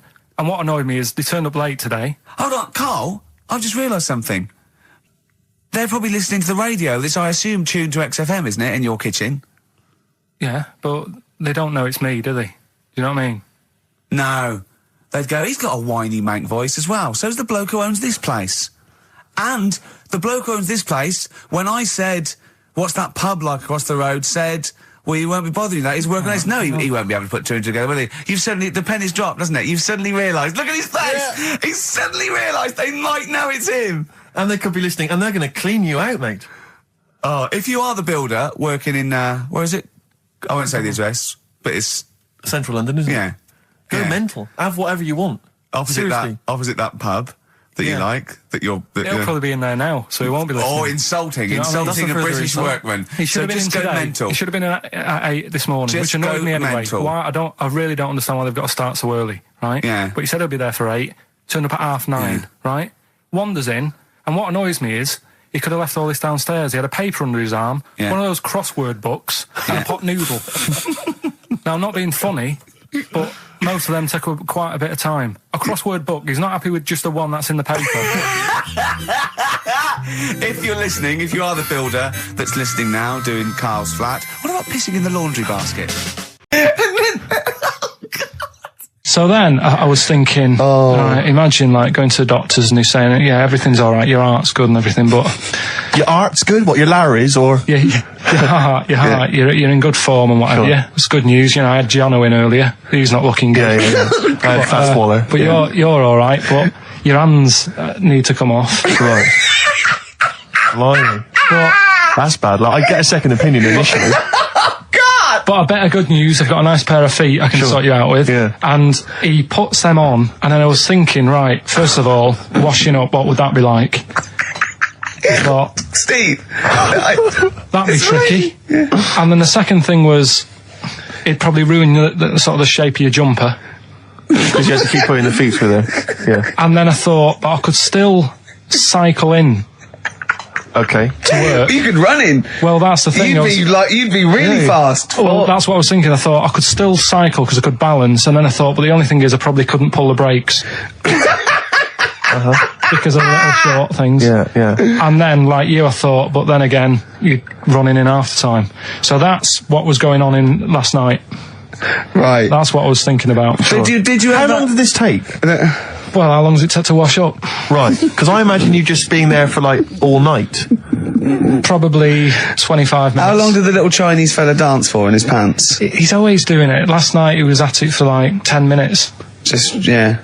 And his girlfriend never sits in the same room as him. She's always sat in the bedroom. She's going, you dance in pants again, I go in next door. Well, she was in the bedroom. She's always in the bedroom, sat on the floor, on the mobile phone. Right. All the time, yeah. It's weird how people's lives are just like, it is like that Groundhog Day thing. It's like, you know, he's jumping about in his underpants. The old woman's sat there reading a book. Yeah. And that's what got me thinking about my life. Do you think she ever goes... Are you sure she's not dead? Every time you look down there, she's just flicking through it. She's just reading this book. The pages never turn. She never seems to finish it. She never moves from her chair. Are you sure the Chinese her girl's cats going? Are dead around her. I'm going into next door again. That little round-headed fella's looking in. He's looking in at me. The bouncer goes, "Don't worry, love. I'll go and beat him up." But he's always getting ready. That's true. They see you staring at him, watching up, going, "I could have feet here," and they get scared. The old woman's dead. I haven't seen it. Was it Scorsese, isn't it? It's Martin Scorsese, and I've bought the film actually recently because I was intrigued to see it, but I've not actually watched it. But from what I understand, the reason that it was so outrageous is because it has a whole sequence which shows what it would be like if Jesus had lived his life and not martyred himself on the cross, but lived his life as a human being, part of which is him having sex. And so I think that was chiefly what the outrage was, that it was showing this godly man to be, you know, as human as he was supposedly, you know, because he's supposed to be human as well. So that's the reason. That was the reason that there was complaints there. I don't know. I haven't seen the film. Well, I can't say. You see him, do you? You see him having sex, I think, yes. Although it is an actor, Carl. Yeah, it's not actually Jesus Christ. It's not the real Robert Powell. No. It's an actor playing Robert Powell. Is that, you see, sex on films and all that, right? When I was growing up, I'd be watching... No, I'm just saying an example of this, really, right? When I was growing up as a kid and I'd be, you know, watching films with my dad, right? He'd really be enjoying a film, right? And then a sex scene would happen. Right. And he'd go... On film? Or just behind you? In the film, a sex scene would happen. Your brother up to his old tricks again. And he'd get up and go make a cup of tea.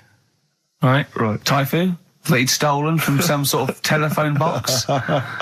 And, like, even recently, he thinks it ruins a film. Do you know what I mean? Because there's no need for it to happen, is there, really? Yes. Why? Sometimes it's warranted. If the film itself is there's some about- films it isn't though. Some films it of isn't. course, some films it's arbitrary. I think the films that him and his dad watched together on Channel 5, probably not. Is it only on Channel 5 in your house? But let's put it, if you're watching, I don't know, a late night Friday night, From 1983. Yeah, Illegal Briefs. A beautiful lawyer has to defend a man who may be a killer. She falls in love with him, but does she know the real man? Oh dear. You know what I mean, though. Lest you forget, of course, that I Love Heat with the bloke that is now in. Go on. Of course, that I, according to the Internet Movie Database, I once appeared in one of those films in the film Killer Image, a Canadian film, I believe, from 1989. According to that computer, it's all wrong. Isn't it? It's all wrong. It's all wrong. Of course, it is. Yeah. Apparently, I was in that, and I played the role of Kirk. Was it a porn thing? No. I think it's just an erotic thriller. Oh, right. That I suppose it you is. only had a very small part, though, didn't you? Indeed. Yeah. But no, do you know what I mean? Sometimes you don't need to go that far. Say, like in this Jesus program, right? Film. What's it called? The Last Temptation of Christ. Just like talking. You know what? What's his name? Is it Ralph in The Simpsons? Yes. I drawed a kitty cat. It's like talking to that. Yeah. No, but right, this sensation thing, right? Do you know, often we don't get that many complaints on this show. We don't get very many complaints. And I think that's either because there's no listeners, or B, it's because most people agree with Carl, and that terrifies me. Or they let him off, because it's like, you can plead insanity, you can go mental and kill a few people, but they go, oh, he's a bit bad. No, but was it because, like, they're saying that he was having it away, or is it because you saw it? What got the complaints? The complaint was the very suggestion. That Christ it was a blasphemous thing, not the fact that you saw an actor's knob. So what about if they just cut it down a bit and you like saw the little stable door closing? It wasn't the baby Jesus having sex. It was the grown man. The stable door shutting. No, but you know what the nativity scene? That is brilliant. The wise men saying, I can't believe we brought myrrh, we should have brought condoms. It's like that, yeah. There's 2 for 1 offering, Boots. Yeah, I don't know what we were thinking. With frankincense. It's just that it's always awkward. Should we apologise now to the Christian church as well? So Sorry, the little Chinese fellas, little Welsh fellas, and the little Christian fellas. We haven't said anything wrong. No. It's like, you see, when I was growing up... Stable door. I love the idea that in Carl's world, he was born in a stable, just thought, I love this place. Yeah. I'm just going to stay here the rest of my days. This is good here. Oh, brilliant. But when I was watching telly with my mum and dad, I mean, it still happens now, right? My dad will sort of go, ruined. Good film ruined, right? If some sex scene happens. But why doesn't he what are we talking about sex scene? Are we talking about a kissing, or are we talking about penetration and looking at the camera? Going, are you enjoying this, Pilkingtons? What are we talking about? What is sort of extreme levels are we talking about? Right, last time I was down there, right? Yeah. What was it? Meet Joe Black. Meet Joe Black. Meet Joe Black is a terrible film. Yeah. Right? There was good film, and then it's going to happen because like the music comes in. Brad Pitt's keeping quiet. A woman's eyeing him up. Sure.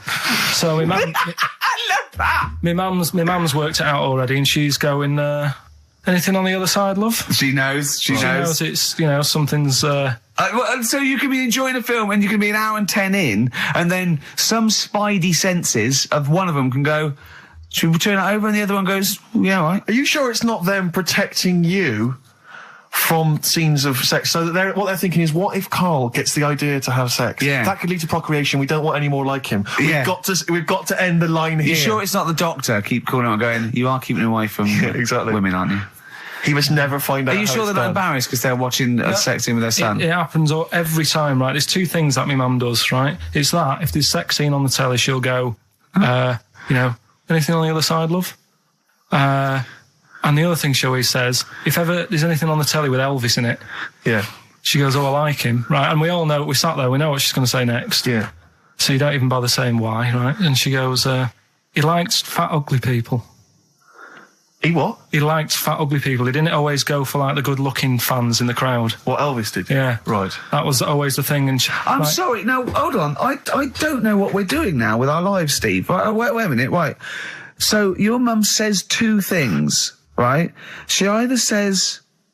Is there anything else on the other side? Or, I like Elvis. There's a pause because you know what she's going to say next. She says, he liked fat, ugly people. How often does this occur? Well, because they've got, like, Sky, there's a lot of those channels on. They're like the music channels. So Elvis always comes on. There's either an Elvis film, there's like, you know, a classic hit by him on. And she'll go, I like Elvis, he likes fat, ugly people. And what do you mean he liked fat, ugly people? Is she a fat, ugly person? Because there's that special Vegas show, isn't there, where he's dancing about, right? And he's got loads of scarves around his neck. Towels. Yeah. And, like, he always hands them down to the fat, ugly ones. Right. And I always say it's because they're the fat, well, you know, they've got a sweaty face because they can't, you know what I mean? I don't know what world they live in. I don't know how we've gone to this subject. What sort of world are you got when you're watching his face? And what do you mean fat, ugly ones? You mean they're in the front, they're sweating a lot because they're a bit chubby? So she thinks, you know, is giving them a towel because it's But like, he's really going, wipe your face, you're putting me off, you fat cow. Stop sweating near me. There's another one. What? So, hairy Chinese kids. Yeah. Jesus. We haven't slagged off hairy Chinese kids. We slagged off Chinese. We didn't slag anyone off. We just said they really haven't got a town as such, and they wear shoes. What did we say? Yeah, little wooden shoes. And what did the I just don't know how we got onto Elvis and big fat ugly women. I don't know I don't know how we sidestepped from the Last Temptation of Christ. Did you see that fat Girls and Feeders program? A minute. Monkey news. Yeah, monkey news. So, monkey news. Right, if you're a new listener, this is where we do a bit of monkey news. Oh, imagine him giving these charts on a news programme, like News Night Review or News at 10. Over to Karl Pilkington. Yeah, all right. Monkey's gone mad again. Go on. Right, we've done quite a lot of good stuff. The one that sort of kicked up most of the fuss was probably Ollie the monkey. I love the fact that they're all monkeys. He's a chimpanzee. Wow. Right. It's an ape. Well, today, right, we're looking at one that's it's called Coco. Oh yeah, the sign language one. Well, what I've read about him is he speaks, right? Oh, God. Highly educated. Yeah. Photographer. Carl! Right. I love the fact that when he gets a gifted ape, he has to look up to him. He realises that he is superior. I love that. Right. Oh. And he also likes going on computer chat rooms. I can't take this anymore, Steve. I'm going to be sick. Oh, God. Right, that's pretty amazing. You know, if an infinite number of monkeys are in an infinite number of chat rooms, they'll eventually type, which is your favourite episode of Buffy the Vampire Slayer? Exactly, yeah. Karl Pilkington, you're an idiot. But the thing is, right, you're saying about the infinite thing again, about monkeys, if you put them in a room with a typewriter, they'll come up with Shakespeare. Yeah. I'd sort of agree with that, right? With monkeys who can't do other stuff, but this one I reckon's going to be busy taking pictures and stuff. Yeah. I think monkeys that are boring. Is there a boring monkey? Would you ever have a chimp and you'd go, Suzanne would go, I've got your birthday present. It's a chimp fella. He's about a sort of like a middle-aged chimp. No, I'd love it. I'm talking. Would you ever go, I'll tell you what, Suzanne, that one's boring. No, but I bet the monkey would get bored, I mean. Do you know what I mean? The monkey would be bored. I'd be loving it. I'd love to have a little monkey, right? But what I'm saying is... You really would, wouldn't you? Yeah. If you buy him a camera, he'd be happy again, wouldn't he? Well, yeah, but that's just it. You wouldn't get him... It's like... If you can do other stuff, you don't want to do the boring stuff. Forget the typing. Forget the monkey's typing. Talk about this monkey that's a photographer. No, but we are in a way. I'm just saying that would be happier... Monkeys that have got nothing else to do, if they can't take pictures and that, and they can't go on chat rooms. They're happy to sit in a room typing away for infinity, yeah. Do you know what I mean? But he's got maybe a little exhibition to put on. Do you think... Do you know that most chimps and apes and monkeys still actually just live in trees? These are in laboratories and zoos and things. You know that's not the norm. These monkeys walking around sort of chatting and riding bikes. Yeah. You know, that's not natural. Exactly. No, I know, but if you left a bike in the jungle and then came back a few years later, there wouldn't be monkeys riding around on it. And a book. If you left a bike with a book in the basket, right, and you went away for 10 years and you came back, there wouldn't be a whole new transport system and schools. No. They'd eat it. They'd throw it round and eat it. All right, then, so what you're saying is you can't... See, what I think is, right, and don't take this the wrong way in that, right, Stephen Hawking, Yes. Right? Now, he had a bad illness. Now, I wonder if he'd be as bright as he is if he didn't have that. Right. Because he's had time to sit down, he's like, well, what can I do? Yeah. They've gone give him a book. And he read it. I like that. Give us another one. Yes. He's got a lot of time on his hands. Yes. Now, what I'm saying is, monkeys... Yeah, Right. This one here, Coco, which I think was a gorilla. Right. Right? That wouldn't have been happy on a little keyboard, just doing that all day, because it'd be going, well, I could be out taking pictures. Sure. Play a record! Yeah. Do you know what I mean? Play a record! Yeah. Done. You're an idiot! There it was. There's the catchphrase. Once more. He is! He's an idiot! Sure. Right, we've done that. Monkey news. Right, straight. Let's hit them dead. Let's go straight with cheap as chimps, Carl. Right, well, this will probably finish today, to be honest. Oh, right? Because what if we looked at it, cheap as chimps, we found out that... They eat one banana. Next, go on, do this one. One banana a day and that. Yeah, that's it, brilliant. So what... It was a long-running feature, go on. Sorry, can I just ask again, what are the rules with cheapest chimps? It's just, if you wanted a chimp, how much would it sort of cost you? Brilliant. Title come first? So, yeah, as always, that's the way to do it, right? Cheapest chimps, I thought I'll go online and see, if I could buy one. Mm-hmm. How much do you reckon? £6,000. To buy a chimp?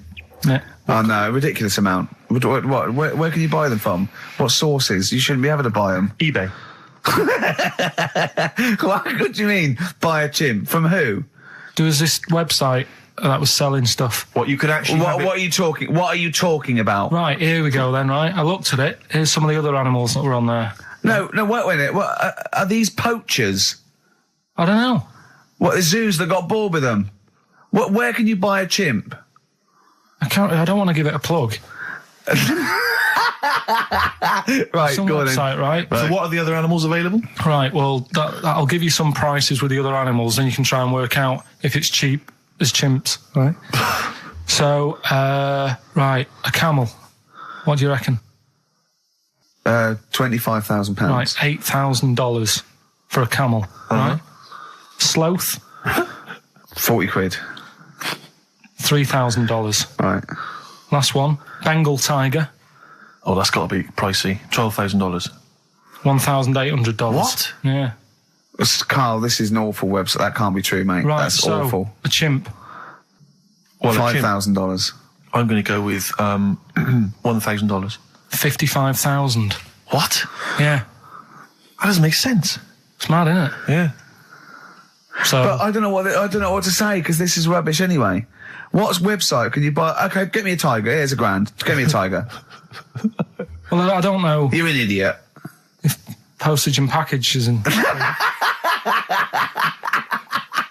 Sorry, so where does the cheapest chimps element come in? well, that's sort Aren't of you supposed to rounds it shout, it's cheapest chimps at the end? up. Well, it isn't. That's why I want to finish the feature. I think you should host a whole show like that. I think it's lovely that. So, have you ever done any, like DJ, like proper DJ, like in a pub or a club? Because I know Carl had his own. I had my own disco when I was a kid. Yeah, not proper. I had a gig once when I had to, it was 2 nights a week in the local pub. Just the 2 decks that was in a suitcase. You know, those sort of like all in one thing. And they just wanted the same records. They wanted Rod Stewart, Baby Jane. They wanted about 11:15 when they were all drunk. They wanted Don McLean's American Pie, which they all sang along to. Yeah. Uptown Girl they liked. Right. But yeah, I didn't used to do the talking. Did you at do all. the patter? No, 'Cause I never couldn't. had the- I just don't understand it. I just love those wedding sort of DJs that they have to give you extra information. They can't just play a song. They have to say things like, "Ooh, all the way back there in the Commodore's easy."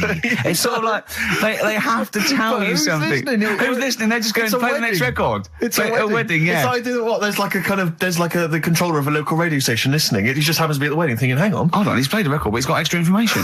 Well, they should do useful things at a wedding. Like, will the overweight aunt in the purple dress please now take the floor with little unfortunate kid and let him hop around? As the dance floor is currently empty, will any 8-year-old boys wearing those tiny tuxedos please slide across the dance floor on their knees until they are taken home and put to bed early? I went to one once. And the bloke who'd hired it went to the DJ, and this DJ that had come with this sort of party wanted a 70s disco, and he looked like Woody Allen, right? And I was sure he used to be a gentleman's outfitters, like, and he said, "Oh, I wanted a 70s disco," and he went, "Well, I've got Bicycle Race by Queen lined up, I've got ELO, and I've got Cliff We Don't Talk Anymore." So, and he went, "Well, I went sort of more disco." He went, "I don't really want to blow all my Earth, Wind and Fire before 10. But it's like all planned. There is a rule. There are rules. Will the 17-year-old girl who's dressed like Avril Lavigne please tut loudly because I still haven't played anything by Linkin Park? Will the 45-year-old woman recently divorced please cry now? Yeah, please cry now. Please cry now because it's clear you're never going to find another man.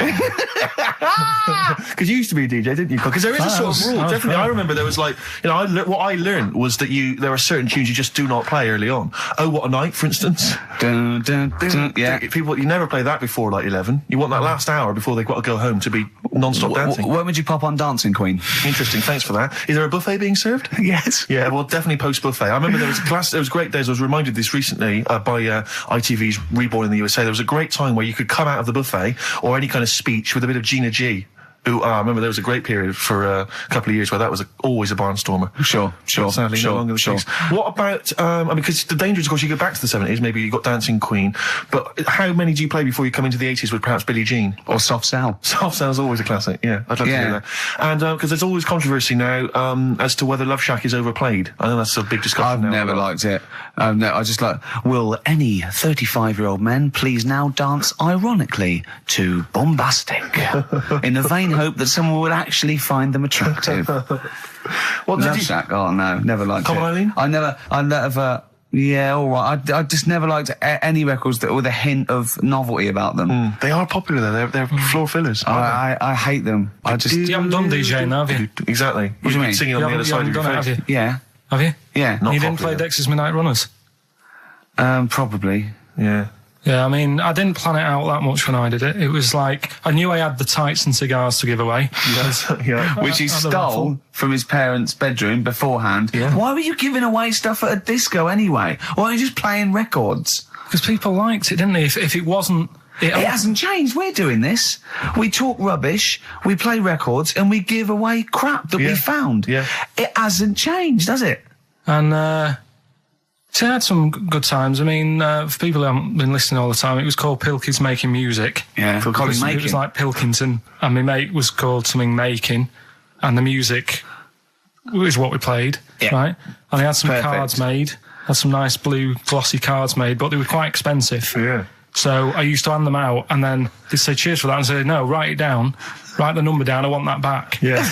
Brilliant. Because they were quite pricey. Yeah. Classy businessman there. I think Richard Branson used to do that. I think so, yeah. Saved a bit of money, because my dad made some lights, Sonny. He just like... He said he made them, he found them in a telephone box. Well, we never had any disasters, right, but my mate did one, right? And I don't know if it's that funny, really, but I'll tell you anyway, right? He was doing this gig, and it was probably one of the biggest gigs, right, that he ever had. Must have been a couple of hundred people there. Yeah. And in like a big sort of warehouse thing. Anyway, for some reason, there was some problem with a big speaker that fell, right? So the police turn up and stuff. Right. And they try to control the night, and they're going, can everyone sit down? We try to control it. Can you sit down? So anyway, you get a few like little groups of people sitting down on the floor, and people were still stood up, and the police were saying, look, you know, we're going to cancel this whole night if you don't all sit down, and more people are sort of sitting down. It's going on for about 20 odd minutes, right? Will you please sit down? And it gets to this point when there's just one lad stood up in the middle. And he's going, look, you're ruining it for everyone. Will you sit down? And it goes quiet for a bit, and someone's muttering something. And he goes, the lad standing up has got calipers on his legs. Can we have a round of applause for the kid? Who said that? It was this lad who was doing the DJ. He was the DJ. So, like, the police and everything were saying, well, you sit down, you're ruining it for everyone else. Dear. You know, the quick way to sort that out would have been to play James. Yeah, you sure? We haven't done Cheeky Freak of the Week.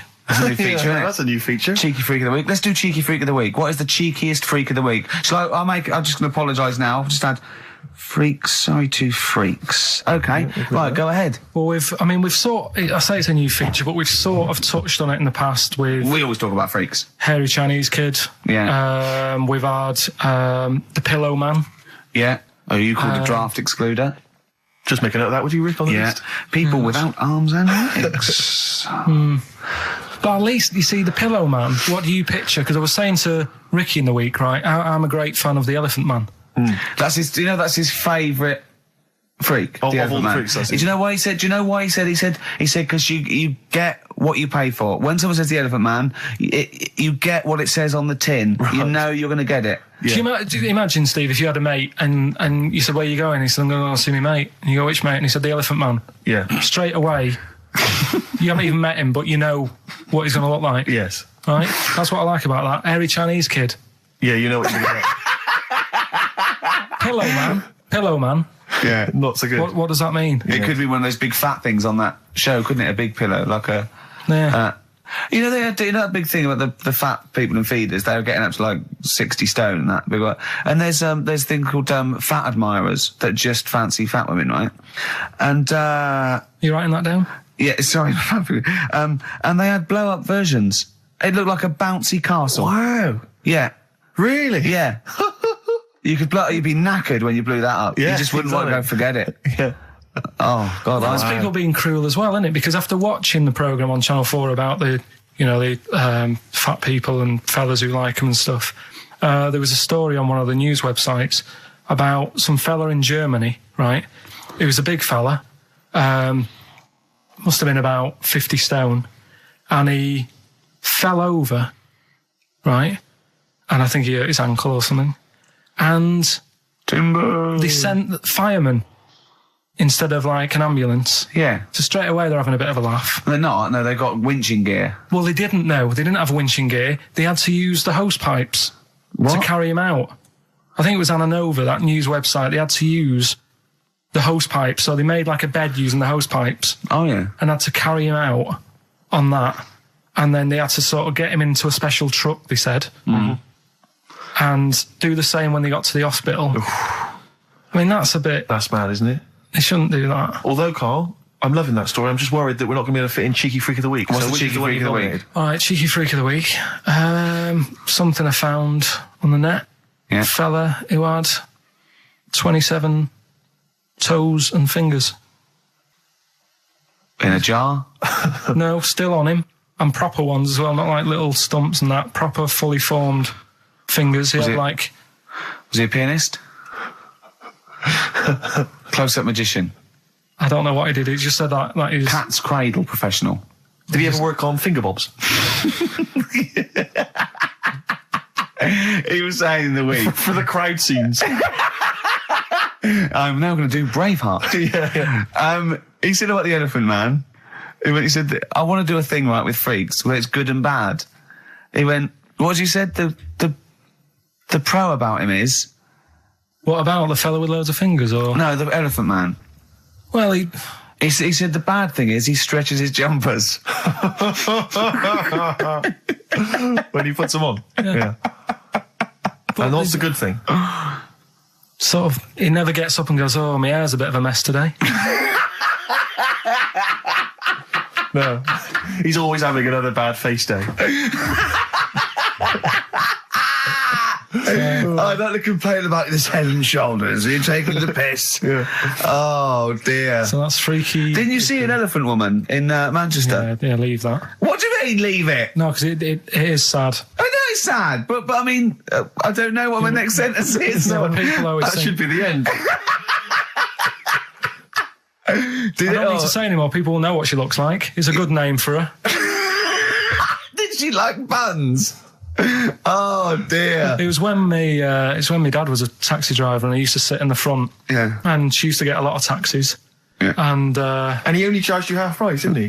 He was a good guy. Well, the bad thing is as well with people like that, you don't want to offend them because they never forget.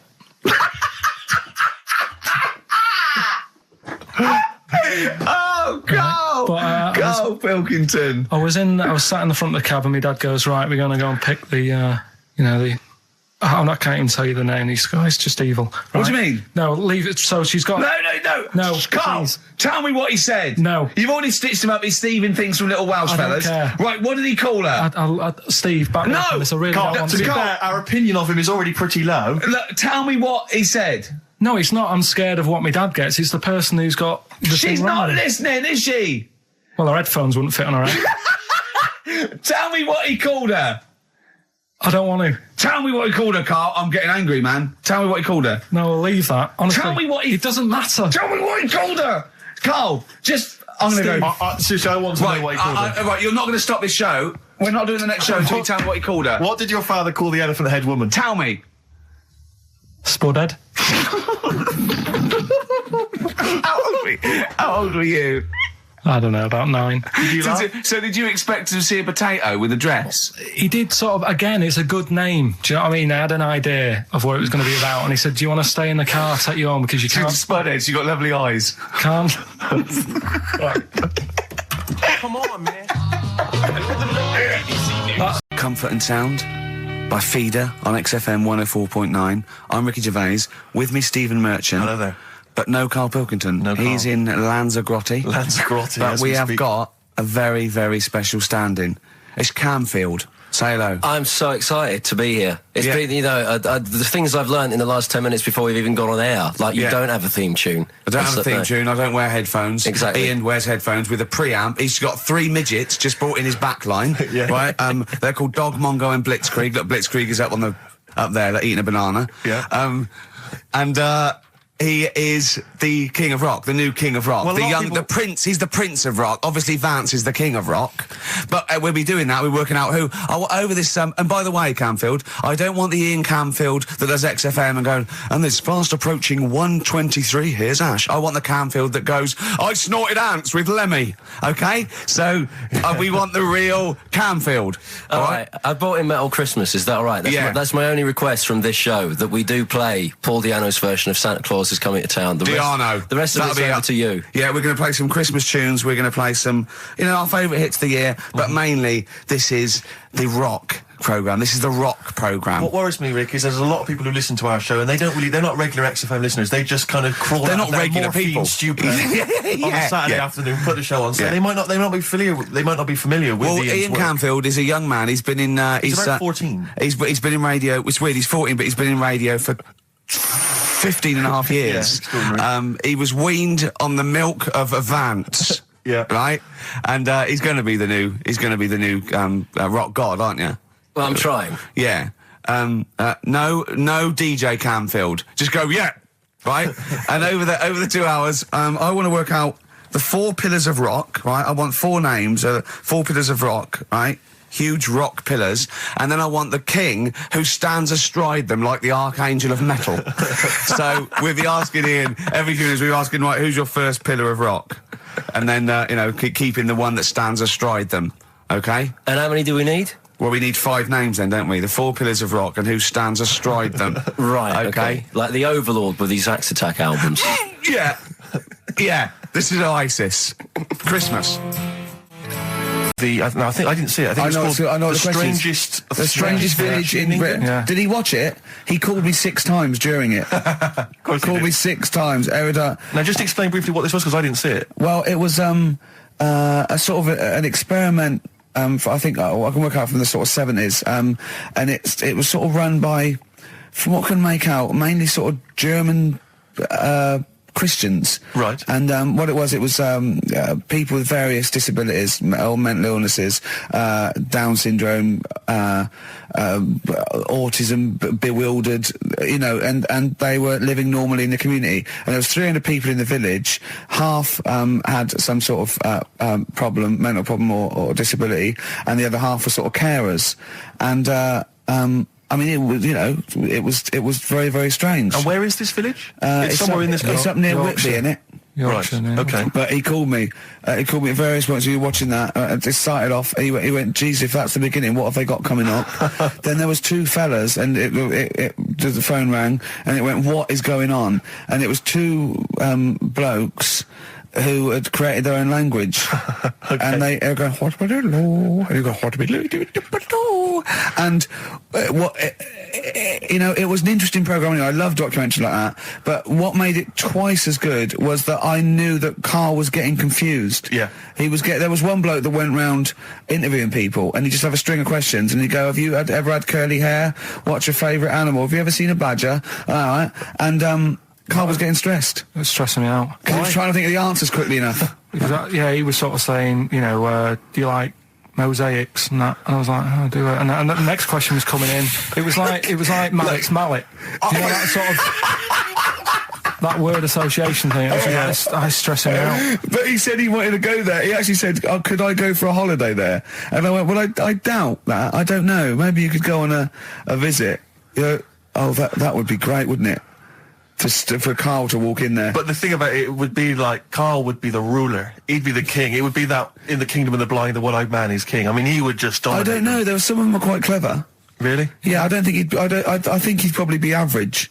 Yeah. I don't think he'd. Okay, he'd just blend in. No, I don't think he'd shine. Yeah. Because a lot of them were quite good at some things, weren't they? He didn't like the angry bloke who punched him. There was this really sort of sweet Down syndrome woman called Nan, and she hadn't hung her coat up, and this angry bloke was going, if you don't hang your coat up, I will. And he punched her, didn't he? Yeah. And poor Nan got it in the neck from everyone. There was another woman bullying her, wasn't he? Yeah. But you like the little the little Down syndrome fellow with the woolly hat who was helping that woman. If I went there, he's the one who had sort of humped down and said, come on, let's go for a pint or something. Sure. But, incidentally, do you like mosaics? We didn't establish that. He's still thinking about it. What was his name, that one, the woolly hat that you liked, that you wanted to hang around with? What was his name? I can't remember. He was good, I liked him, he was nice, wasn't he? Yeah. He's the one that fell over, then proposed marriage to that woman, didn't he? Yeah. I remember, I was on I don't know if this is alright to talk about. I mean, it happened, so, you know, not worried about it. Alright to talk about. Everything's alright to talk about. But I was on the train, right, coming from Manchester back to London, right? Yeah. And got on it was like a Friday night, and it was heaving, you know, like the last train is and all that. And absolutely chocker, right? Yeah. So I'm walking through the carriages, thinking, oh, is he in his seats anyway? Anyway, everyone's like, it's heaving, right? It's people stood up in the doorways, you can't get in the toilet and all that. There's not going to be any chair knocking about. You know, so walking through, and anyway, I see this one empty chair sort of in front of me, right? I think, oh, why ain't anyone sat there, right? I'll just rush to that, get to that, I'll get myself a seat, plonk myself down, right? And sort of turn round, you know, see who I'm facing, you know, see who you're sort of having a chat with. Little fella there, right? Little, Down syndrome kid, right? Sat there, and he goes, all right. And I thought, oh, right, not bad, but do you know what I mean? They're always talking, aren't they? You ask a lot of questions, right? So I was like, oh, here we go, 2.5 hours, and I couldn't get up because the thing is, that's obvious. Sure. Right. So that's like mean. I'd never want to be mean. Do you know what I mean? No. At the end of the day. So anyway, so I think I know. I'll go to sleep. Clever. Right. So I shut my eyes, and he leaves me alone and that. So then my phone goes, and I think, right, what do I do? Do I ignore it, or do I open my eyes and see what it is? Anyway, I open my eyes. It's Ricky calling about something. About nothing, probably, actually, thinking about it. Wasn't even worth answering, right? So anyway, but I'm awake now, aren't I? So he's like, hello? And I'm like, all right, mate. And he says, you're muscly. You're right. Oh, God! And I said, yeah. And he goes, you know, why? So I said, no. Just am. It's again stressing me out because I was thinking, why am I muscly? I don't go to the gym, and you know, I'm not muscly. I'm in good shape and that. Well, so then he wants an arm wrestle on a crammed train from Manchester. So I've got another hour and a half of this. Oh, when you talk back, he'd soon have got up and left. If you'd have started asking him questions, he'd have got up and left with the drivel you come out with. So anyway, do you know when you're under pressure, you're thinking, well, he's said that I'm muscly, right? So do I do it or not? And there's people watching, you know, not joining in, not sort of having a laugh and that with me, just like watching but pretending they're not. Oh, and I'm at one of those table seats, and he kept saying, come on, I want to arm wrestle. And he was getting loud, and I thought, I best just have an arm wrestle. What do you mean? What do you mean? I best just have an arm wrestle? What do you mean? Get it over and done with. I had to... if he's going to keep asking, I had another hour and a half on the train. Oh, God. So anyway... Oh, my God. I'm thinking who won. Well, I'm thinking, were people putting bets on? How was it working? It was stopped, and just as well, really. What do you mean it was stopped? Was it game? No, he was winning, I was struggling a bit, right? Yeah. And he was really, like, you know, taking my arm down, and then he sort of let go and started laughing. And I thought, thank God he let go, because I would have made, you know what I mean? If I lost that, everyone's in the train looking, and all the rest of it. It's suddenly serious to him. He's got to win this. Pilkington. But then he just, then we were chatting about favourite food and that. He likes sausages. And I said, you know, he said, do you like sausages? I said, yeah, they're all right. I like a bit of Chinese and that as well. And he was saying, I can't have Chinese. Not allowed Chinese. Why? Don't know. He just said, it's not allowed to have it. Right. But yeah, I had a good long chat about stuff and that. But so you enjoyed it in the end? In the end, it was all right. Yeah, it's just. What do you expect? Okay. No, but it's that thing, isn't it? It's whenever you're faced with something different, it's always awkward, isn't it? And that's the thing. You're talking about him now, are you? And I think I did all right because everyone else was ignoring him, but I probably made his day pretty good. Yeah. We were a nice bloke. I like the idea that newlywed couple are probably thinking that's going to be a similar journey down to Cornwall. Just doing some research, right? I'm sort of working my way through different creatures and insects and stuff that's on the planet. Yeah. Right? And finding out if we need them or not. Right? Yeah. Do you know much about snails? Well, sea snails? Well, yeah. Snails in general. Don't know much about snails, land snails. I know a bit about sea snails, like whelks, top shells, that sort of thing. Would you say they're important? What sort of sense do you mean by important? Say if we had to sort of get rid of some animals and insects and that because we're running out of room. Right. Do you know what I mean? Because I'll tell you what I know about some snails. I don't know if this applies to sea snails as well. I mean, I called you today because a lot of other places are shut. Yeah. Right? So, I know they like to eat stamps, apparently. The glue on stamps. They love it, right? Right. Apparently a lot of letters and stuff aren't getting to where they're meant to be getting because snails are crawling into letterboxes and eating the stamps. That obviously doesn't apply to the sea ones, but that's a problem they're causing. All right. Were you aware of that? No, I didn't know that. Bet you're glad you answered the phone today. Right? They love beer. Beer, yeah, who doesn't? And also, I don't know if this is right, but I heard that they sleep for 13 years, or can do. Right, I wouldn't know if they can sleep for 13 years or not, but... I mean, sea snails are pretty important, yeah, they do quite a good job in the sea. They graze on algae and they provide food for other animals. I mean, you can say that about any fish, you know, or any animal. Why do they exist? Would you be upset if, you know, someone said we're getting rid of them? Oh yeah. You would be. They're an animal, you know. I wouldn't. Forget being like favouritism and all that I get for them, right? There'll be other things knocking around you can sort of spend your time looking after. You'll still have a job. Don't be worrying about that. Because I'm not going to get rid of all the fish. Jellyfish need looking after, so you're safe. Yeah. But do we need them? Come on, there's loads of people saying, come on, we've got to move on through the animals, and you're holding them up saying, well, I want to keep them. Well, who's saying we need to... That just sounds a bit crazy to me. Just imagine. Do you know what I mean? And they would come to you because you work in an aquarium, so they'd be asking for your advice. Right. And you're slowing it down. Well, they asked for my advice and I'm giving it to them, so, you know, that's what I think anyway. Yeah, but snails, you know, I mean, like I say, they drink beer and that, you know. What do they do apart from some food for a whelk?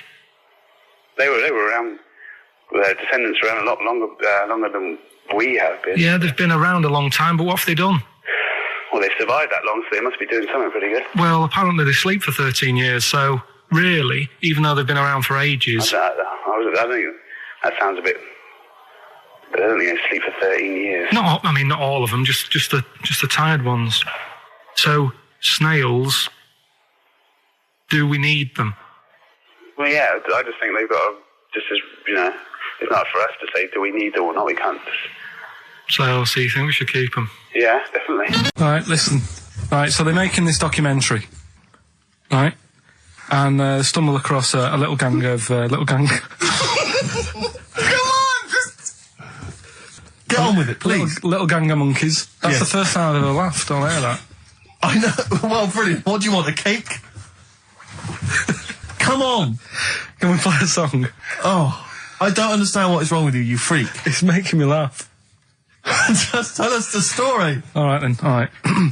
So anyway, right. So there's this documentary being made. They found a little gang of monkeys. Right, play a song. I don't know what's going on here. I apologise. It's just if you were looking forward to monkey. Got to hide your love away. According to the Beatles on XFM 104.9. I'm Ricky Gervais with me, Steve Merchant. Right, Carl, come on. Monkey news. Where everyone's composed. The jingle, please. Oh, chimpanzee that monkey news. Excellent. Okay. Right, where were we? We were just start again. There's some people making a documentary. For what? Okay. Making a documentary in the jungle and that. Right. Stumble across a little gang. Okay, come on. All right. A little gang of monkeys. Yeah. Oh, come on. So the camera crew are there filming it. Yes. Everything's going normal. It's all fine. Nothing odd about it. Okay. They're not running a restaurant. They've not got any barber shops. Nothing. No. Just regular monkeys going about their business. Yeah. So anyway, what normally happens is the monkeys sleep with a partner. They normally do what? They don't sort of sleep around and that. Once they find the girlfriend or the boyfriend or whatever, yeah, they stick with them, right? Okay. But anyway, they were watching this one, right? And it's going around a bit, sleeping around. Oily. And it was getting fatter. They thought, this is a bit odd. Yeah. Right?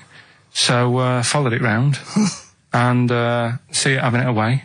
Turns out, little prostitute.